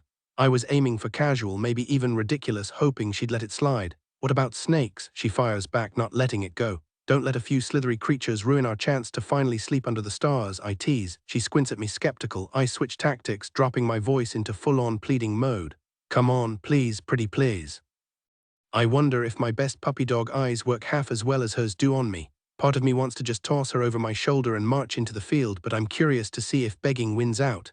After a long pause, she sighs. Fine. I grab the blanket from the trunk and we trek through the ditch, hop the fence, and wander into the field until we find a decent spot. It feels weirdly familiar. I spread the blanket, do a quick scan for snakes, purely for her peace of mind, then we lie down side by side, staring up at the endless sky. Camryn starts pointing out constellations, rattling off facts like she's giving a lecture. I'm genuinely surprised. Never pegged you for the astronomy type, I admit, fumbling for the right words. Knowledgeable, you mean, she says, and I can hear the smirk in her voice. I wasn't saying you're some airhead who thinks the Milky Way is just chocolate and the Big Bang is a sitcom. Exactly that, I deadpan, playing along. But seriously, where'd this come from? Honestly, I never pegged you for someone into science, I admit, watching the constellations with her. Camryn traces a finger along an invisible line between stars. At 12, I was dead set on becoming an astrophysicist. Her confession catches me off guard, but I can't help grinning. Okay, full disclosure, I also wanted to be a theoretical physicist, an astronaut, and work for NASA. Clearly, I had unrealistic standards back then. Camryn, I say, still processing, why haven't you mentioned this before? She shrugs. Never seemed relevant. Didn't you ever dream bigger than what you ended up doing? Yeah, sure, I say, sitting up fully. But why didn't you chase it? She gives me a look like I'm making too big a deal out of it. Same reason you didn't chase whatever you wanted, she counters, hugging her knees. So what was it? I sigh, knowing she won't drop it. Aside from the whole rockstar fantasy everyone has, I wanted to design buildings. Seriously? Yep, I nod, guessing that wasn't your major before you left school. I laugh at the irony. Nope, business and accounting. Camryn's eyes widen. Accounting, she's barely holding back laughter. I know, I groan. Aiden offered me part of his bar and all I saw was easy money, play music on a spot. Then reality hit, ledgers, permits, drunk customers. I bailaid the second I realized it wasn't just free drinks and stage time. She sits up beside me. So why not architecture? I grin. Same reason you're not at NASA. She doesn't argue, just smiles. Beyond her, the open field stretches under the sky. Guess we're just a couple of misfits stuck in the wrong life, I say. She squints. That's a lyric, isn't it? Pink Floyd, I confirm, but it fits. Think we're really lost? I lean back, studying the stars. In the grand scheme, maybe, but not when we're like this. We're exactly where we're supposed to be. The silence stretches between us as we settle back onto the grass, shoulder to shoulder under that endless expanse of stars. The sheer magnitude of the universe presses down on me, making my problems feel microscopic. The tour bus breakdowns, the cancer scare, even the unspoken tension about Camryn skipping her pills while I stopped being careful on purpose. None of it matters when you're staring into the void. For once, my brain shuts off completely, no therapists or self-help gurus needed. Just the Milky Way humbling me into silence. Then dawn hits like a punchline.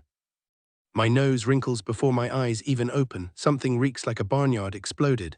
A damp chill clings to my skin as I roll over, nearly elbow Camryn in the ribs. She's curled up like a shrimp, her braids splayed across the blanket. Dude, she mumbles, rubbing her face, did you fart? Or her sentence cuts off with a gasp. I whip around to find a dozen cows looming over us, close enough to count their eyelashes. The nearest one lets out a wet snort, and suddenly we're both scrambling up like the grass is on fire. Camryn shrieks when the herd starts stampeding in confusion, kicking up clods of dirt. Blanket, I yell, diving back to grab it as we bolt, laughing like idiots with cow patties squelching under our shoes. Camryn screams with laughter as we bolt across the field, dodging startled cows on our mad dash back to the car. Oh, come on, I shout, my foot sinking into a fresh cow pie. Camryn doubles over, wheezing between giggles while I hobble run, desperately dragging my sneaker against the dirt. Her flip-flops keep slipping as she tries to keep pace, nearly face-planting twice before we reach the pavement. That was disgusting, Camryn gasps, bracing herself against the car hood as she catches her breath. I keep scuffing my shoe against the road, cursing under my breath while chunks of manure fly everywhere. Camryn hops onto the hood, swinging her legs. So, mission accomplished. She asks, eyes sparkling. I pause to study her, the way sunlight catches her hair, how her laughter lines crinkle at the corners of her mouth, and grin. Yeah, that definitely counts. Good, she says, then nods at the grass. You're making it worse, genius. I hop onto the lawn, grinding my soul into the dirt. Since when are you the cowpat guru? She slides into the driver's seat, shooting me a look. Keep talking. Oh yeah, what are you gonna do? I challenge. The Chevelle roars to life, and her smirk turns wicked as she rolls forward, inching past me. My stomach drops. You wouldn't, I yell, but she just accelerates slowly, tauntingly. I stand frozen, watching the car shrink down the road until panic kicks in. Camryn, I swear. I sprint after her, arms flailing. New Orleans wraps around us like an old friend the second we hit city limits. The oaks stretch their moss-draped arms over the streets, the Superdome glints in the distance, and a saxophone's soulful wail drifts from a corner near Jackson Square. It's like stepping into a living postcard. Andrew flicks the blinker, turning onto Royal Street, and my pulse stutters when the Holiday Inn comes into view. 10 months ago, this unassuming hotel became the backdrop for everything that mattered. Andrew grins. Thought you'd want to relive the magic. I can't speak past the lump in my throat, so I just squeeze his hand and grab our bags, following him inside. The lobby smells like old wood and coffee, and for a second I'm right back where we began. The lobby looks just as I remember, though the faces behind the front desk are unfamiliar. As Andrew inquires about our old rooms, I take in every detail: the familiar scent, the worn carpet, the way the light filters through the tall windows. It's overwhelming how much I've missed this place. Both rooms are available, the clerk tells him. Would you like to reserve them? That snaps me out of my nostalgia. Andrew turns to me, waiting for my answer. I shift my bag, hesitating. I hadn't expected this to feel so loaded.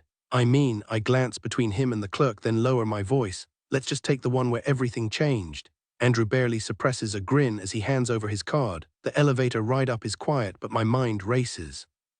Every inch of this hotel carries a memory: the faded wallpaper, the hum of the AC, even the way the elevator shudders to a stop. By the time we reach our floor, I'm practically vibrating with emotion, torn between laughter and tears. Andrew pauses between the two doors, weighed down by our bags and the guitar slung over his shoulder, still uncased, because of course it is. Weird being back, right? He asks. Weird, I agree, but the good kind. For a moment we just stand there, caught between past and present. Then he swipes the keycard and the door clicks open. Stepping inside is like walking into a time capsule. The air smells faintly of old wood and hotel soap, and suddenly I'm reliving every moment: the fights, the laughter, the quiet nights tangled in sheets. My eyes land on the spot by the bed where Andrew first unraveled me, then drift to the window where he used to play guitar. I can almost hear the chords of Barton Hollow echoing in the room, see my own reflection dancing when I thought no one was watching. Andrew flicks on the bathroom light and my gaze drops to the tile floor where he once slept beside me after a long night. Funny how the most ordinary places hold the sharpest memories. Maybe that's the secret. Life doesn't need a script to be unforgettable. Every detail of this moment feels intentional, like fate led us here. I glance at Andrew. I can't explain it, but all those months traveling since December, it's like they were leading us back to this exact spot, this city, this hotel. The words surprise me as they leave my mouth, and I second-guess them instantly. There are a dozen ways to interpret this feeling, but the one that sticks is simple: we had to return, or maybe just I did. The realization hits hard, leaving me lost in memories instead of the room around me. His familiar green eyes meet mine, but I'm not really seeing him now. I'm seeing the past version of him. Same intensity, different time. What is this nostalgia doing to me? Maybe you're onto something, he says, his voice dropping into something more cryptic. Camryn, what's going through your head right now? That we bylaid too early last time. The words slip out before I fully grasp their weight, but the moment they do, I know there's truth in them. Why do you think that is? He asks, closing the space between us. For once, it doesn't feel like he's testing me. We're both puzzling through this, searching for answers in each other. We sink onto the edge of the bed, hands tucked under our legs, sitting in silence until I finally turn to him. I never wanted to leave when we did. I knew Galveston was next after New Orleans, but I wasn't ready. I just don't know why. The admission twists something in my chest. Was it just fear that Texas meant the end for us? Or some gut feeling that something would go wrong? I didn't need to stay forever, just longer. Andrew shrugs, a smirk tugging at his lips. Could be because this is where we made things official. He nudges me and I roll my eyes but smile. Sure, but it's more than that. I think we discovered something here. My gaze drifts to the wall, searching for words that won't come. I wish I could explain it. The mattress shifts as he stands, offering his hand. Then let's make sure we don't rush it this time. Maybe the answer'll hit us. I take his hand, pulling myself up. Or maybe it's a second chance. The words surprise even me. To redo what? He asks. I exhale, shaking my head. No clue. His hands cradle my face, rough but gentle. We've got time to figure it out, he murmurs before kissing me. Though right now I reek of barnyard and need a shower. Hope that doesn't ruin the mood enough to keep you from joining me. The tension breaks as Camryn's laugh fills the room. Exactly what he wanted. I scoop her into my arms, her legs locking around me as her fingers tangle in my hair. The moment our lips meet, I'm already moving toward the shower, shirts abandoned somewhere between the bedroom and the bathroom door. By nightfall, we end up at Old Point Bar, the neon sign buzzing overhead. Carla spots us the second we walk in, shoving past a couple of burly regulars to throw her arms around me. Look who finally decided to show up, she shouts over the blaring jukebox. She steps back, eyeing me up and down with a grin, still turning heads I see. Her gaze shifts to Camryn, then back to me, a knowing smirk playing on her lips. Told you he wouldn't give up that easy, she says, dragging Camryn into a bear hug. Eddie and I had a bet, you know. He swore you'd be back together, even tried to put money on it. She taps her temple. Smart man, that Eddie. My stomach drops at the past tense. Wait, was? I ask, bracing myself. Carla's smile falters for just a second before she pats my shoulder. March, she says softly. Stroke took him quick. The stool catches me as my knees buckle. Camryn's fingers lace through mine, grounding me while the world tilts. None of that, Carla scolds, already reaching for a bottle of bourbon. You think Eddie would have wanted tears. When his boy passed, he played guitar till sunrise, said grief was for folks who didn't know how to celebrate a life. She slams 2 shots on the bar, amber liquid sloshing. His favorite, so drink up and don't you dare look sad doing it. The burn in my throat does nothing to fill the hollow in my chest, but Camryn's quiet laugh beside me helps. She clinks her glass against mine, eyes glistening. To Eddie, we say in unison. The whiskey goes down smooth, and before the silence can settle, Camryn smacks her glass upside down with a grin. Just like he would have wanted, she pulls a face like she just bit into a lemon soaked in gasoline, letting out a hiss that could strip paint. Carla chuckles, swiping the counter with her rag as she rescues the shot glass.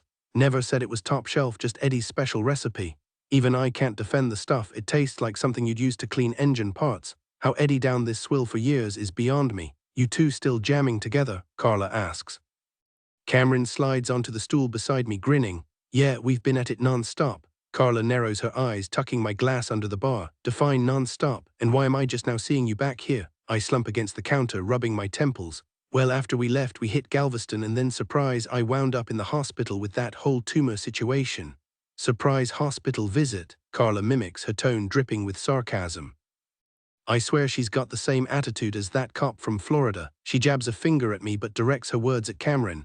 We told him to get checked out, but Mr. Hardhead over here. You knew too? Camryn asks. Carla nods. Oh yeah, but trying to get this one to listen is like arguing with a brick wall. Can't argue with that, Camryn says, smirking. I throw my hands up. Before you two team up on me, look, I'm still breathing. Cam and I went through hell after, but we came out the other side. I glance at her and Carla's voice softens. Full circle, huh? Eddie would have wanted you on that stage tonight. Camryn meets my gaze. I'm in. Me too. Carla claps. Perfect. The scheduled band flaked, so the stage is yours. We linger at the bar, swapping stories before finally grabbing our guitars. The crowd's thin, but they're loud, especially when we kick off with Barton Hollow, the song that started it all in this very bar. We play a solid set, and when we reach Laugh I Nearly Died, I dedicate it to Eddie. Alfred, a local musician with fingers like lightning, fills in on bass. By midnight we're saying goodbye to Carla, but not to the night. New Orleans doesn't do early bedtimes. We hit DBA, then the pool hall where Camryn once schooled me. Last time we were here, we got tossed out after a brawl. Here's hoping they've got short memories by midnight. After too many rounds of pool and one too many drinks, I find myself guiding Camryn toward the hotel elevator again, just like last weekend. She stumbles against me, her steps unsteady. You hanging in there? I ask, half amused as I adjust my hold on her waist. Her head lolls slightly before she glares up at me. No, I'm not, and of course you think this is funny. Hey, I'm not laughing at you, I say, though a grin still tugs at my mouth. Just wondering if we're gonna be camping in the bathroom again. She groans, which I take as her version of arguing. The elevator dings and I tighten my grip, steering her down the hall to our room. Once inside, I help her onto the bed, peeling off her clothes until she's just in her tank top and underwear. I start to pull the sheet over her, then stop. She'll just sweat through it and regret it later. Instead, I grab the small trash can from beside the TV and set it by the bed, just in case. A quick trip to the bathroom for a cold washcloth, but by the time I return, she's already out, her breathing slow and even. The next morning, I blink awake to find her watching me, her blue eyes clear and bright, no trace of the hangover I expected. Morning, she murmurs, her voice soft against the pillow. You're up early, I say, brushing my fingers along her cheek. She shrugs, no idea why, just woke up like this. I pull her closer, our legs tangling under the sheets. Her fingers trail over my chest, leaving goosebumps in their wake. I study her, the curve of her lips, the way her lashes catch the morning light, and she's breathtaking, more than usual. You sure you're okay? I ask. Her smile deepens and she nods before pressing her lips to mine. The kiss is slow at first, then hungrier. Her body arches against me, her skin warm, her touch insistent. My hands slide down, slipping beneath the waistband of her panties, and she doesn't stop me. The air between us shifts, something new, something urgent, and I don't question it. Not when she kisses me like this. Our bodies move together, my hips pressing against her warmth as I rolled on top. The heat between us was electric, but I stayed silent, letting my eyes speak instead. No words were necessary, just the way she looked up at me, breathless, told me everything. My lips brushed hers softly, tracing the curve of her cheek before deepening the kiss. My fingers found her, guiding myself against her, and she arched toward me, her body begging for more. This time I didn't hold back. With a slow, deliberate push, I watched her eyes flutter shut, her lips parting in a gasp. I went deeper, feeling her legs tremble around me, her moan muffled against her own lip. She clutched at me, nails pressing into my skin as I moved, our bodies slick with sweat. The air between us grew thick, charged with need. I shifted, lifting her leg to drive into her harder, the sound of her voice calling my name sending a rush through me. Her hands gripped the sheets, knuckles white, as I took her nipple between my teeth, her breath hitching. The rhythm between us turned frantic, her whimpers driving me wild. My vision blurred, my body tightening as pleasure coiled deep inside. When release came, it was fierce. My kiss turned desperate, my movements slowing to gentle rolls until I finally stilled against her. Collapsed on her chest, my heart pounded, my breath ragged. She ran her fingers through my damp hair and we stayed like that, tangled together in silence, the morning stretching lazily around us. I didn't even realize I'd fallen asleep. I blink awake, squinting at the bedside clock, 11:10 am. The emptiness beside me hits harder than the morning light. Camryn's perched on the windowsill in cut-off shorts and a thin tee, her silhouette framed against the New Orleans skyline. She doesn't turn when she speaks. We should go. I prop myself up, the sheet tangled around my waist. Leave already, I say, rubbing sleep from my eyes. Yesterday you said we bilayed too fast last summer. Yeah, she murmurs, fingers tracing the window pane, but overstaying won't fix that. I grab my boxers from the floor and yank them on. What's this about? I step closer, catching the tension in her jaw. She finally meets my gaze, her eyes flickering between nostalgia and something sharper. When we got here, all I could see was last July, she admits, like I was chasing ghosts through every street. Same buildings, different story, I offer. She exhales, half laughing. Exactly, and now I'm rambling like an idiot. Frustrated, she shoves off the sill and paces to the rickety dinette table. I drop into a chair, elbows on knees. Maybe we should have skipped this trip altogether, she blurts, my stomach knots. Why? She braces against the windowsill, shoulders hunched. Remember when you were a kid, she says, voice softening, and you'd try to redo something perfect. Like rebuilding my brother Cole's janky tree fort, just 2 planks and a dream. A grin tugs at her lips, then vanishes. But nailing the boards in the same spots didn't make us feel like kings of the forest again. Her fingers curl against the glass. This city, it's just the planks now. The AC kicks on, rattling the silence between us. Somewhere downstairs, a jazz trumpet bleats, off-key, relentless. Camryn doesn't flinch. We left that place behind and moved into the house where my mom still lives, but my mind kept drifting back to those woods, our old treehouse, and all the adventures we had there. Sometimes I'd be sitting alone in my room or driving down the highway, and the memories would hit me so hard I could almost feel the warmth of those days again, like no time had passed at all. She presses her palm to her chest, fingers spread wide. I went back once, she admits. I thought if I stood where the treehouse used to be, sat in the dirt where I'd scribble messages for Cole with a stick, maybe I could bring it all back, but it wasn't the same, Andrew. Her voice goes quiet, distant. It just wasn't. I walked away emptier than when I arrived. After that, every time I tried to picture it the way it used to be, all I saw was that dead space where something alive used to be. I ruined it just by going back. I get it, that ache for the past, everyone feels it eventually, but I don't say that, I just let her talk. All morning, she continues, I've been pretending we're not really here. That last night at the bar wasn't the rusty anchor, that Eddie's news was just some bad dream. Her gaze locks onto mine. I need to leave before I wreck this memory too. She's not wrong, but something else nags at me. Camryn, I ask, hating the question before it's even out, why chase the past? Are things with us not enough? Her eyes widen, then soften. No, God, no, she says, stepping closer. She settles between my knees, hands on my shoulders. Coming back here just triggered something, like my brain wanted to replay the highlights. I grip her waist, relief flooding me as she leans in. Well, I say, standing with her, let's bail before your overthinking ruins this too. She laughs and I'm already shoving clothes into our bags. Check the bathroom, I remind her. She grins, darting past me. In minutes we're packed, bags slung over shoulders, guitars in hand. We don't look back, not at the room, not at the door beside it. Some memories are better left untouched. We head down to the lobby where I walk up to the front desk and ask for a refund on the prepaid week. The clerk processes the return on my card while I slide our room keys across the counter. Camryn fidgets beside me, her eyes wandering. Quit staring at everything, I warn, knowing she's pushing her luck with the memory. She chuckles and shuts her eyes briefly. Thank you for choosing Holiday in New Orleans, the clerk says as we step away. Holiday Inn, I feign confusion. Pretty sure this is the Embassy Suites in Gulfport, Mississippi. Sweetheart, you feeling okay? The clerk blinks, baffled, but stays silent as we walk out. Once we're loading the Chevelle, Camryn keeps the joke going. Let's just blow right past New Orleans when we hit Louisiana. Faking our location turns out easier than expected.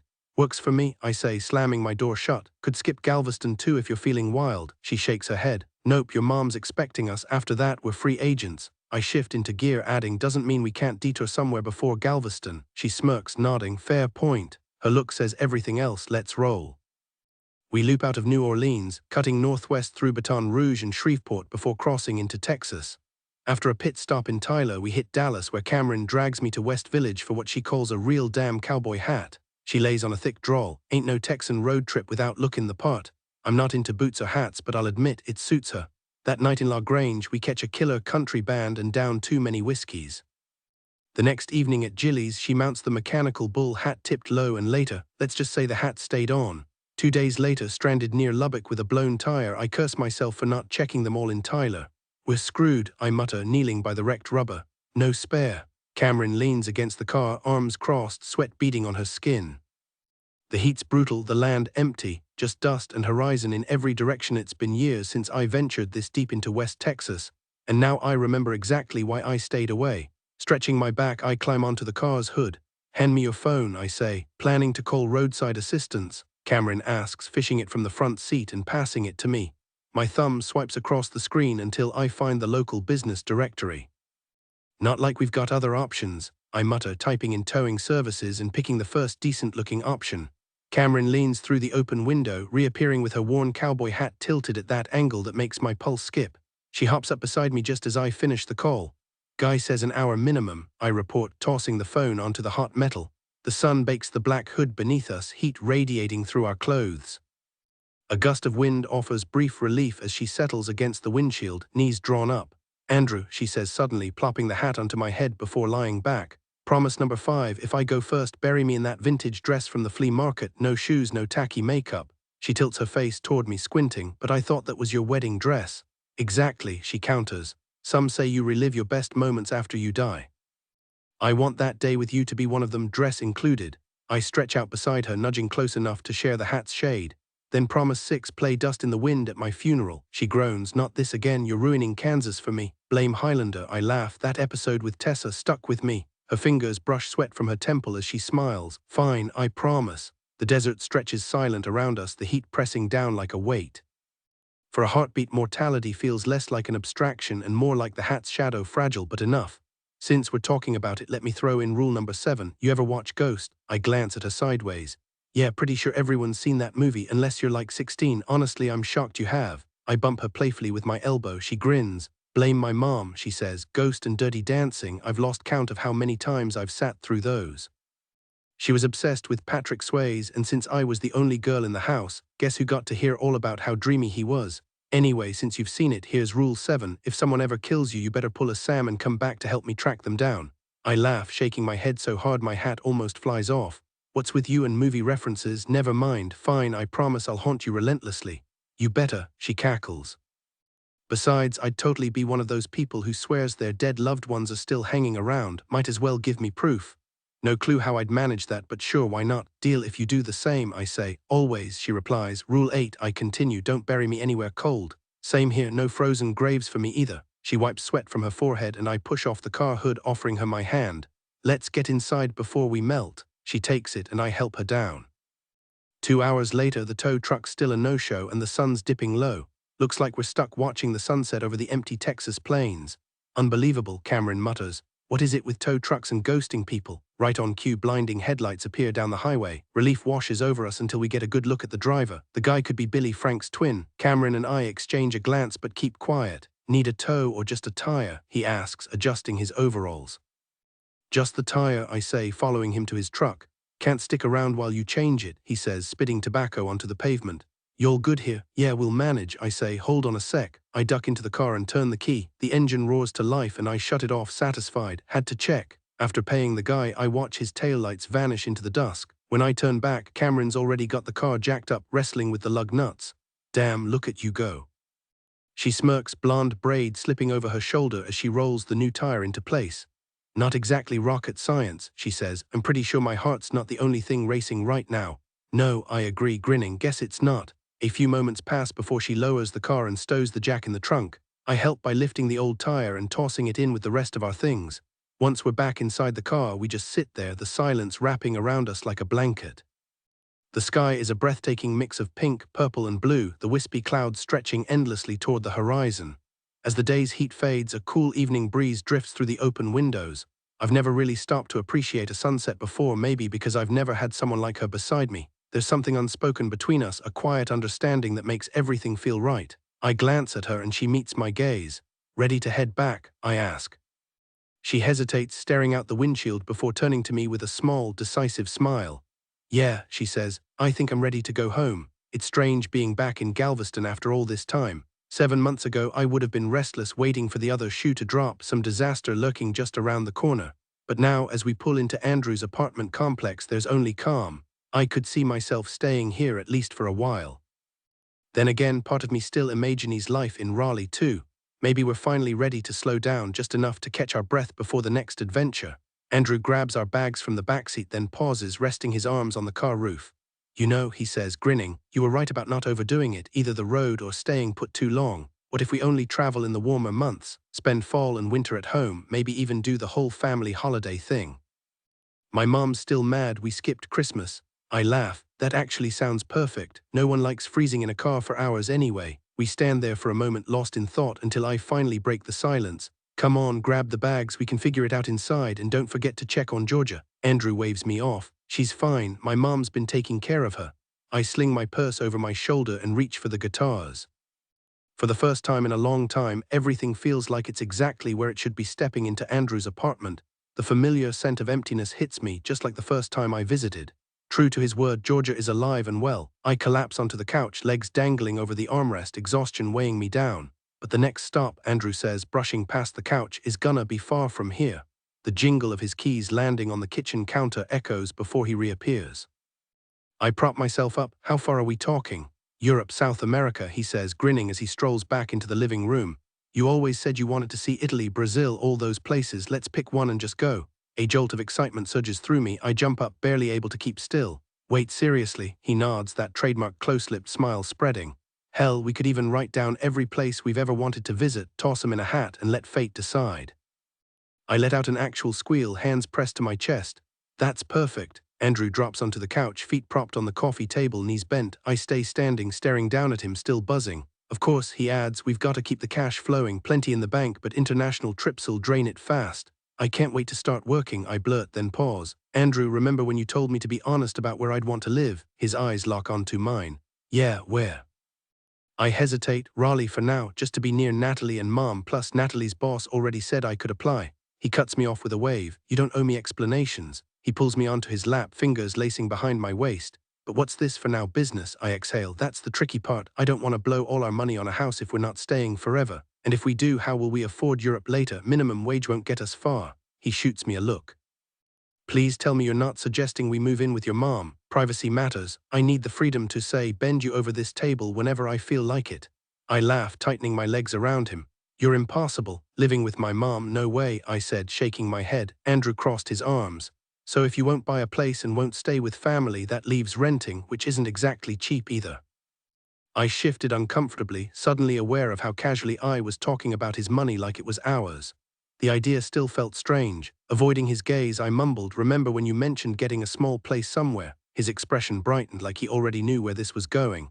Yeah, he said, we could buy something modest, maybe a tiny house or a condo outright and still have plenty left for travel. No rent, just utilities and basic stuff. We could cover that with gig money and never touch our savings. Why was he grinning like he just won the lottery? My face burned as I shoved his chest lightly. What's so funny? I demanded, fighting my own smile. Nothing, he said, pulling me closer. I just like that you finally see us as a team. What's mine is yours. I rolled my eyes, cheeks still warm. Whatever. He gave my hips a playful shake. Come on, finish your thought. After a beat, I exhaled. When we take off for whatever random place we draw next, Natalie could watch the house. Or I perked up. Once we find that perfect beach spot you're always talking about, we could sell the Raleigh place or rent it out. Maybe even to Natalie and Blake. Andrew stayed quiet, studying me with that calm, knowing look.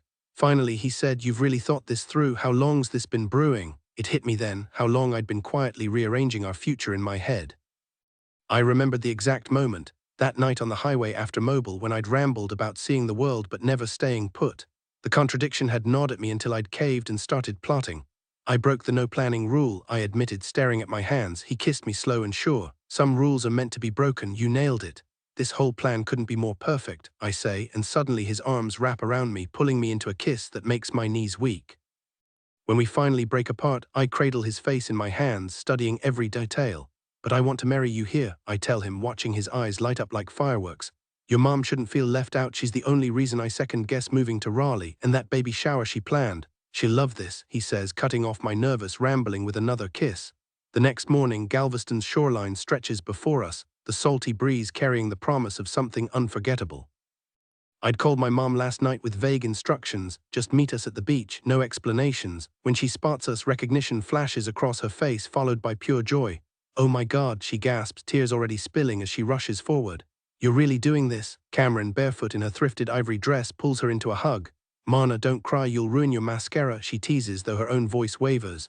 "Who else is coming?" Mom asks, dabbing her eyes. "Just you and Reverend Reid," I say, grinning as she whirls to hug the pastor. He's been her rock for years, though I dodged every Sunday service invitation. Today, though, his presence feels right. As he begins the ceremony, my focus narrows to Camryn, the way the wind toys with her hair, the stubborn strand that clings to her lips until I brush it away. Her dress billows around her, and for a heartbeat, it's just us.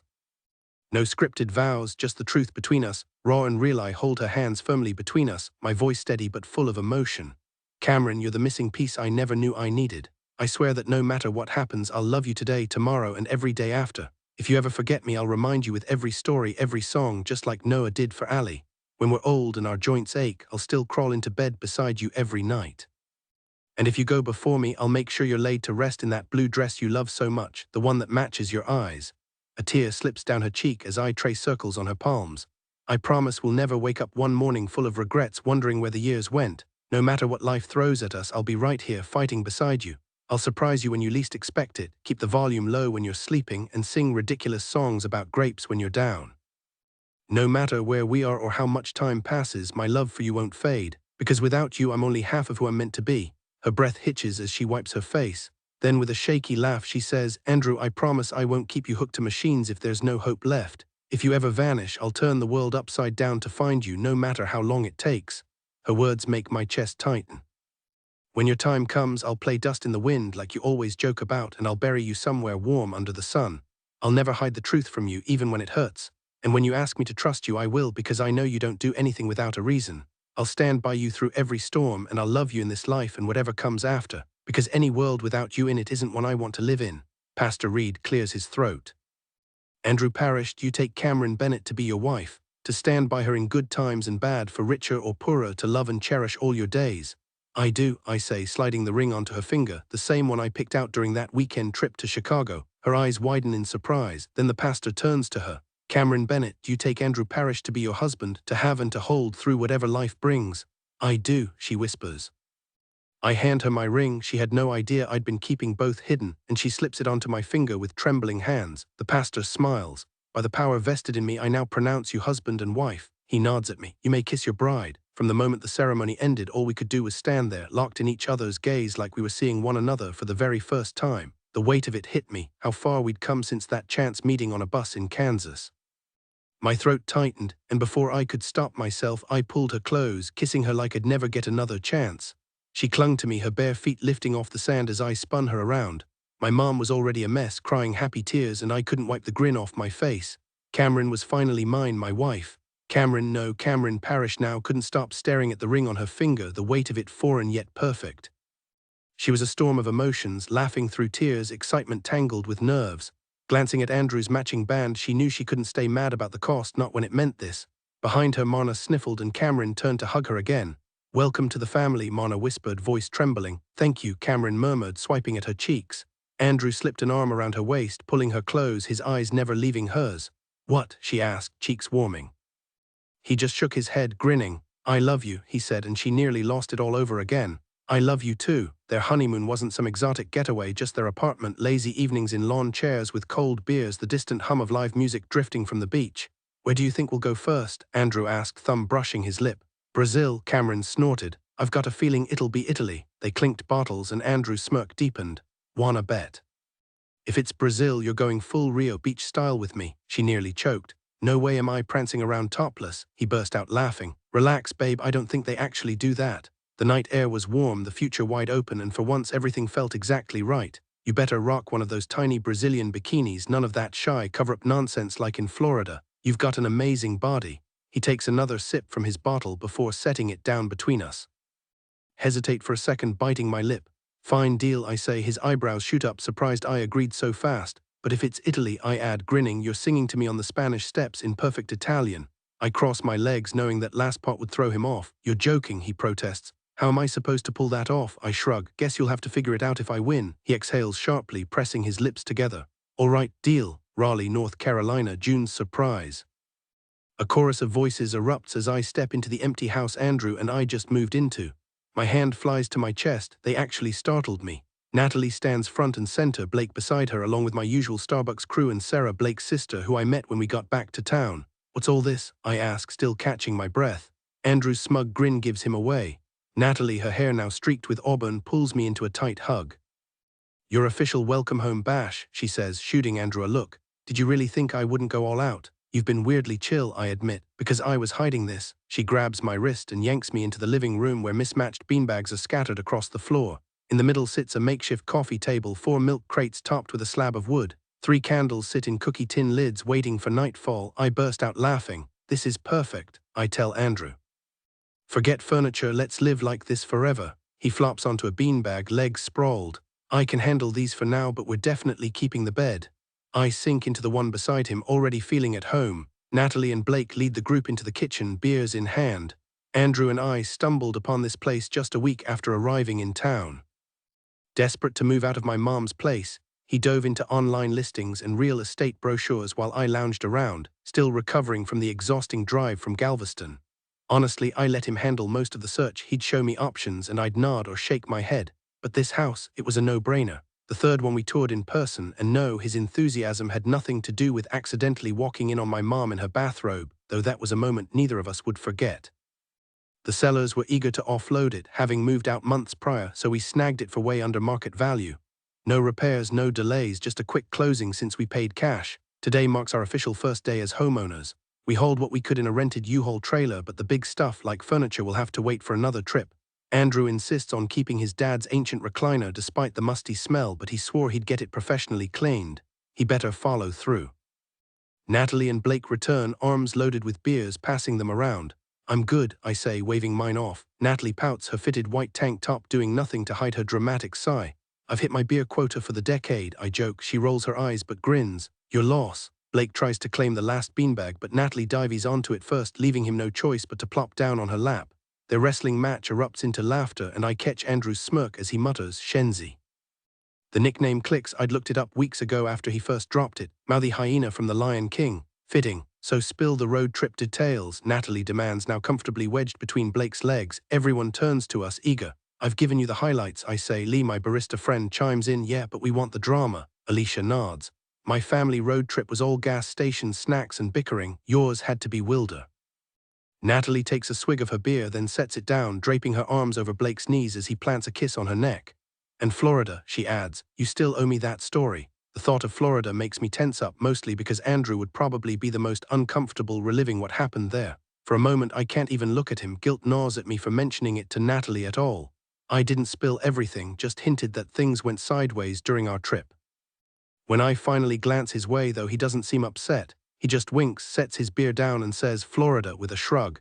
"Definitely the weirdest part of the trip, maybe the worst, but honestly, some of it wasn't all bad." I blink, confused. Now the whole room is staring at him, especially Natalie, who's practically vibrating with curiosity. "We met these people who invited us to some hidden beach spot," he continues. "Started off fun, then took a hard left into crazy town."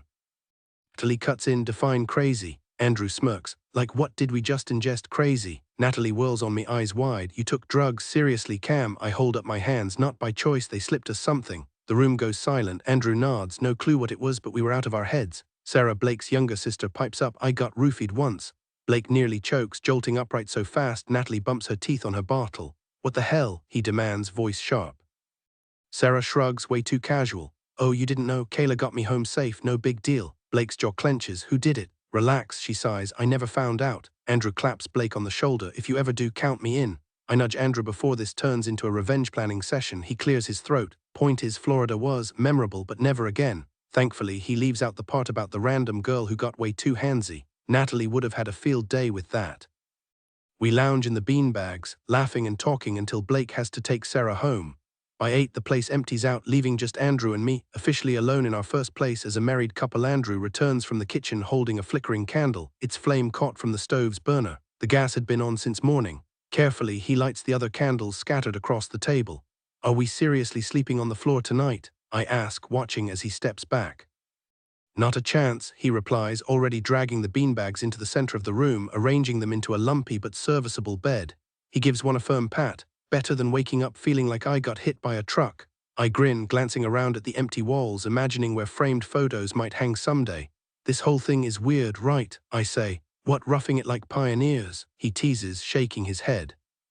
I leave my spot by the wall and settle onto the makeshift bed, reaching out to swirl my finger in the warm wax of a nearby candle, letting it harden against my skin. No, I mean, this place, us, all of it. Good weird though, he asks. Obviously, I say, tilting my head up at him. The candlelight stretches our shadows across the bare walls, the scent of cleaning supplies lingering faintly in the air. Andrew, I murmur, thanks for coming here with me. He sinks down beside me, both of us silent for a moment, eyes fixed on the flames. You really think I'd be anywhere else? He says. I hover my palm over a candle, testing the heat. You know what I mean, I insist. Yeah, he admits, but it doesn't change anything. When I pull my hand back, his face is all warm light and rough stubble, then his expression shifts. Camryn, there's something I have to say. My stomach drops at his tone. What is it? I blurt, nerves twisting inside me.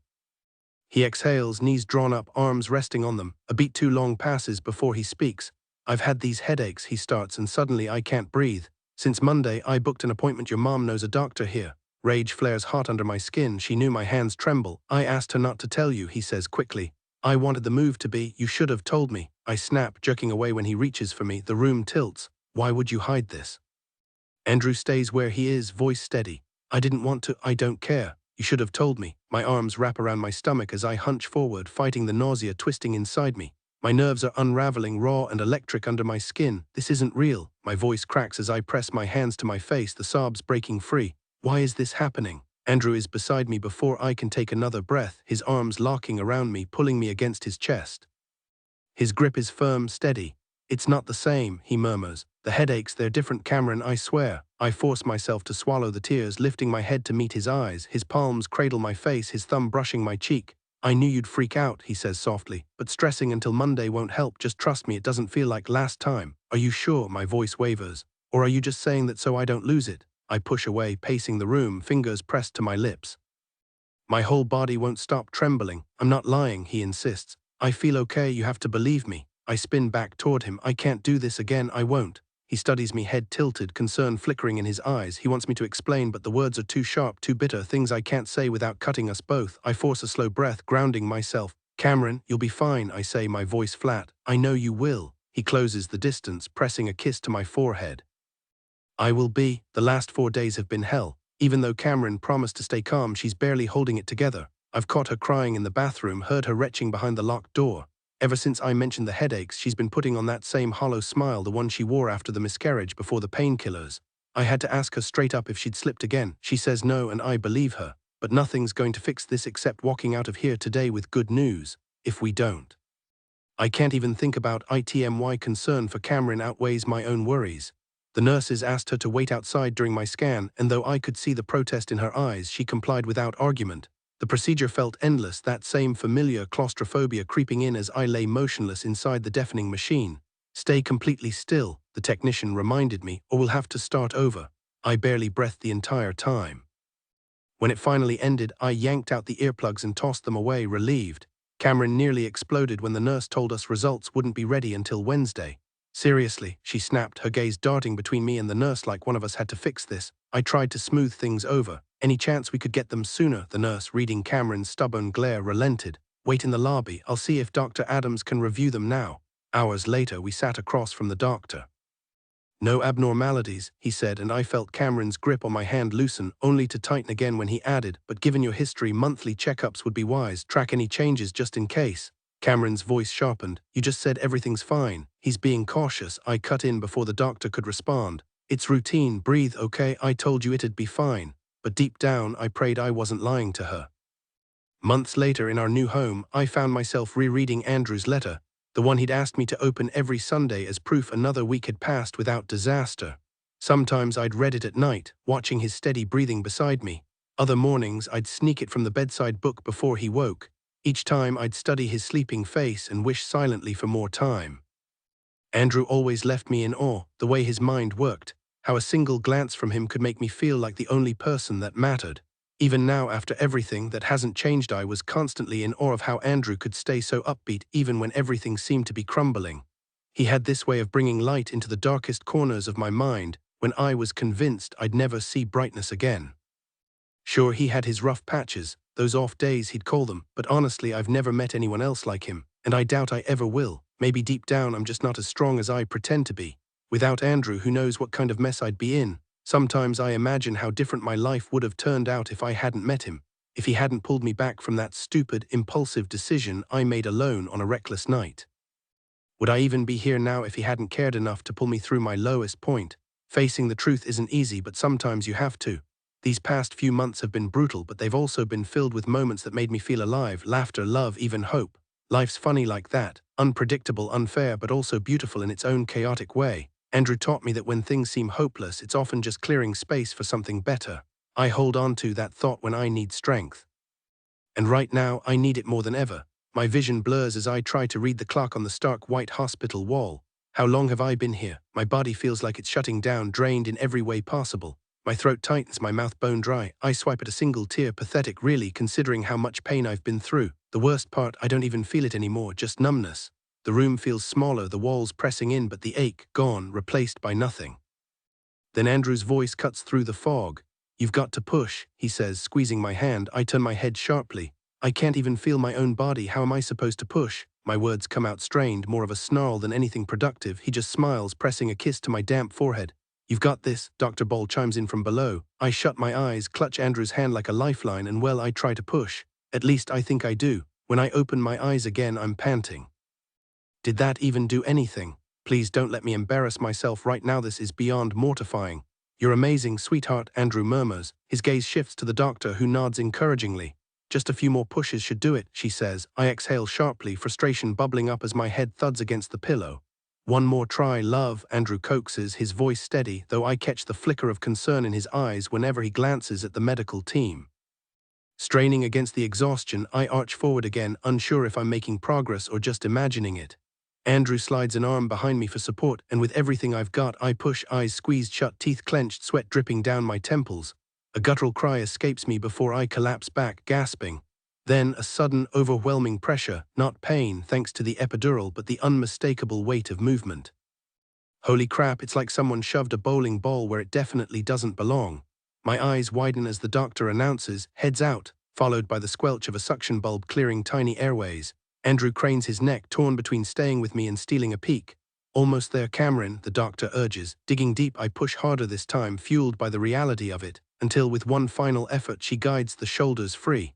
Our baby arrives in a slippery rush. "Perfect job," the doctor praises, still tending to the little one. Andrew presses kisses to my damp skin, brushing hair from my face as newborn wails erupt, shaking the room with pure joy. I dissolve into sobs, my whole body quaking. "It's a girl," comes the pronouncement, and we're spellbound until Andrew's summoned to cut the cord. He grins, darting between me and our daughter like he can't decide which miracle to marvel at first. Sinking into the pillow, I blink at the clock, 16 hours. Downstairs, the doctor's post-delivery maneuvers make me grateful for ignorance. Then a piercing cry snaps my attention across the room. Andrew watches the nurse swaddle our screeching bundle and shoots me a grin. "Takes after you," he jokes, fake plugging his ears. "That set of pipes is all yours." I grin as I watch them, pushing aside the lingering discomfort from the contractions. Andrew circles back to my bedside, pressing a gentle kiss to my lips. "Even after all that," he murmurs, sweaty, exhausted, no makeup, stuck in this hospital gown, "you're still the most beautiful woman I've ever seen." And just like that, despite everything, my cheeks flush.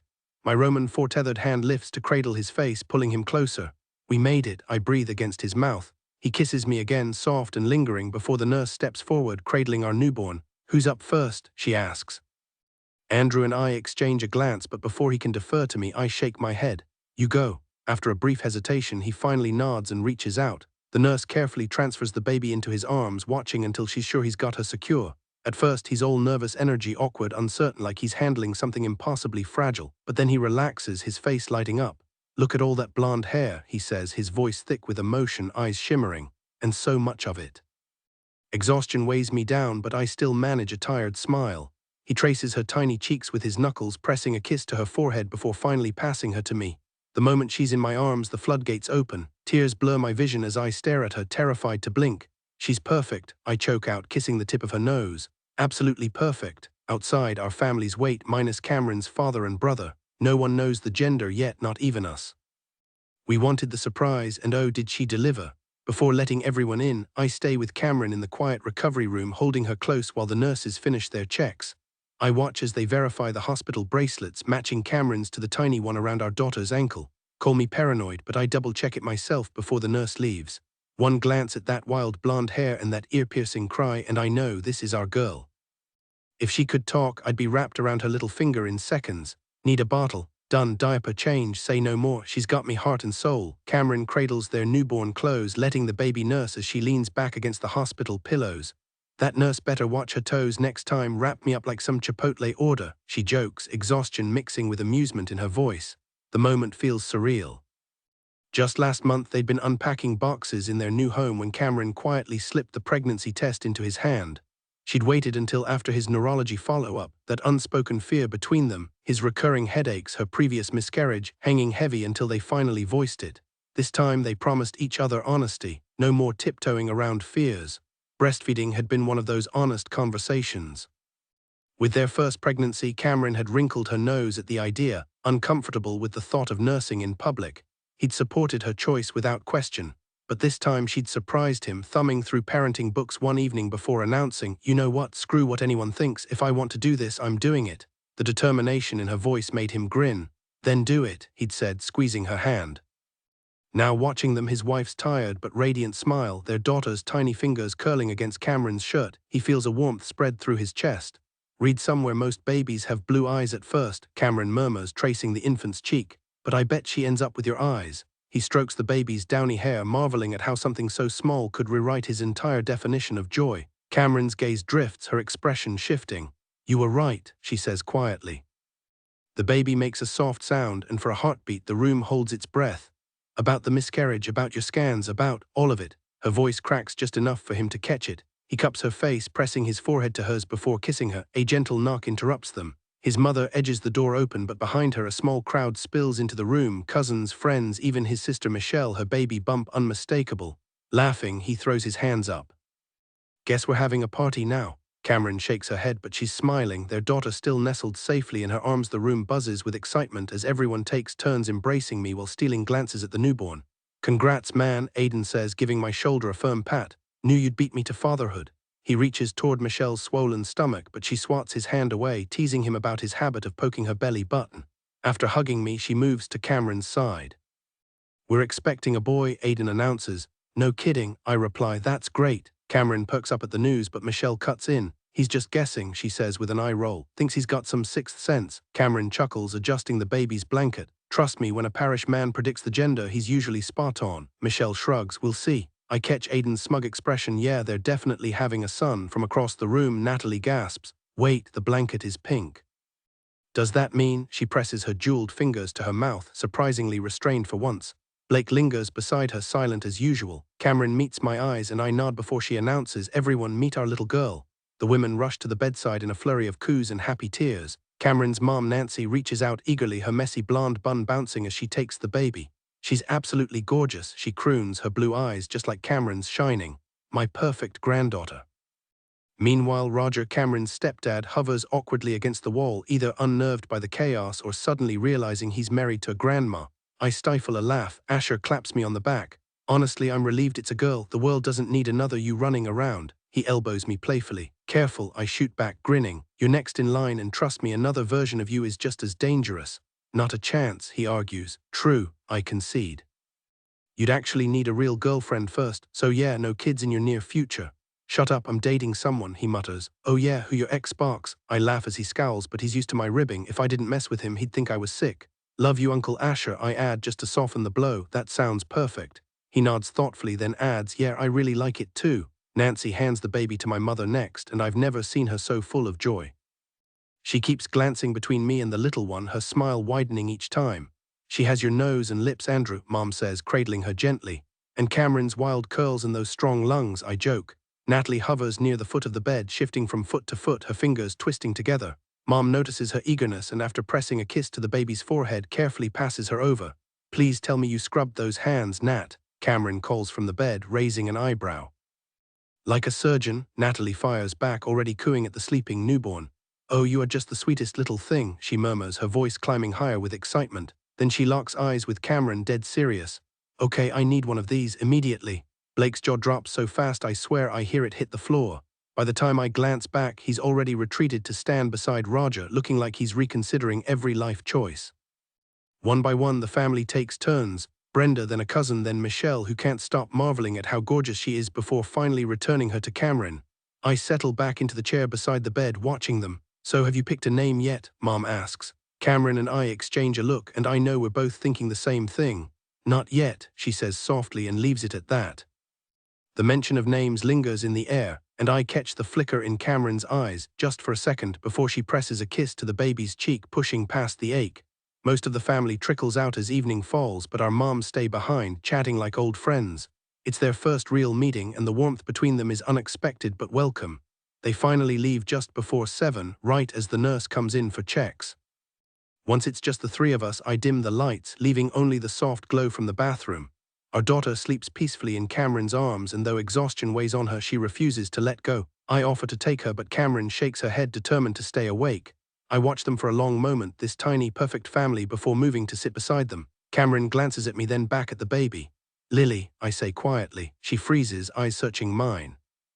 I hold her gaze, my fingers brushing the baby's downy hair. "Remember what I told you, back in Chicago when I found the pills?" She shakes her head, confusion knitting her brow. This time I cup her face, tracing my thumbs along her cheeks. "I told you Lily wasn't ready back then," I say, pausing before adding with a quiet laugh, "Same soul, just wrapped in something new this time." Camryn's expression shifts, her eyes softening as she studies me. She tilts her head slightly like she's seeing me for the first time, then looks back down at the baby in her arms. The silence stretches between us, thick with emotion. When she finally lifts her gaze again, tears streak her face. "You really believe that?" she asks, her voice trembling. "I do," I say firmly. Her breath hitches as she pulls baby Lily closer, cradling her against her chest. The room fills with the sound of quiet sobs, the weight of the moment pressing down on us. After a long pause, Camryn looks up at me, nodding slowly. "Lily," she murmurs, pressing a kiss to the baby's forehead. The name lingers in the air like a promise. The next morning, I blink awake in the stiff chair beside Camryn's hospital bed, my neck stiff from the awkward angle. The soft murmur of her voice drifts over to me, and like always, I keep my eyes closed, listening as she reads the letter I wrote her months ago, the one she keeps folded in her pocket like a talisman.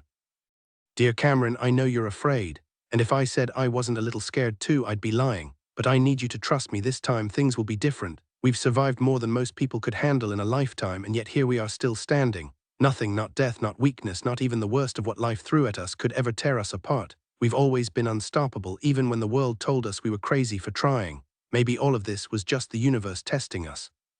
Some people never see the chances right in front of them, but we grabbed ours with both hands and refused to let go. We fought for every inch of this life, and we proved we were meant for it. So read this letter every week. Let it remind you that another 7 days have passed and we're still here. You, me, and this little one growing inside you. Picture the three of us someday wandering through Paris or hiking in the Andes. Because we will, I swear it. Don't let fear steal this from us. This time, everything's going to be okay." I set the letter down beside me on the hospital bed, my fingers lingering on the paper. Little Lily sleeps peacefully in the bassinet next to me. Andrew had to talk me into putting her there instead of keeping her in my arms all night. Still, I woke up every hour just to make sure she was breathing. Old habits die hard, and I know I'll be doing this for a while. With a sigh, I refold Andrew's letter along its familiar creases. He probably thinks I'll stop rereading it now that Lily's here, but he's wrong. I still have the very first letter he ever wrote me tucked away in my nightstand. "Some things are just for me." "Ready to start picking those travel spots?" Andrew asks, startling me. I didn't even realize he was awake. I glance over and grin. "Maybe in a few months." He stretches, rolling his shoulders with a satisfying crack. "You really slept in that chair?" I ask, nodding toward the lumpy couch by the window. He just smirks and doesn't answer. "I guess we should finally bring all the baby shower stuff home from my mom's," I say. Andrew's grin turns sheepish. "About that, you already did it." "Not me exactly. Natalie, Blake, and your mom moved everything yesterday while we were at the hospital. They even set it all up. I'd avoided doing it during the pregnancy. Too many memories of last time when hope turned to heartbreak. I didn't even want to know the baby's gender, afraid to jinx it." Andrew never pushed, though I could tell he didn't fully understand. And, he adds, "With Michelle and my mom here, let's just say you're walking into more than just a nursery." The next day when we step through the front door, Lily cradled in my arms, I freeze. The house is spotless, way cleaner than I could have managed. As Andrew leads me inside, I spot baby monitors everywhere, the kitchen counter, the living room, even the bathroom. But when I step into Lily's room, my breath catches. "Oh my gosh, Andrew." Lily stirs at my outburst but settles quickly. The crib sits against the wall, a Winnie the Pooh mobile dangling above it. A matching dresser and changing table gleam by the window, sunlight streaming in. It's perfect, more than I ever let myself imagine. Andrew pulls open the dresser drawers one by one, each packed with tiny outfits, soft blankets, and stacks of neatly folded burp cloths. The closet doors swing wide to reveal rows of miniature dresses and onesies, while towering piles of diaper boxes nearly reach the ceiling. We might never run out at this rate, I say, though we both know that's hopelessly optimistic. He leads me down the hallway to the linen closet, now repurposed to store unassembled baby gear, a collapsible stroller, a bouncy seat still in plastic wrap, and some contraption with dangling toys that looks like it belongs in a baby gym. I'll figure these out when she's old enough, Andrew says, giving the boxes a confident pat. Think you can handle all that engineering? I tease. He puffs out his chest. Please, I could do it blindfolded. I bite back a laugh as we step into our bedroom. A sleek white bassinet sits beside my side of the bed, its mesh siding still crisp and new. Figured you'd want her close at night, he says, grinning. The tips of his ears turn pink. I close the distance between us and press a kiss to his cheek. You know me too well, I murmur. Just then Lily lets out a tiny whimper that quickly escalates into full-blown wails. Andrew scoops her up before I can move. I got this, he says, laying her down on the comforter. Her face scrunches up, her limbs flailing like a wind-up toy as he peels back the swaddle. The diaper reveal is eventful, to say the least, but Andrew doesn't even blink. He's a natural, way better at this than I expected. After maternity leave, I went back to Bath and Body Works, but just for a few shifts a week. Janelle, my manager, practically adopted me during my pregnancy, even bumped up my pay when she found out. These days, Natalie covers most of the hours I can't. She's been saving up for her own apartment, not that she complains. Honestly, I've never seen her like this. Back when she was with Damon, I thought she was content, but now, with Blake, she glows. They're that couple, the kind that makes you believe in dumb luck. Meanwhile, Andrew landed a solid gig at a mechanic shop downtown. Turns out rebuilding engines pays better than retail. Don't even start, he says whenever I mention the paycheck gap. You're the one who did the real work. Yeah, still daycare costs might as well be a mortgage payment. Some days I wonder how anyone affords kids without a trust fund. Let's be real. How is anyone supposed to afford childcare on minimum wage? You'd basically be working just to hand over your paycheck, and that's ridiculous. But honestly, even if we could swing it, Andrew and I never wanted some random babysitter raising our kid. So Janelle and I worked out a deal. I take evening shifts when Andrew's home and every other weekend. Somehow we've made it look effortless, like we've been pulling off this balancing act forever. Sure, we've got savings, but we still pinch every penny. Besides our regular jobs, we've been playing gigs at this bar Rob, Blake's brother, opened downtown. The underground got shut down after some shady stuff went down and Rob barely dodged jail time. My guess, no liquor license. Now Blake runs the new spot, and when we play, we split the cover charge. Last Saturday, we walked away with $800, way more than we ever made at Aiden's place.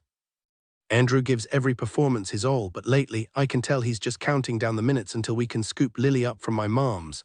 He's an incredible dad, up for midnight diaper duty, keeping me company during feedings. Not that he's perfect. This morning, I caught him dry heaving over a particularly nasty diaper and had to rescue him. He bolted with his shirt collar over his nose like some kind of hazmat situation. And here's the real shocker. I think Lily's melting Andrew's heart enough that he might actually tolerate Natalie now. When Nat's cooing at Lily with all her over-the-top energy, he doesn't even roll his eyes. He hasn't called her a hyena in months. Sure, he still winces when she calls herself Lily's godmother, but hey, progress is progress. February 9, Lily's first birthday, Aiden and Michelle just pulled up. Camryn shouts from the living room. I finish buttoning up the back of Lily's party dress and reach for her hand, but she squirms away like always, preferring to clutch just my index finger with her tiny fist. Ready to go, sweetheart? I ask, smiling down at her. Uncle Aiden and Aunt Michelle can't wait to see the birthday princess. She gives my finger an enthusiastic squeeze, lets out a bubbly laugh, and charges ahead like she's leading the way. I hunch over, taking quick little steps to keep up as her chubby legs carry her down the hall. When she wobbles around the corner, I catch her just in time, lifting her slightly until she steadies herself. She was an early walker, 10 months, and already talking by 6 months. Mama came first, but when she finally said Dada, my heart nearly burst. And just like Camryn said, those bright green eyes are definitely mine. Lily, Michelle exclaims, dropping to her knees with open arms. Look at you all grown up. She smothers Lily in kisses while making exaggerated nom-nom noises, sending Lily into a fit of giggles. Across the room, Aiden balances my nephew Avery on his hip. I reach for him, but Avery burrows into Aiden's shoulder, so I step back before he gets fussy. Any luck with walking yet? Camryn asks beside me. Michelle follows Lily into the living room where dozens of pink and purple balloons float near the ceiling. Lily tries jumping for them, then abandons the effort and beelines for her pile of presents instead. Aiden passes 2 wrapped gifts to Camryn and we all gather around. He's getting there, Aiden says about Avery, still clinging to furniture, but he'll take off any day now. Man, he's your mini-me, I tease, poor guy. Aiden shoots me a look. If his hands weren't full, I'd be getting an elbow to the ribs. He's perfect, Camryn says, reaching for him. Avery hesitates, then, as if to spite me, goes right to her without a fuss. Aiden grins. Soon the house fills with more guests: Nancy and Roger, Natalie and Blake, Sarah and her boyfriend, who's already a dad, and finally our neighbors Mason and Laurie, who bring their toddler. Lily, ever the entertainer, plops onto the carpet, hands and head down, diaper-clad, rear in the air. She fake tumbles and shouts, "Uh-oh," cracking everyone up. "Those golden curls," Michelle coos, ruffling Lily's hair. "Did Camryn have that same bright white hair as a baby?" she asked Nancy, who was sitting beside her. Camryn's mom chuckled. "Oh yeah, it was even whiter back then." Once the party was in full swing, Lily tore into her presence with the same dramatic flair as her mother, singing, dancing, and putting on a full performance for the crowd. When it came time to blow out the candle, though let's be honest, I did most of the work, she ended up wearing more cake than she ate. Purple icing streaked through her hair, clung to her eyelashes, and somehow found its way up her nose. Camryn made a half-hearted attempt to contain the chaos before surrendering to the inevitable sugar-fueled mess. By the time the last guest left, Lily was already out cold, exhausted from the excitement. "Pretty sure the bath knocked her out," Camryn whispered as we stood over her bed. I squeezed her hand, leading her out of the room and leaving the door slightly ajar. We stretched out on the couch, losing ourselves in a movie for the next couple of hours. Before heading off to shower, Camryn pressed a quick kiss to my lips. Alone again, I turned off the TV and let the quiet settle around me. The sound of running water, distant car engines, the hum of the neighborhood. My mind drifted back to yesterday's conversation with my boss. 2 years at the job meant 2 weeks of vacation, but 2 weeks. That was barely enough time to breathe, let alone explore the world with Camryn. The truth was, we'd never really figured out the logistics of leaving Raleigh for longer than a quick getaway. Neither of us wanted to quit, but we also refused to let fear chain us to a life of monotony. Some risks were worth taking, so when my boss asked about my vacation plans, I kept it vague. No need to drop the bomb yet, not until I talked to Camryn. I grabbed a notepad from the desk and sprawled out at the kitchen table, scribbling down every place we'd ever daydreamed about: France, Ireland, Scotland, Brazil, Jamaica. The list grew until scraps of paper littered the table. One by one, I folded them and dropped them into Camryn's old cowgirl hat. The bathroom door creaked open and she padded in, damp hair clinging to her shoulders. "What's all this?" she asked, though the grin spreading across her face told me she already knew. She slid into the chair beside me, still combing through her hair. "May or June might work," I suggested. She tilted her head, considering it, and that was all the confirmation I needed. She sets the comb down on the kitchen counter, her fingers lingering for a moment. "Do you really think Lily's ready for this?" she asks, her voice low but steady. I give a quick nod. "Yeah, she is. She's walking now, just like we said she would be before we'd even consider it." Camryn mirrors my nod, her expression thoughtful but unwavering. "Gotta start her young," she says with a quiet determination. "We're not your typical family. Most parents wouldn't dream of taking a toddler overseas just for the sake of adventure. But for us, it's non-negotiable. I get that it's not everyone's idea of a good time, but for us, it's the only way to live. Of course, this won't be like those endless road trips we used to take across the states, just driving for days with no real destination. A baby wouldn't last 5 minutes in the backseat like that. No, this time we'll actually stay in one place long enough to soak it all in, and sadly the Chevelle's staying behind." She tugs the cowboy hat toward her and rummages inside. "You added all the places we talked about, right?" she asks, raising an eyebrow. "Obviously," I say, maybe a little too fast. She narrows her eyes, a playful challenge in her gaze. "You're such a liar, Andrew."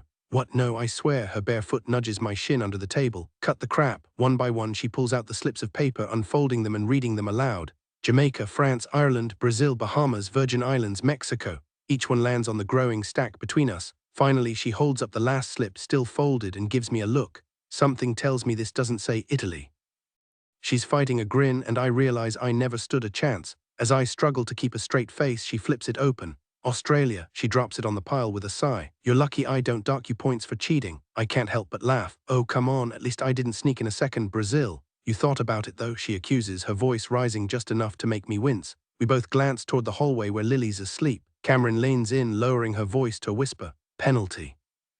No sex for a week." She leans back, arms crossed, looking way too pleased with herself. "Okay, now she's gone too far. Seriously, you love it as much as I do." Obviously, she says, shrugging, but women have this magical ability to go longer without it. I'll manage. You're bluffing, I say, though the glint in her eye tells me she's dead serious. And suddenly I'm sweating. Camryn arched an eyebrow, her lips curling into a playful smirk. So, what's your grand plan to fix this?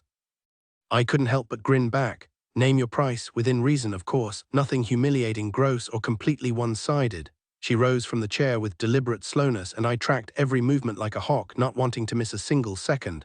Then, with a teasing flick of her fingers against the waistband of her underwear, she pretended to consider slipping them off.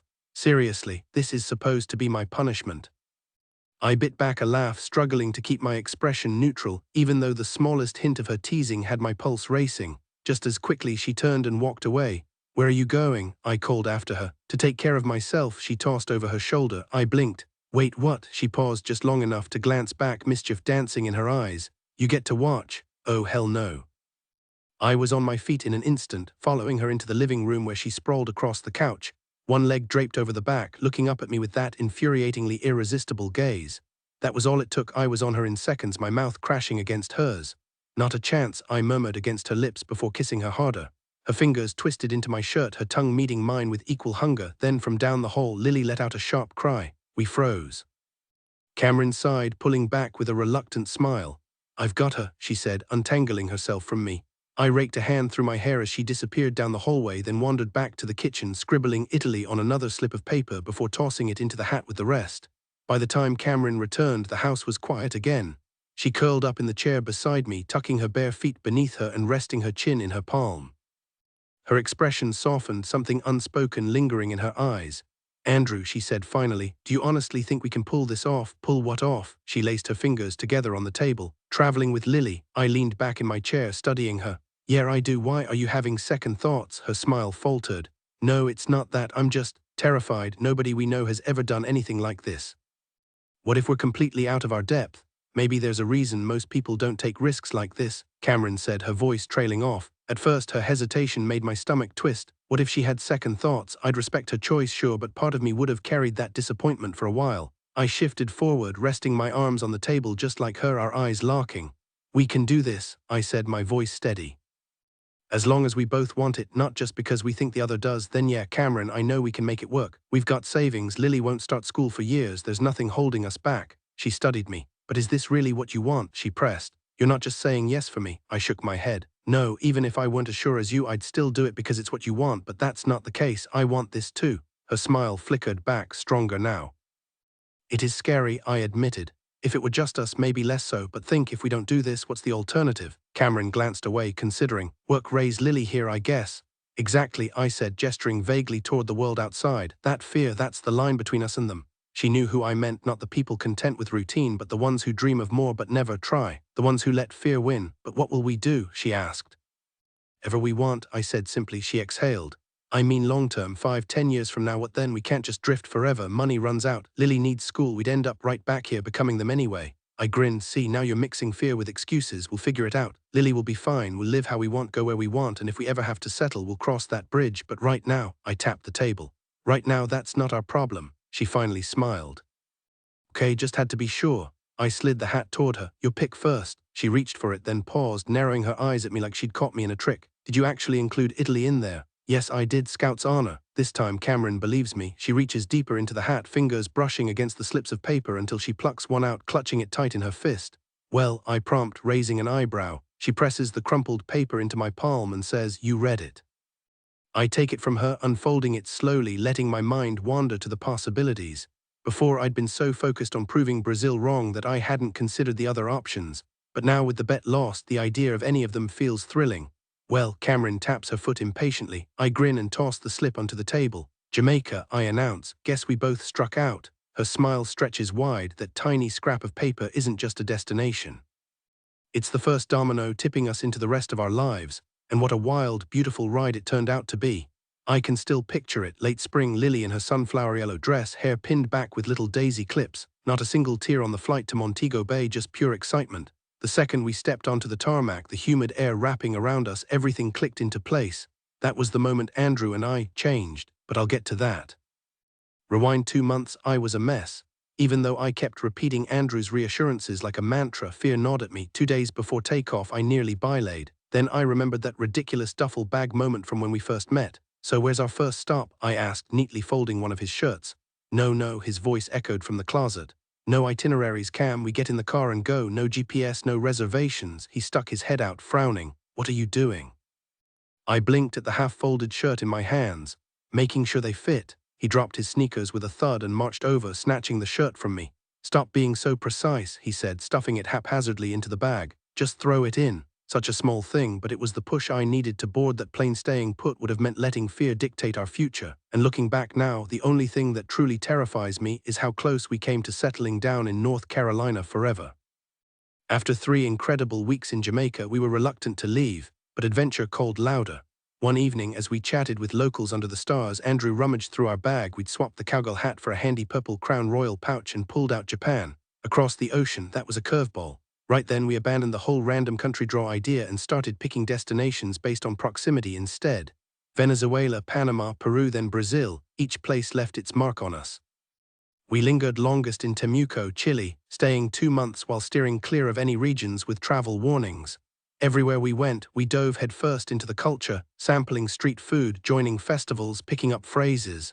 Andrew and I never became fluent, but we managed enough to get by. We even made it back to the States for holidays, Thanksgiving in Raleigh, Christmas in Galveston, New Year's in Chicago, and celebrated Lily's 2nd birthday with a doctor's visit to keep her vaccinations on track. Andrew, ever the picture of health, breezed through his checkups too. By spring, we'd handed the keys to our house over to Natalie and Blake. It worked out perfectly. They needed a place, and we needed to cut costs. Traveling wasn't cheap, but we got savvy: hostels, budget stays, and avoiding tourist traps. We skipped souvenirs and guided tours, spending only on essentials, though Lily's growing boredom with her toys justified the occasional splurge. Performing solo gigs brought in extra cash, but with a toddler in tow, duets were off the table. Somewhere between the empanadas in Chile and the samba nights in Brazil, we stopped feeling like visitors and started feeling like we belonged. Funny how fear fades when you're too busy living. We couldn't imagine leaving Lily with anyone, even briefly. So I stopped performing entirely while Andrew continued playing acoustic sets alone for a while. Eventually, he put his guitar away too. Performing in foreign countries with unfamiliar music styles and languages made us realize our sound didn't resonate the same way it had back home. Shortly after Lily turned 2, we agreed it was time for a change. We wanted to explore while we still could before needing to settle down for Lily's schooling, and I'd been dreaming of seeing Europe. When summer approached, we set our sights on Portugal. That moment stepping off the plane in Jamaica was when Andrew and I truly grew up. It wasn't just Lily's arrival that changed us, though she certainly kept us grounded. Feeling that first gust of tropical air, I understood what people meant when they said places have their own energy. We were oceans away from everything familiar, responsible for this tiny human, and suddenly the world felt vast and unpredictable. The carefree days were over. Looking back at my life before Camryn, even before we met, it's startling how much I've shifted. She's heard all the stories: my high school reputation, the post-graduation chaos, every reckless phase. I don't miss any of it, except sometimes when I think about my brothers and our childhood antics. There's a bittersweet pull to those memories, like Camryn described during our 2nd trip to New Orleans. I wouldn't undo my past, but I'd never relive it either. Somehow I stumbled into this life with an incredible wife and daughter, far luckier than I deserve. News about Aiden and Michelle's divorce hit hard yesterday. Years together, 2 kids, and now this. Maybe some people aren't built to last like Camryn and me. I keep wondering if things would have been different if they hadn't poured everything into work. The bar drained Aiden, and Michelle's career did the same to her. Camryn noticed it years ago, back before Lily was born. "They're just existing," she said once, shaking her head. "Work, kids, TV, sleep, that's it." I squeezed her hand. "Glad we dodged that." "Same." Meanwhile, Asher's thriving in Madrid with Leigh, his girlfriend. He took a leap, landing a software engineering job that let him move abroad, not that he needed an excuse. My little brother's always had a knack for surprising us. He could have settled down in Wyoming, but turns out he's got more of my restless spirit than I realized. Lucky for him, Lee's just as driven. Otherwise, they'd wind up like Aiden and Michelle's train wreck instead of something closer to what Camryn and I have. Lee's killing it with her online boutique, selling custom dresses. Camryn toyed with the idea too, until she remembered her sewing skills begin and end with reattaching a button. Staying with them in Madrid was a lifesaver. Asher refused to take rent, but Camryn wouldn't hear of freeloading. $684 a week, she insisted, shoving cash into his hand. "Take it or we're booking a hotel." Asher shook his head, grinning. "You're ridiculous. Fine, $684 it is." We'd planned to crash there for 2 weeks max, but one evening Camryn turned to me, her fingers tapping restlessly against her coffee mug. "Andrew, what if we stayed, not forever, but longer?" Or she hesitated. "What if we went back to Raleigh?" I didn't even need her to finish. "Lily," I said. "Yeah," her shoulders slumped. "It's harder than we thought, dragging a toddler across Europe. Did we mess up? Should we have waited?" I caught the doubt in her eyes, the silent plea for reassurance. "Hell no," I said, pulling her close. "We gave her the world, so what if we skipped a few sketchy hostels or stayed an extra week in Barcelona? No regrets." A slow smile crept over her face. "Maybe she'll grow up with the same itch we have, the kind that makes you need to keep moving." "Damn right she will," I said. We ended up staying 3 months before packing up again. Italy was our final stop, Camryn's idea. She'd been cagey about why until the night before our flight, when she finally admitted it was about her dad. That trip when she was 15 was the last time she'd felt like his little girl, just the two of them dodging his business meetings to eat gelato on cobblestone streets. "Rome's not gonna erase that," I warned as she folded Lily's tiny shirts. She zipped the suitcase shut with a decisive click. "I'm not going to rewrite the past, I'm going to honor it." "I can't mess up something I barely recall," I said, but the moment we arrived, Camryn remembered everything. She led Lily to the Spanish steps and sat with her just like her father had done years before. "You know how much we love you, right?" Camryn murmured, squeezing Lily's hand. Lily grinned and pressed a kiss to her mom's cheek. "Love you too, Mom." Camryn settled Lily between her knees, fingers weaving through her daughter's blonde hair, braiding it just like her own. Watching them, I couldn't help but think back to the beginning, that first real conversation between us. "So this is just two people sharing a meal?" I'd asked, smirking. "No strings attached." She'd blinked, caught off guard. "Yeah, I guess we're friends, at least until Wyoming." I held out my hand, and after a beat she took it. "Friends until Wyoming," I agreed, though I already knew I wanted more. A lifetime more, 3 years on the road, and finally we came home to Raleigh. Natalie and Blake moved across town, Lily started school, and for a while life was steady. But something always felt missing, like we'd left a piece of ourselves out there. Still, watching Lily grow, her dreams as bold as ours, filled me with pride. Maybe we helped shape her, or maybe she was always meant to be this incredible. Either way, I wouldn't change a thing. Even now, I can close my eyes and see Camryn on that Greyhound bus in Kansas, clear as day. If we'd listened to what people expected, if fear had won, none of this would have happened. We chose the wild, messy path, quit jobs, chased sunsets, refused to stay where we weren't happy. Yeah, we flipped burgers when we had to, but we never let it define us. Life's too short for that. One shot, that's all we get. And damn, did we take ITWE, absolutely crushed it, if I do say so myself. What more is there to add? Just because this chapter of our lives is closing doesn't mean the book is finished, not even close.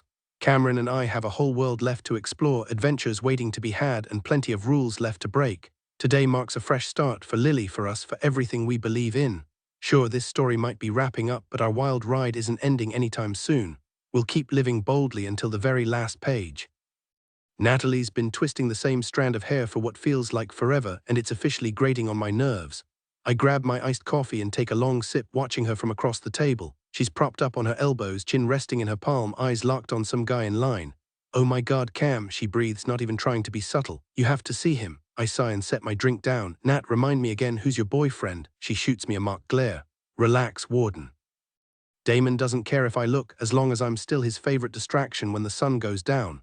I nearly choke on my coffee, and she grins triumphantly. "Gotcha," she crows, digging into her purse. "This is historic." She pulls out her phone and taps away. June 15th, 1:54 p.m. Camryn Bennett actually laughed at something inappropriate. Alert the media. With a dramatic flourish, she tucks her phone away and fixes me with that look, the one that means she's shifting into therapist mode. "Just one glance," she insists, all seriousness now. "Fine." I turn my head just enough to catch a glimpse. The guy's tall, with sharp cheekbones and unfairly perfect green eyes, his hair styled like he walked out of a magazine. "Okay, yeah," I admit, turning back to Natalie. "He's objectively attractive, still irrelevant." She's too busy watching him leave to respond right away. "Oh my God," she finally gasps, like she's witnessed a miracle. I roll my eyes. "He's literally just a person, Nat. You're acting like you've never seen a hot guy before." She leans back, gaping at me. "Camryn, I'm genuinely concerned. You do realize you're broken, right?" "I stopped taking the meds in April." Her jaw drops. "Excuse me, why?" "Because it's pointless," I say with a shrug. "Not suicidal, so why would I need those pills?" She shakes her head, arms folded tight. "You think antidepressants are just for people on the edge? No way, it's about brain chemistry or whatever." Her finger jabs the air before disappearing back into her crossed arms. I raise an eyebrow. "Since when are you an expert on mental health meds?" My tone drips with skepticism, just enough to let her know I see right through her. When she scrunches her nose instead of answering, I add, "I'll figure myself out, no prescription required." The words start calm but twist sharp by the end. Happens more than I'd like. Natalie exhales, her smile vanishing. Sorry, I mutter, guilt creeping in.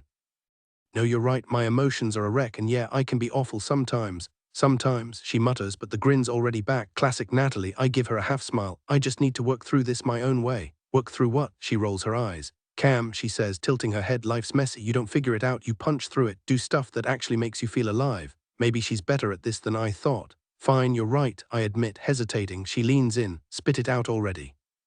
I stare at the cafe wall for a second. Lately, everything feels like a loop, same routines, same questions. Why do we cling to patterns when part of us screams to run? My eyes flick back to Natalie. She won't get it, but I say it anyway. Ever thought about ditching everything and just traveling, like living out of a backpack? Her face blanks. No, sounds miserable. Just imagine, I press, elbows on the table. No rent, no soul-crushing job. Just you, a bag, and whatever comes next. The idea hangs between us, wild and impossible. Exactly why it thrills me. Life has a way of surprising you, who you'll bump into tomorrow, what random meal you'll grab, or where you'll crash for the night. I snap out of my daydream, realizing I must be looked a little too intense for a second. You're kinda creeping me out, Natalie says, eyeing me over the cafe table with a mix of amusement and concern. Raised eyebrow drops, and she adds, not to mention all the walking, the chance of getting robbed, kidnapped, or left in a ditch off some highway. Oh, and did I mention the walking? She clearly thinks I've lost it. Seriously, what's with this sudden existential crisis? She asks, taking a loud sip of her iced coffee. You're 20, not 40, and let's be real, you've barely paid rent in your life. Another obnoxious slurp follows. Maybe not yet, I say, smirking, but I will be once I move in with you. Damn right, she fires back, drumming her fingers on her cup.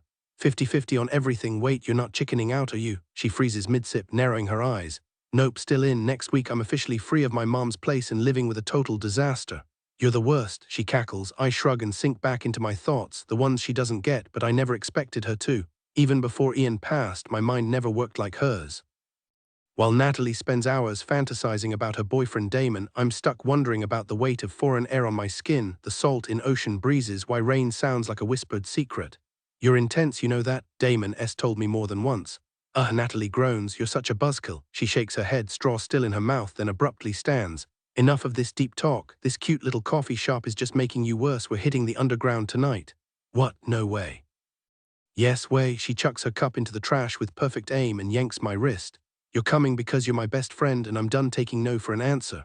Her grin is all teeth, her eyes lit with that scary determination I know too well. Fighting her is pointless. She'll hound me forever if I don't go. I grab my bag with a sigh. It's barely afternoon. Details. She's already dragging me toward the door as I toss my empty cup. Some battles aren't worth fighting. First, we need to get you some decent clothes, Natalie insists as we step out into the warm summer breeze. No way, I say firmly, pulling away. Going to the underground with you is charity enough. I'm not shopping. I have plenty to wear. She loops her arm through mine as we pass a row of parking meters, flashing me a mischievous grin. Fine, then at least let me pick something from my closet for you. What's so bad about my own clothes? She gives me a look like I just asked why water is wet. Because it's the underground, she says, as if that explains everything. And okay, she's not wrong. Natalie and I might be best friends, but we're total opposites. She's the type who worships Jared Leto and still quotes Fight Club, while I'm more the girl who lives in comfy neutrals. Black only comes out for funerals. Not that she's some goth cliché, but she'd rather walk barefoot on hot pavement than be seen in my boring outfits. I disagree. I know my style works. Back when I cared, guys definitely noticed. But the underground is Natalie's world, so I guess I'll play along for one night. I'm not usually one to conform, but blending in beats sticking out like a sore thumb. Her room is a disaster compared to mine, another way we couldn't be more different. I organize by color. She lets clean clothes pile up until they're wrinkled enough to justify rewashing. I dust religiously. I'm pretty sure her idea of cleaning is blowing the dust off her laptop. This'll look amazing on you, she declares, holding up a fitted white tee with scars on Broadway scrawled across it. Tight fit, great for your figure. She presses it against me, assessing. I grimace. She sighs dramatically, tossing it aside before digging out another shirt with a grin that's pure manipulation. Big hopeful smiles are her secret weapon, hard to say no to. Anything without a band name, I ask, her eyes widen in mock horror. Brandon Boyd, she gasps. How do you not love him?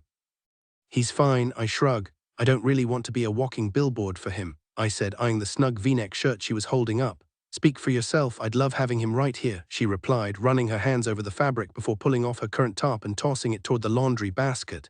In one smooth motion, she tugged the new shirt over her head, adjusting it over her curves while checking her reflection from every angle. Looks good on you, I admitted. Damn right it does, she shot back, flipping her dark hair over her shoulder.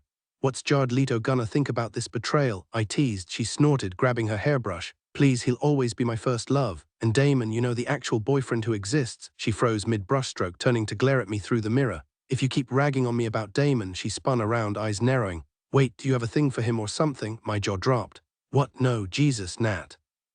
Just laughed, resuming her brushing. You know what you need, a guy that'll solve everything. The silence that followed was heavy. I hated when she did this, like being single was some kind of problem to fix. She must have sensed it because she set the brush down and sighed. Okay, no matchmaking, promise. I nodded, though I knew better. Even if she didn't outright set me up, one flutter of those eyelashes at Damon and he'd be playing wingman before I could stop it. But I didn't want any of that. Ooh, she suddenly dove into the closet, emerging with a slouchy black top. This one's perfect. The shoulders were cut out and bold letters spelled Sinner across the front. Hot Topic Special, I guessed, taking it from her. Obviously, she grinned as I pulled off my shirt and slipped into the new one. Black bra, she noted approvingly. Solid choice. I turned to the mirror and she hovered behind me, grinning. Come on, admit it, you love it. I smirked, checking the fit, just skimming my hips, then froze when I spotted the word Saint printed across the back. Okay, I conceded, spinning to point at her. Fine, I like it. Don't get too excited, I'm not about to raid your closet anytime soon. I'm perfectly happy with my cute button-ups, thanks. Nat grinned and flicked my bra strap against my back. Never said your clothes weren't cute, Cam, but let's be real, you're hot as hell every single day. If I weren't with Damon, I'd totally make a move. I gaped at her. You're disgusting, Nat. Guilty, she said, her voice dripping with mischief as I turned back to the mirror. But I mean it, I've told you before and I wasn't kidding. Rolling my eyes, I grabbed her brush from the dresser. Natalie had briefly dated a girl during one of her breakups with Damon, but she swore she was way too into guys to settle down with a woman. Not that she was the type to care what anyone called her, unless they called her a slut, in which case she'd punch them in the face. Still, any guy lucky enough to date her would have his hands full, that much was certain. Now hold still, she ordered, nudging me toward the vanity. No way, she planted her hands on her hips, eyes wide like I'd just sassed her to her face. You want this to hurt, she threatened, glaring. I groaned and dropped into the chair. Fine, but no raccoon eyes, got it. She gripped my chin, barely suppressing a smirk. Quiet, she commanded, putting on a ridiculous accent. An artiste needs concentration. You think this is some cheap Detroit salon? By the time she finished, I looked like her twin minus the curves and silky brown hair. Mine was that perfect shade of blonde girls pay hundreds for, falling just past my shoulders. Natalie had insisted I wear it down, and honestly, I didn't argue. She was terrifying when she wanted something. True to her word, she didn't give me raccoon eyes, but the smoky shadow was intense. Dark eyes with blonde hair, she'd mused, layering on mascara, total fire. Then she vetoed my sandals, forcing me into her knee-high boots over my skinny jeans. You're a knockout, she declared, stepping back to admire her work. And you owe me for putting up with this, I shot back. She scoffed. Oh honey, no, you'll be the one thanking me by the end of the night. Trust me, you're gonna love it. I smirked, arms crossed. Doubt it, but fine, I'll humor you. Good, she said, sliding into her own boots. All right, let's bounce. Damon's probably losing his patience by now. We barely make it to the underground before dark, but not without a few detours in Damon's tricked-out pickup. He'd swing into random driveways, disappear inside for a few minutes, then come back out without a word. No explanation, no small talk, just business, typical Damon. I've known him almost as long as Natalie, and as much as I love the guy, I'll never get used to his lifestyle.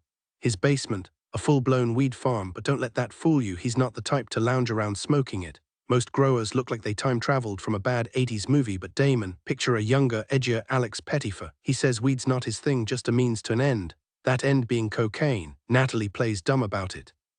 She'll swear weed's harmless, that Damon's just helping people relax, but she turns a blind eye to the fact that his nose has seen more powder than her lips have seen him. You're gonna have fun, right? Natalie shuts my door with her hip, giving me that look, half hopeful, half resigned. I sigh. Nat, I'm not trying to have a bad time. Damon slides up, draping an arm around each of us. Lucky me, 2 gorgeous girls on my arms tonight. Natalie fake glowers and jabs him with her elbow. Keep talking and I'll start believing you. But she's already grinning, rising on her toes to kiss him while he grabs her backside. I could tell them to get a room, but they'd just laugh it off. The underground isn't your average club. No listings, no ads, just word of mouth. Some guy named Rob dumped $1 million of his trust fund into renovating an old warehouse, turning it into Raleigh's best-kept secret. 2 years in, and it's still the spot where local rockers live out their fantasies, surrounded by screaming fans and zero judgment. Classy but not pretentious. Exactly Damon seen from the outside, the place could pass for a rundown warehouse in a half-deserted town, but step inside and you're hit with the full sensory overload of a high-end rock club, pulsing strobe lights, servers in tight outfits, and a massive stage built for live performances. To keep the underground under the radar, everyone has to ditch their cars elsewhere in the city and walk in. A row of parked cars outside a supposedly abandoned building would blow the whole cover. We leave our car behind a McDonald's and make the 10-minute trek through the eerie streets. Natalie suddenly wedges herself between Damon and me, clearly just to mess with me before we go in. "Listen up," she says, like she's about to lay down some ground rules. "If anyone asks, you're single, got it?" Waves a hand dismissively. "None of that nonsense you pulled with that guy at Office Depot." Damon chuckles. "Wait, why was she even at Office Depot?" Natalie barrels on like I'm not even there. "Damon, this guy was obsessed with her, one bat of her eyelashes and he'd have handed over the keys to his car, but guess what she told him?" I yank my arm free. "Nat, you're ridiculous, it wasn't even close to that." Damon grins. "Babe, if the dude worked at Office Depot, he wasn't buying anyone a car." Natalie swats his shoulder. "I never said he worked there. Anyway, he looked like Adam Levine and Jensen Ackles had a love child." She twirls a finger dramatically, "and Miss Prude here told him she was a lesbian when he asked for her number." "Oh, come on," I snap. "He was just some normal guy, not a supermodel." She rolls her eyes and turns back to Damon. "Whatever, the point is she'll say anything to scare guys off. Next time she'll probably claim she's got some incurable rash." Damon laughs, but I stop dead in the middle of the sidewalk, arms crossed, chewing my lip in frustration. Natalie finally notices and doubles back. Okay, I just don't want you to shut everyone out, all right? I'm not saying you have to take anyone home, just give someone decent a chance." I glare at her. Damon slides his arms around her waist, pressing a kiss to her neck. "Maybe let her do her own thing, babe. Quit being so intense." "Thank you, Damon," I mutter. He flashes me a quick wink. Natalie presses her lips together and nods. "You're right," she mutters, raising her hands in surrender. "I'll keep my mouth shut, promise." "Yeah, like I haven't heard that one before." "Good," I reply, and we start walking again. My feet are already screaming in these boots. At the warehouse entrance, a massive guy with arms like tree trunks blocks our path, hand outstretched. Natalie's face scrunches up in outrage. "Seriously, Rob's charging now." Damon digs into his back pocket, thumbing through his wallet. $20 each, the guy grunts. 20, you've got to be joking," Natalie snaps. Damon nudges her aside and slaps 3 20s into the guy's palm. The bouncer pockets the cash and steps aside. I go first, Damon guiding Natalie with a light hand on her back. She glares at the guy as she passes. "Bet he's keeping it for himself," she mutters. "I'm bringing this up with Rob." "Let's go," Damon says, and we move past the door into a dim, endless hallway lit by a single flickering bulb. The industrial elevator at the end groans as the metal gate clangs shut, shuddering violently as it descends. It's only 1 floor down, but the thing rattles like it's about to snap and send us crashing into oblivion. The deeper we go, the louder the bass pulses, thumping drums, drunken shouts, the unmistakable chaos of a basement party. The elevator jerks to a stop, and another bouncer slides open the gate.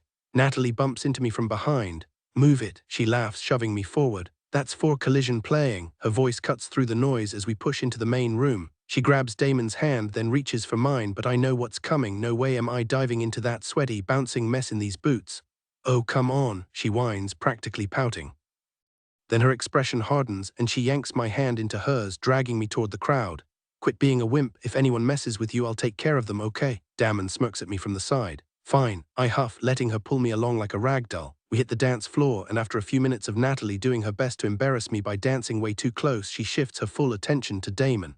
At this point, they might as well be putting on a show for everyone, but no one cares. I'm probably the only girl here without someone grinding on her, so I take my chance and slip away, heading straight for the bar. Added detail. The flickering light in the hallway casts eerie shadows, making the whole place feel even more like a sketchy underground den. The air smells like spilled beer and old sweat, and I can't help but wonder how many people have passed out in this exact spot. The bartender, a lanky guy with sun-bleached hair, gives me an appraising look as I hop onto a stool. "What's your poison?" he asks, already reaching for a glass. "Rum and coke," I tell him, watching as he scoops ice into the tumbler. "Starting strong tonight," he comments with a raised eyebrow. "You gonna card me?" I challenge, resting my chin on my hand. "Only if you show me your mixology certification," I shoot back, and he chuckles as he pours the dark liquor over ice. The first sip burns just enough to make me wince. Not much of a drinker, I admit, swirling the straw. His rag makes circles on the polished wood between us. "Then why start now?" I hold up a finger. "Before you get any ideas, I'm not here for some heart-to-heart with a stranger. My best friend Natalie's already my unpaid therapist." He grins and tosses the rag under the counter. "Good, because my advice is terrible." I lean forward, letting my hair curtain my face before tucking it behind my ear. Why did I even bother leaving it down? "My so-called best friend basically kidnapped me," I explain. Threatened to post unflattering throwback photos if I didn't get out of my cave, as she put it. The bartender nods like he gets it. Had a buddy like that. After my ex ghosted me, he forced me to some dive bar in Jersey. Turned out I needed it. Oh, fantastic. Another guy who thinks he's cracked the code to my life, as if heartbreak is some universal language. He doesn't know about my dad walking out, or my brother's probation, or the fact that the one person who ever really saw me is gone. But nobody needs to hear that sob story, least of all some bartender working a Tuesday night shift. Thought you weren't handing out wisdom, I say, stirring my drink. He shrugs. Not wisdom, just saying sometimes the thing you resist is the thing that helps. I take a tiny, performative sip. The buzz isn't worth it, not when I'll probably end up being the designated driver, again leaning against the bar to shift attention away from myself. I prop my elbow on the counter and rest my chin on my fist. So what went down that night? I ask, genuinely curious. His grin is lopsided as he shakes his blonde hair. First time I hooked up since my ex left, he admits with a shrug. Forgot how freeing it felt not being tied down. That wasn't the answer I expected. Most guys would have dodged the truth, especially if they were trying to impress me. There's something refreshing about his honesty, not that I'd ever let on how much I agree. At least you're upfront about it, I say, keeping my smile in check. Only way to be, he replies, grabbing a glass to mix himself a rum and coke. Turns out plenty of women are just as commitment-phobic as guys. Lay it all out early and nobody gets hurt. I swirl my straw in my drink, nodding. I'd never say it aloud, but he's right. The idea of something casual has crossed my mind, just not with him or anyone in this dimly lit bar. Maybe I'm too nervous to actually go through with it. The alcohol's already warming my cheeks and the thought alone sends a mix of thrill and terror through me.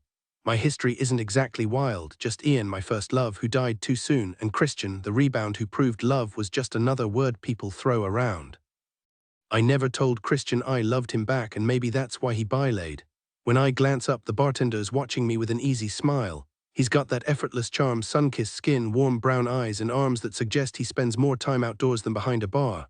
My mind drifts for a second, imagining him on a beach, before I snap back. Blake, he says, extending his hand. Rob's brother. Right, Rob owns this place. I shake his hand. Camryn. Before I can say more, Natalie's voice cuts through the music, pulling me back to reality. She weaves through the crowd gathered near the dance floor, finally reaching me with Blake by my side. The second she spots him, her whole face lights up like a kid on Christmas morning. Damon trails behind her, their fingers still loosely linked, but his expression stays blank as his gaze meets mine. There's something unsettling about it, but I don't have time to dwell before Natalie nudges me with her shoulder. Why are you hiding over here? She asks, her tone playful but pointed. Her eyes dart between Blake and me before settling on me with a mischievous grin.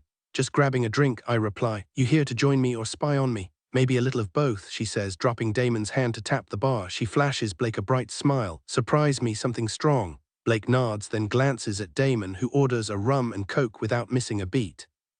Natalie leans in, her lips brushing my ear as she whispers, "Oh my God, Cam, do you have any idea who that is?" Blake smirks slightly, clearly catching her excitement. My face burns as I mutter back, "Yeah, his name's Blake." "That's Rob's brother," she hisses, staring at him like he's a celebrity. I shoot Damon a look, silently begging him to intervene, but he just sips his drink, pretending not to notice. Whereas the Damon who always had my back, then it hits me, he's mad at her. Again. And knowing Natalie, she probably didn't even realize she'd crossed a line. I grab her arm, steering her away from the bar. Damon stays behind, leaving me to deal with her. The band kicks into a louder song, the bass thumping through the floor. "What did you do?" I demand, spinning her to face me. She barely focuses, swaying slightly to the music. "What are you talking about?" "Nat, focus," I snap. "Damon's pissed." "What happened?" She blinks, finally meeting my eyes. I didn't. Her gaze drifts to Damon at the bar, then back to me, bewildered. "I don't think I did anything." She bites her lip, replaying the last half hour in her head before shrugging. "Unless he's mad about the karaoke thing," I groan. "What karaoke thing?" She grins sheepishly. "Okay, so maybe I signed him up for living on a prayer without asking. Why do you think he's mad?" I glance back at Blake and Natalie, lowering my voice. "He's got that look, and I swear if you two start arguing again about some petty drama from last year, I'm out. I didn't come here to play referee." Natalie's confusion melts into a sly grin. "Or maybe you're just deflecting because you don't want me bringing up whatever's going on between you and Blake." She wiggles her eyebrows and I groan. "There is nothing going on, we were just talking." "Talking leads to flirting," she teases, crossing her arms. "And don't think I didn't see you smiling at him when I walked up. You never smile that easily." I throw my hands up. "You're the one who wanted me to loosen up and meet someone. Now that I am, you won't shut up about it." Natalie sways to the music, hips rolling in a way that makes me roll my eyes. "Nothing's happening," I insist. "I'm talking to a guy, not signing a marriage certificate. And no, I'm not telling him about my medical history, so drop it." She exhales dramatically, finally stopping her dancing. Fine, but if he takes you upstairs, I want every detail. She jabs a finger at me, eyes narrowed. Yeah, I mutter, already regretting this night. Don't get your hopes up. An hour later, I'm on the rooftop with Blake, the city lights stretching below us like a glittering ocean. The 2 drinks I had left me warm and loose but not reckless, at least that's what I tell myself. When he suggested escaping the noise, every alarm in my head blared. This is how horror movies start, Cam, don't be an idiot. But then he smiled and the warnings faded into static. So this is the famous Rob's floor? I ask, staring at the skyline. The buildings glow under neon blues and greens, the streets painted gold by streetlights. Blake takes my hand and I barely stop myself from pulling away. What, not what you pictured, he says. I swallow hard. Not even close. A fancy room with mirrors on the ceiling.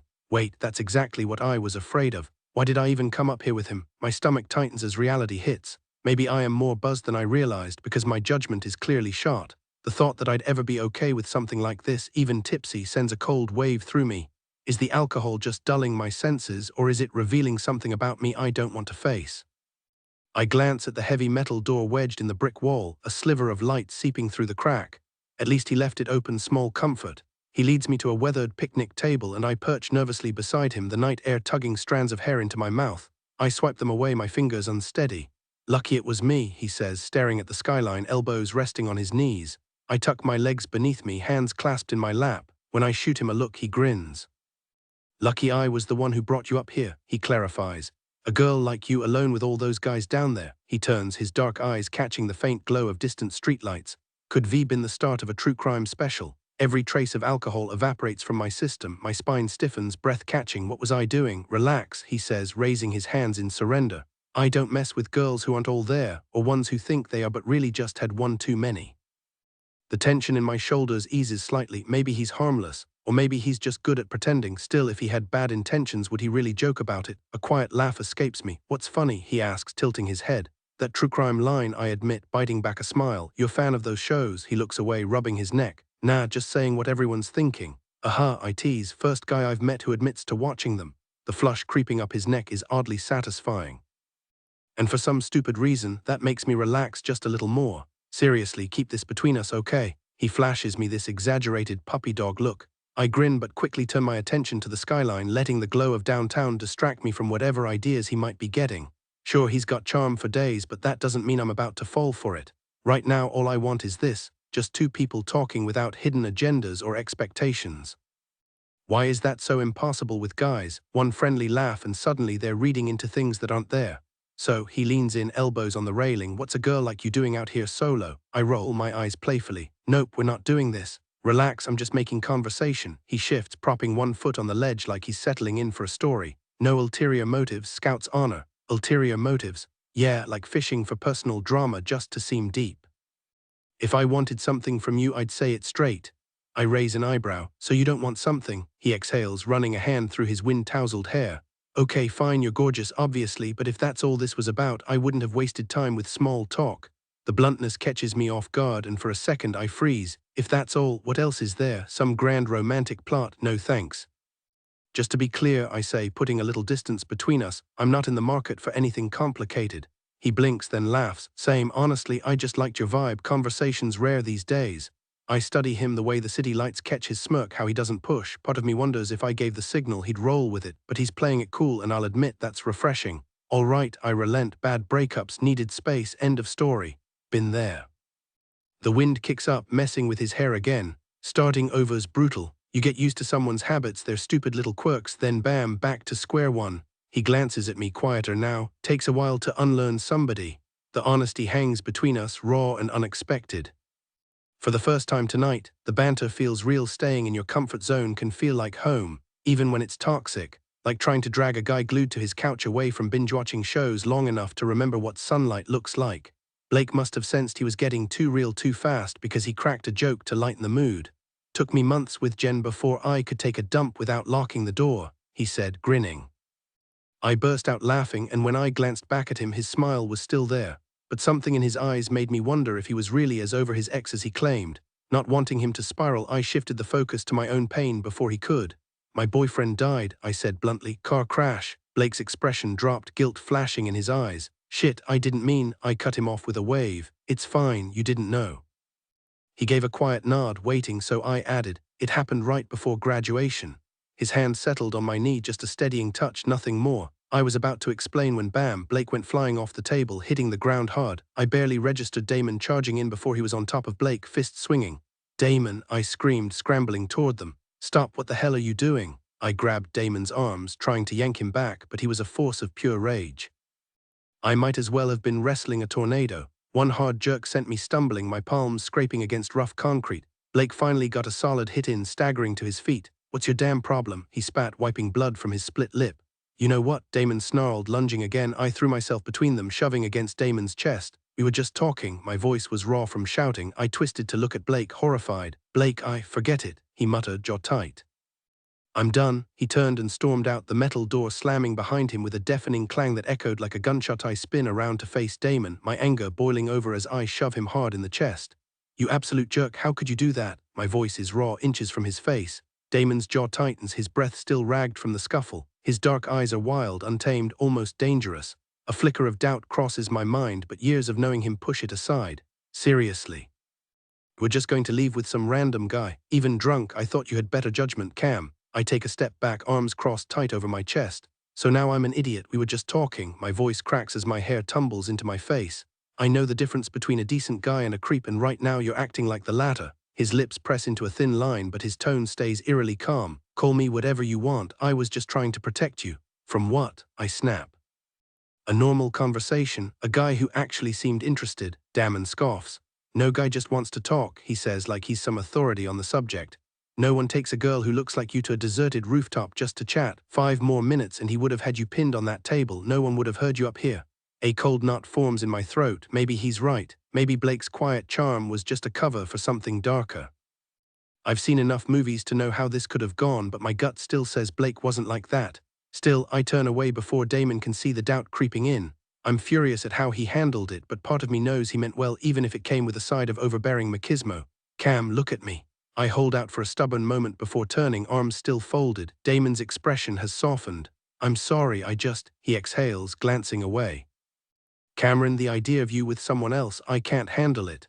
The words hit me like a sucker punch. A startled noise escapes me and my pulse spikes. My eyes dart to the metal door, then back to him. "Where's Natalie?" I blurt, desperate to change the subject. Did he really just say that? No, there's no way. I must have misheard. The buzz is hitting me hard now, clouding my judgment. Damon moves in, gripping my elbows with an intensity that makes my skin crawl. I want to step back, but my body locks up. Only my eyes dart nervously. "I'm serious," he murmurs, his voice strained. "I've had feelings for you since middle school." My stomach drops. Finally, I wrench myself free, shaking my head. "No, this isn't. Are you high right now or just messed up?" My hands come up between us, defensive. "We need to find Natalie. I won't tell her about this because you'll regret it tomorrow, but we have to leave, now." I turn toward the heavy metal door, but his fingers clamp around my arm, spinning me back. My breath hitches. That uneasy feeling from earlier slams into me, erasing years of trust in an instant. His eyes are wild, yet weirdly tender. "I'm not drunk and I haven't touched anything since Friday." The admission alone kills any flicker of attraction. I've ignored his habits because he's been my friend, but right now I wish he were out of it. At least then we could pretend this never happened. His grip tightens, sending a jolt of fear through me. "Damon, let go." Instead, he yanks me closer, his mouth crashing against mine, his other hand locking behind my neck. I jerk my head back, slamming my forehead into his. The impact shocks us both and I wrench free. "Cam, stop," he shouts as I bolt, flinging open the door. His footsteps thunder behind me down the clanging stairs, but I make it to the rattling elevator, slamming the gate and mashing the button. The same bouncer from earlier blocks the exit, but I shove past. "Hey, relax, sweetheart," he calls as I sprint down the street. I don't stop until I reach a gas station where I call a cab, hands shaking. Chapter 1, Elias. They say first love sticks with you forever. Turns out they weren't wrong. I first met Braelle when we were kids obsessed with tree forts and mud pies. Hers were legendary in our small Georgia town. 17 years later, I still catch glimpses of her grin in every happy moment. We gave romance a shot once, but life had other plans. Bray's world was always messy, and honestly, so was mine. We matched in some ways, clashed in others, and both agreed anything more than friendship, occasionally with perks, would never last. At least, that's what we thought at the start. By the end, well, the end hit us like a freight train. Love, a mountain of mistakes, and now here we are trapped in a gas station with cops outside. But let's rewind. 4th of July years ago, back when crushes were equal parts sweet and savage. The first time I spotted Braille, she was darting across the field near Old Man Perrin's pond, sunlight bouncing off her white sundress. Those ridiculous flip-flops with fabric flowers made her look like she'd stepped out of a storybook. I was 9, she was 8, and yeah, I was a little menace. "Hey," I called as she passed, "what's all over your face?" She froze, arms crossed, glaring down at me like I'd just kicked a puppy. "There's nothing on my face," she shot back. Yeah, there is, it's disgusting." Her fingers flew to her cheeks, patting wildly. "What does it look like? Like someone smeared ugly all over you, might want to get that checked." Her flip-flop connected with my side before I could blink. "Ow, what was that for?" "My dog's butt is prettier than you," she announced, loud enough for my mom to whip around like I'd been the one cussing. Bray strutted off, ponytails swinging, leaving me rubbing my hip and grinning like an idiot. Some things never change. I stood there, hip aching like a warning, mess with that girl again and the pain would only get worse. But of course, the threat just made me want to push my luck even more. The field was packed with people from Athens, all gathered for the annual fireworks show. Bray was flipping across the grass with her friend, laughing, occasionally glancing my way like she was daring me to say something. She'd already won our last fight, so why wouldn't she rub it in? Sitting next to my mom got old fast, especially when Bray was having the time of her life. "Where do you think you're going, Elias?" Mom asked as I stood up. "Just over there," I said, nodding toward Bray. "Fine, but stay where I can see you." I groaned. She always acted like I was seconds from vanishing into thin air. Yeah, I muttered, already walking off. I dodged families sprawled on blankets, coolers of drinks at their sides, until I was right in front of the girl who just kicked my butt. "You know, cartwheels in a dress aren't exactly subtle, right?" I said. Bray's jaw dropped. Her friend Lissa, a blonde I recognized from school, grinned at me, probably had a crush or something. "I'm wearing shorts, genius," Bray shot back. "Why are you even looking?" "I wasn't, They both burst out laughing. My face burned. Bray had only been in town a week, but she'd already taken over, not by force exactly, she just had this way of making people fall in line. Too pretty, too sharp, too fearless to ignore.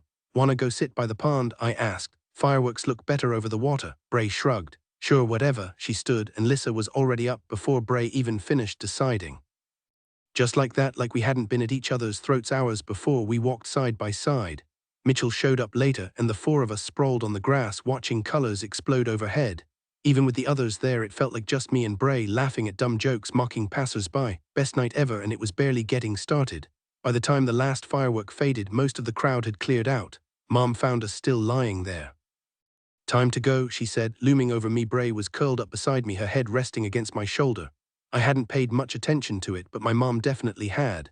From where she stood behind us, her upside-down glare sent a chill down my spine, something I'd never seen from her before. I pushed myself up from the grass and turned to face her. "Can't I stay out a little longer?" "No, Elias, I've got an early shift tomorrow, and it's already past dark."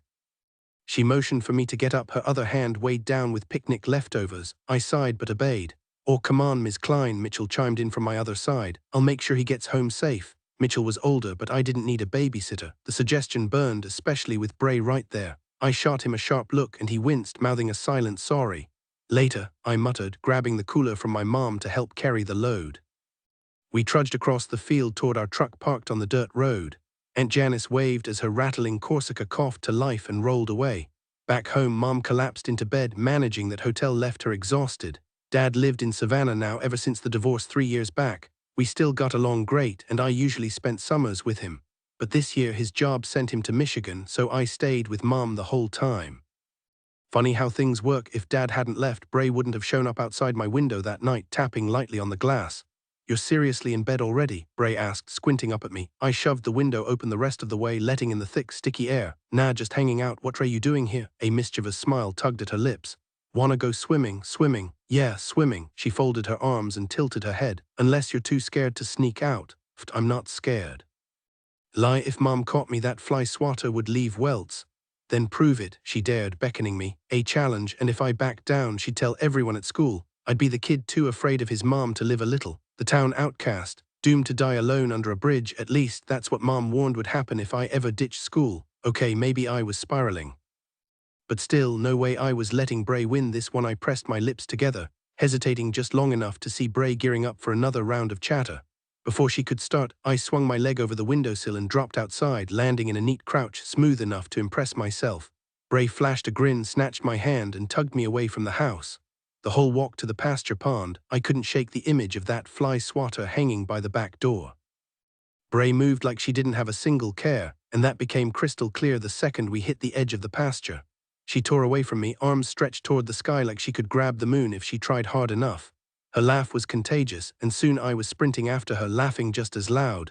We didn't even pause before leaping off the wobbly dock, shoes and all, hitting the water with a splash that echoed across the field.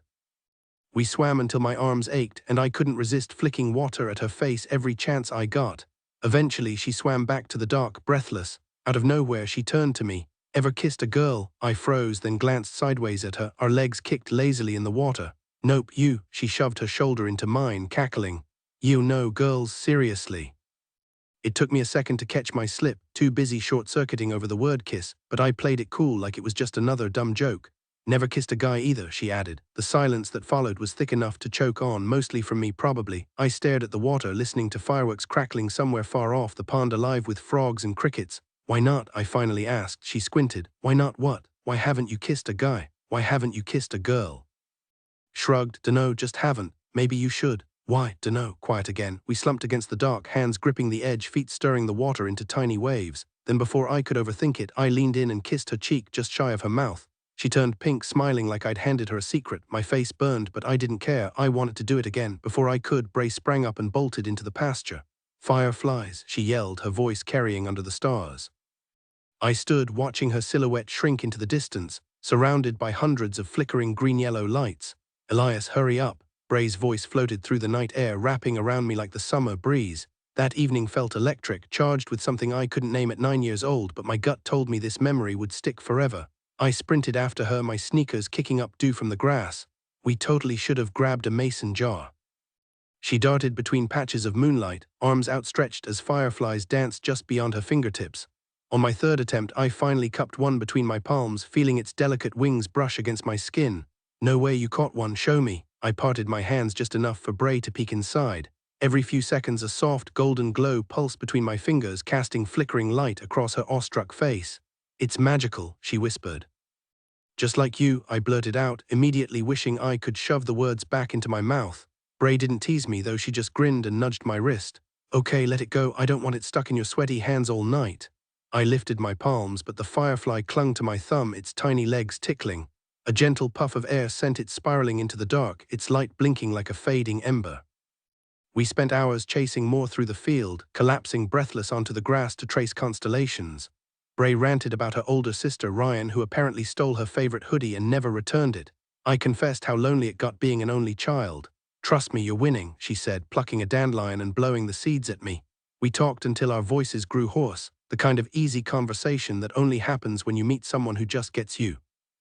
By midnight, we'd pinky sworn a pact neither of us realized would outlast storms we couldn't yet imagine. "Swear we'll stay best friends," Bray murmured, her elbow bumping mine as we stared at the sky. "Even if you turn into a troll and I become like a supervillain." I snorted. "Too late for you." She pinched my arm. "And you're already halfway to troll status." Her laugh was bright, but her cheeks went pink. "Deal, deal," I said, though I'd have agreed if she'd asked me to wrestle a bear for her. The stars blurred above us as sleep crept in, Bray's hands folded over her stomach like she was holding the night itself. I had no clue what the future held with Braille Bates. At 9, you don't think about heartbreak or how friendships fray. All I knew was this: I'd never want to undo a single second. Dawn came with chaos. 3 cops, Mr. Parson, who definitely did not appreciate kids trampling his hayfield, and my mom, who'd somehow convinced herself I'd been shoved into a duffel bag and dumped on I-95, shook us awake. "Elias, sweet baby Jesus, I thought you were gone." She yanked me into a hug so fierce my ribs creaked, then smacked a kiss on my forehead while Bray smirked at my misery. Her parents hovered nearby, arms crossed but smiling. The cops just rolled their eyes. Typical Tuesday in a small town. "Did you stay out here with him all night?" Bray's father demanded, his tone cutting through the early morning air. My mother instantly bristled, pulling me closer as if shielding me from an attack. "Your daughter," she snapped, and I tensed before she even finished, "has a way of talking that gets under people's skin. My boy wouldn't have left the house unless someone put the idea in his head." "Seriously?" I groaned and leaned back against her.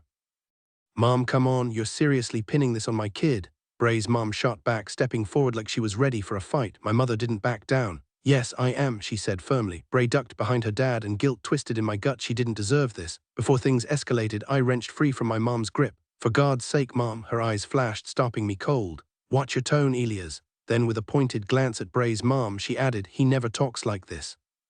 Clearly someone's rubbing off on him." Enough, this was my choice. I knew what I was doing and it's on me, not Bray. I hated raising my voice, especially in front of her, but I couldn't stay quiet.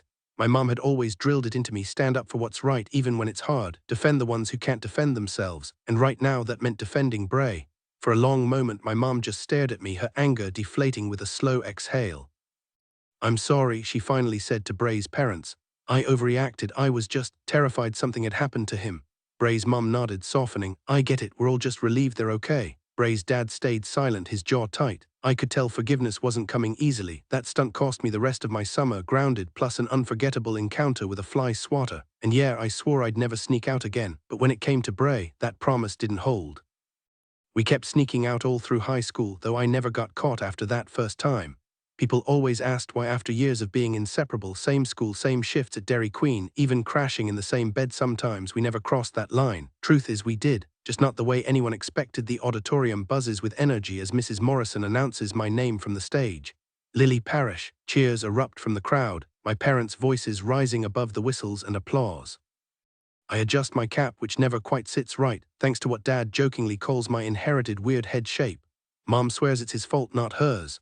My pulse races as I cross the stage, the wooden steps creaking under my feet. Principal Hanover hands me my diploma and the room erupts again. Down in the front row, Mom and Dad beam up at me, eyes glistening. Mom throws me exaggerated air kisses while Dad gives me his signature wink. Their pride hits me like a wave, tight in my throat. Without them, I wouldn't be here, literally or figuratively.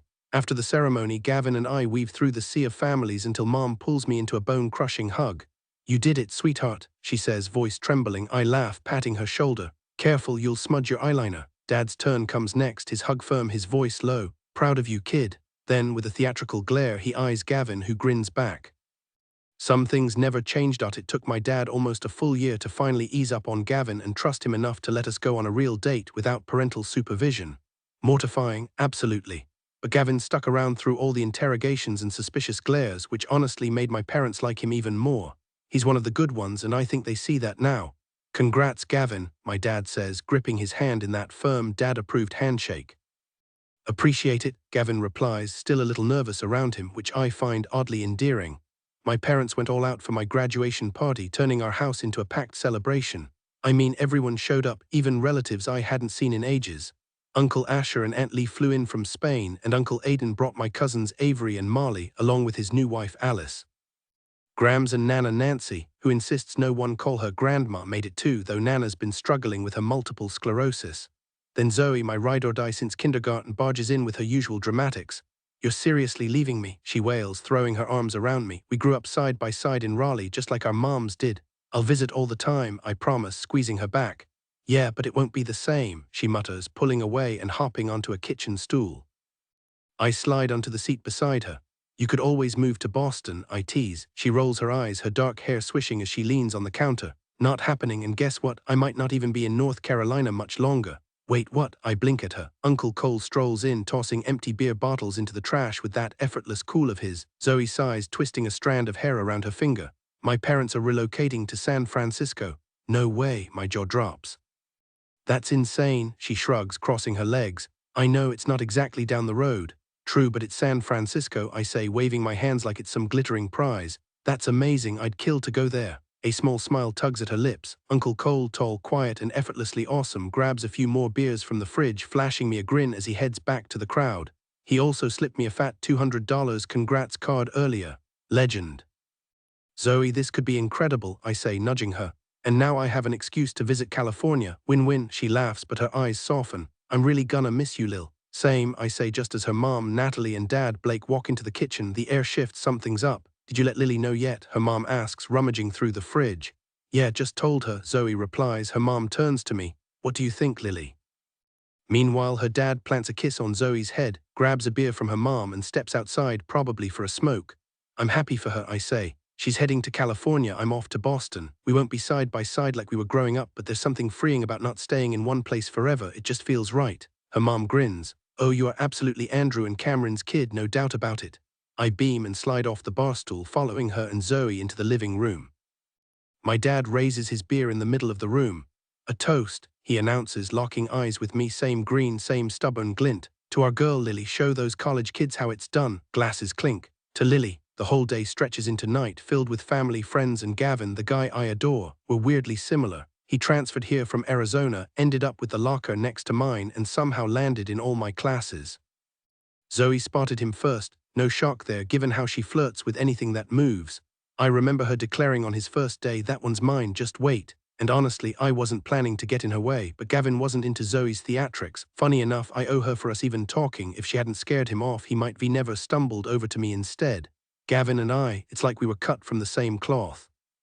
Same college dreams, same taste in music, movies, books, even the same itch to backpack through Africa someday. He's into digging up ancient ruins, I'm into preserving them. He wasn't my first boyfriend, but he was the first who felt like home. I can't picture my future without him. If we turn out half as solid as my parents, that's the dream. After graduation, I soaked up every second with my family, knowing time was short. Come fall, I left for college and Mom and Dad. They had plans just as big as mine. They raised me right, but now it's their turn, chasing the dreams they put on hold. I miss them like crazy, but damn, I'm proud my parents never failed to send me handwritten letters, actual pen-on-paper notes, not digital messages. I've kept every single one, from the envelopes postmarked in Argentina and Brazil to the ones that traveled from Scotland, Ireland, and all across Europe. I adore how free-spirited they are, how they chase adventure and love the world with such passion.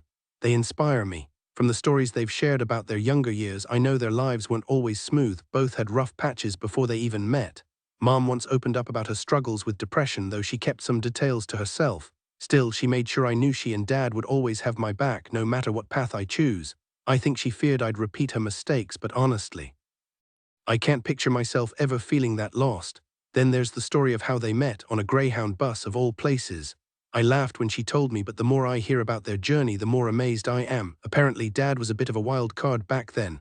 Mom joked that his past was why it took him ages to warm up to Gavin. She left it at that, but yikes, I don't even want to imagine. What sticks with me most, though, are the lessons they've taught me. Dad drilled into me the importance of staying true to myself, of not letting others mold me into something I'm not. People will try to turn you into a copy of themselves, he'd say. Don't let them. Mom, on the other hand, made sure I knew life wasn't just about grinding through a 9 to 5 and paying bills. You don't owe the world conformity, she'd remind me. Sure, there'll be tough stretches, flipping burgers, losing people, days that feel endless, but if I keep pushing, I'll carve out a life worth remembering. But the biggest thing, love, not just how they love me, but how they love each other. I've seen plenty of marriages, but theirs, it's something else. Unshakable, relentless, the kind of bond that makes you believe in forever. They've been together forever, and I can count on one hand the times they've even disagreed. Never a real fight, not once. Whatever secret keeps their love so solid, I hope I got a piece of it. Gavin pushes open my dorm room door and drops onto the edge of my bed. Another one from your parents? Yeah, I say, smoothing the paper between my fingers. They're in Peru this time, they can't get enough of South America. His hand settles on my knee, warm and steady. You're freaking out again. I let out a quiet sigh. Always, but especially when they're halfway across the world. Of those places, what if they? Gavin tilts my chin up before I can spiral. They're fine, they always are. Maybe 2 years of hopping from country to country, and the worst they've faced was a stolen wallet and a passport hiccup. Still, no amount of luck lasts forever. My mom passed down her anxiety to me like some kind of cursed heirloom. In 2 years, they'll be the ones losing sleep over you, Gavin says, kissing me quick before standing. I laugh. Right, Mom will be convinced I've been eaten by it. His grin is lopsided. Africa's been our dream since we first joked about it freshman year. Now it's real, or at least it feels real today. Who knows where we'll be in 2 years? I tuck the letter back into its worn envelope and leave it on the nightstand. Gavin offers his hand. Let's go, he says. I take it, following him out, but pause just long enough to glance back at that envelope before shutting the door behind me.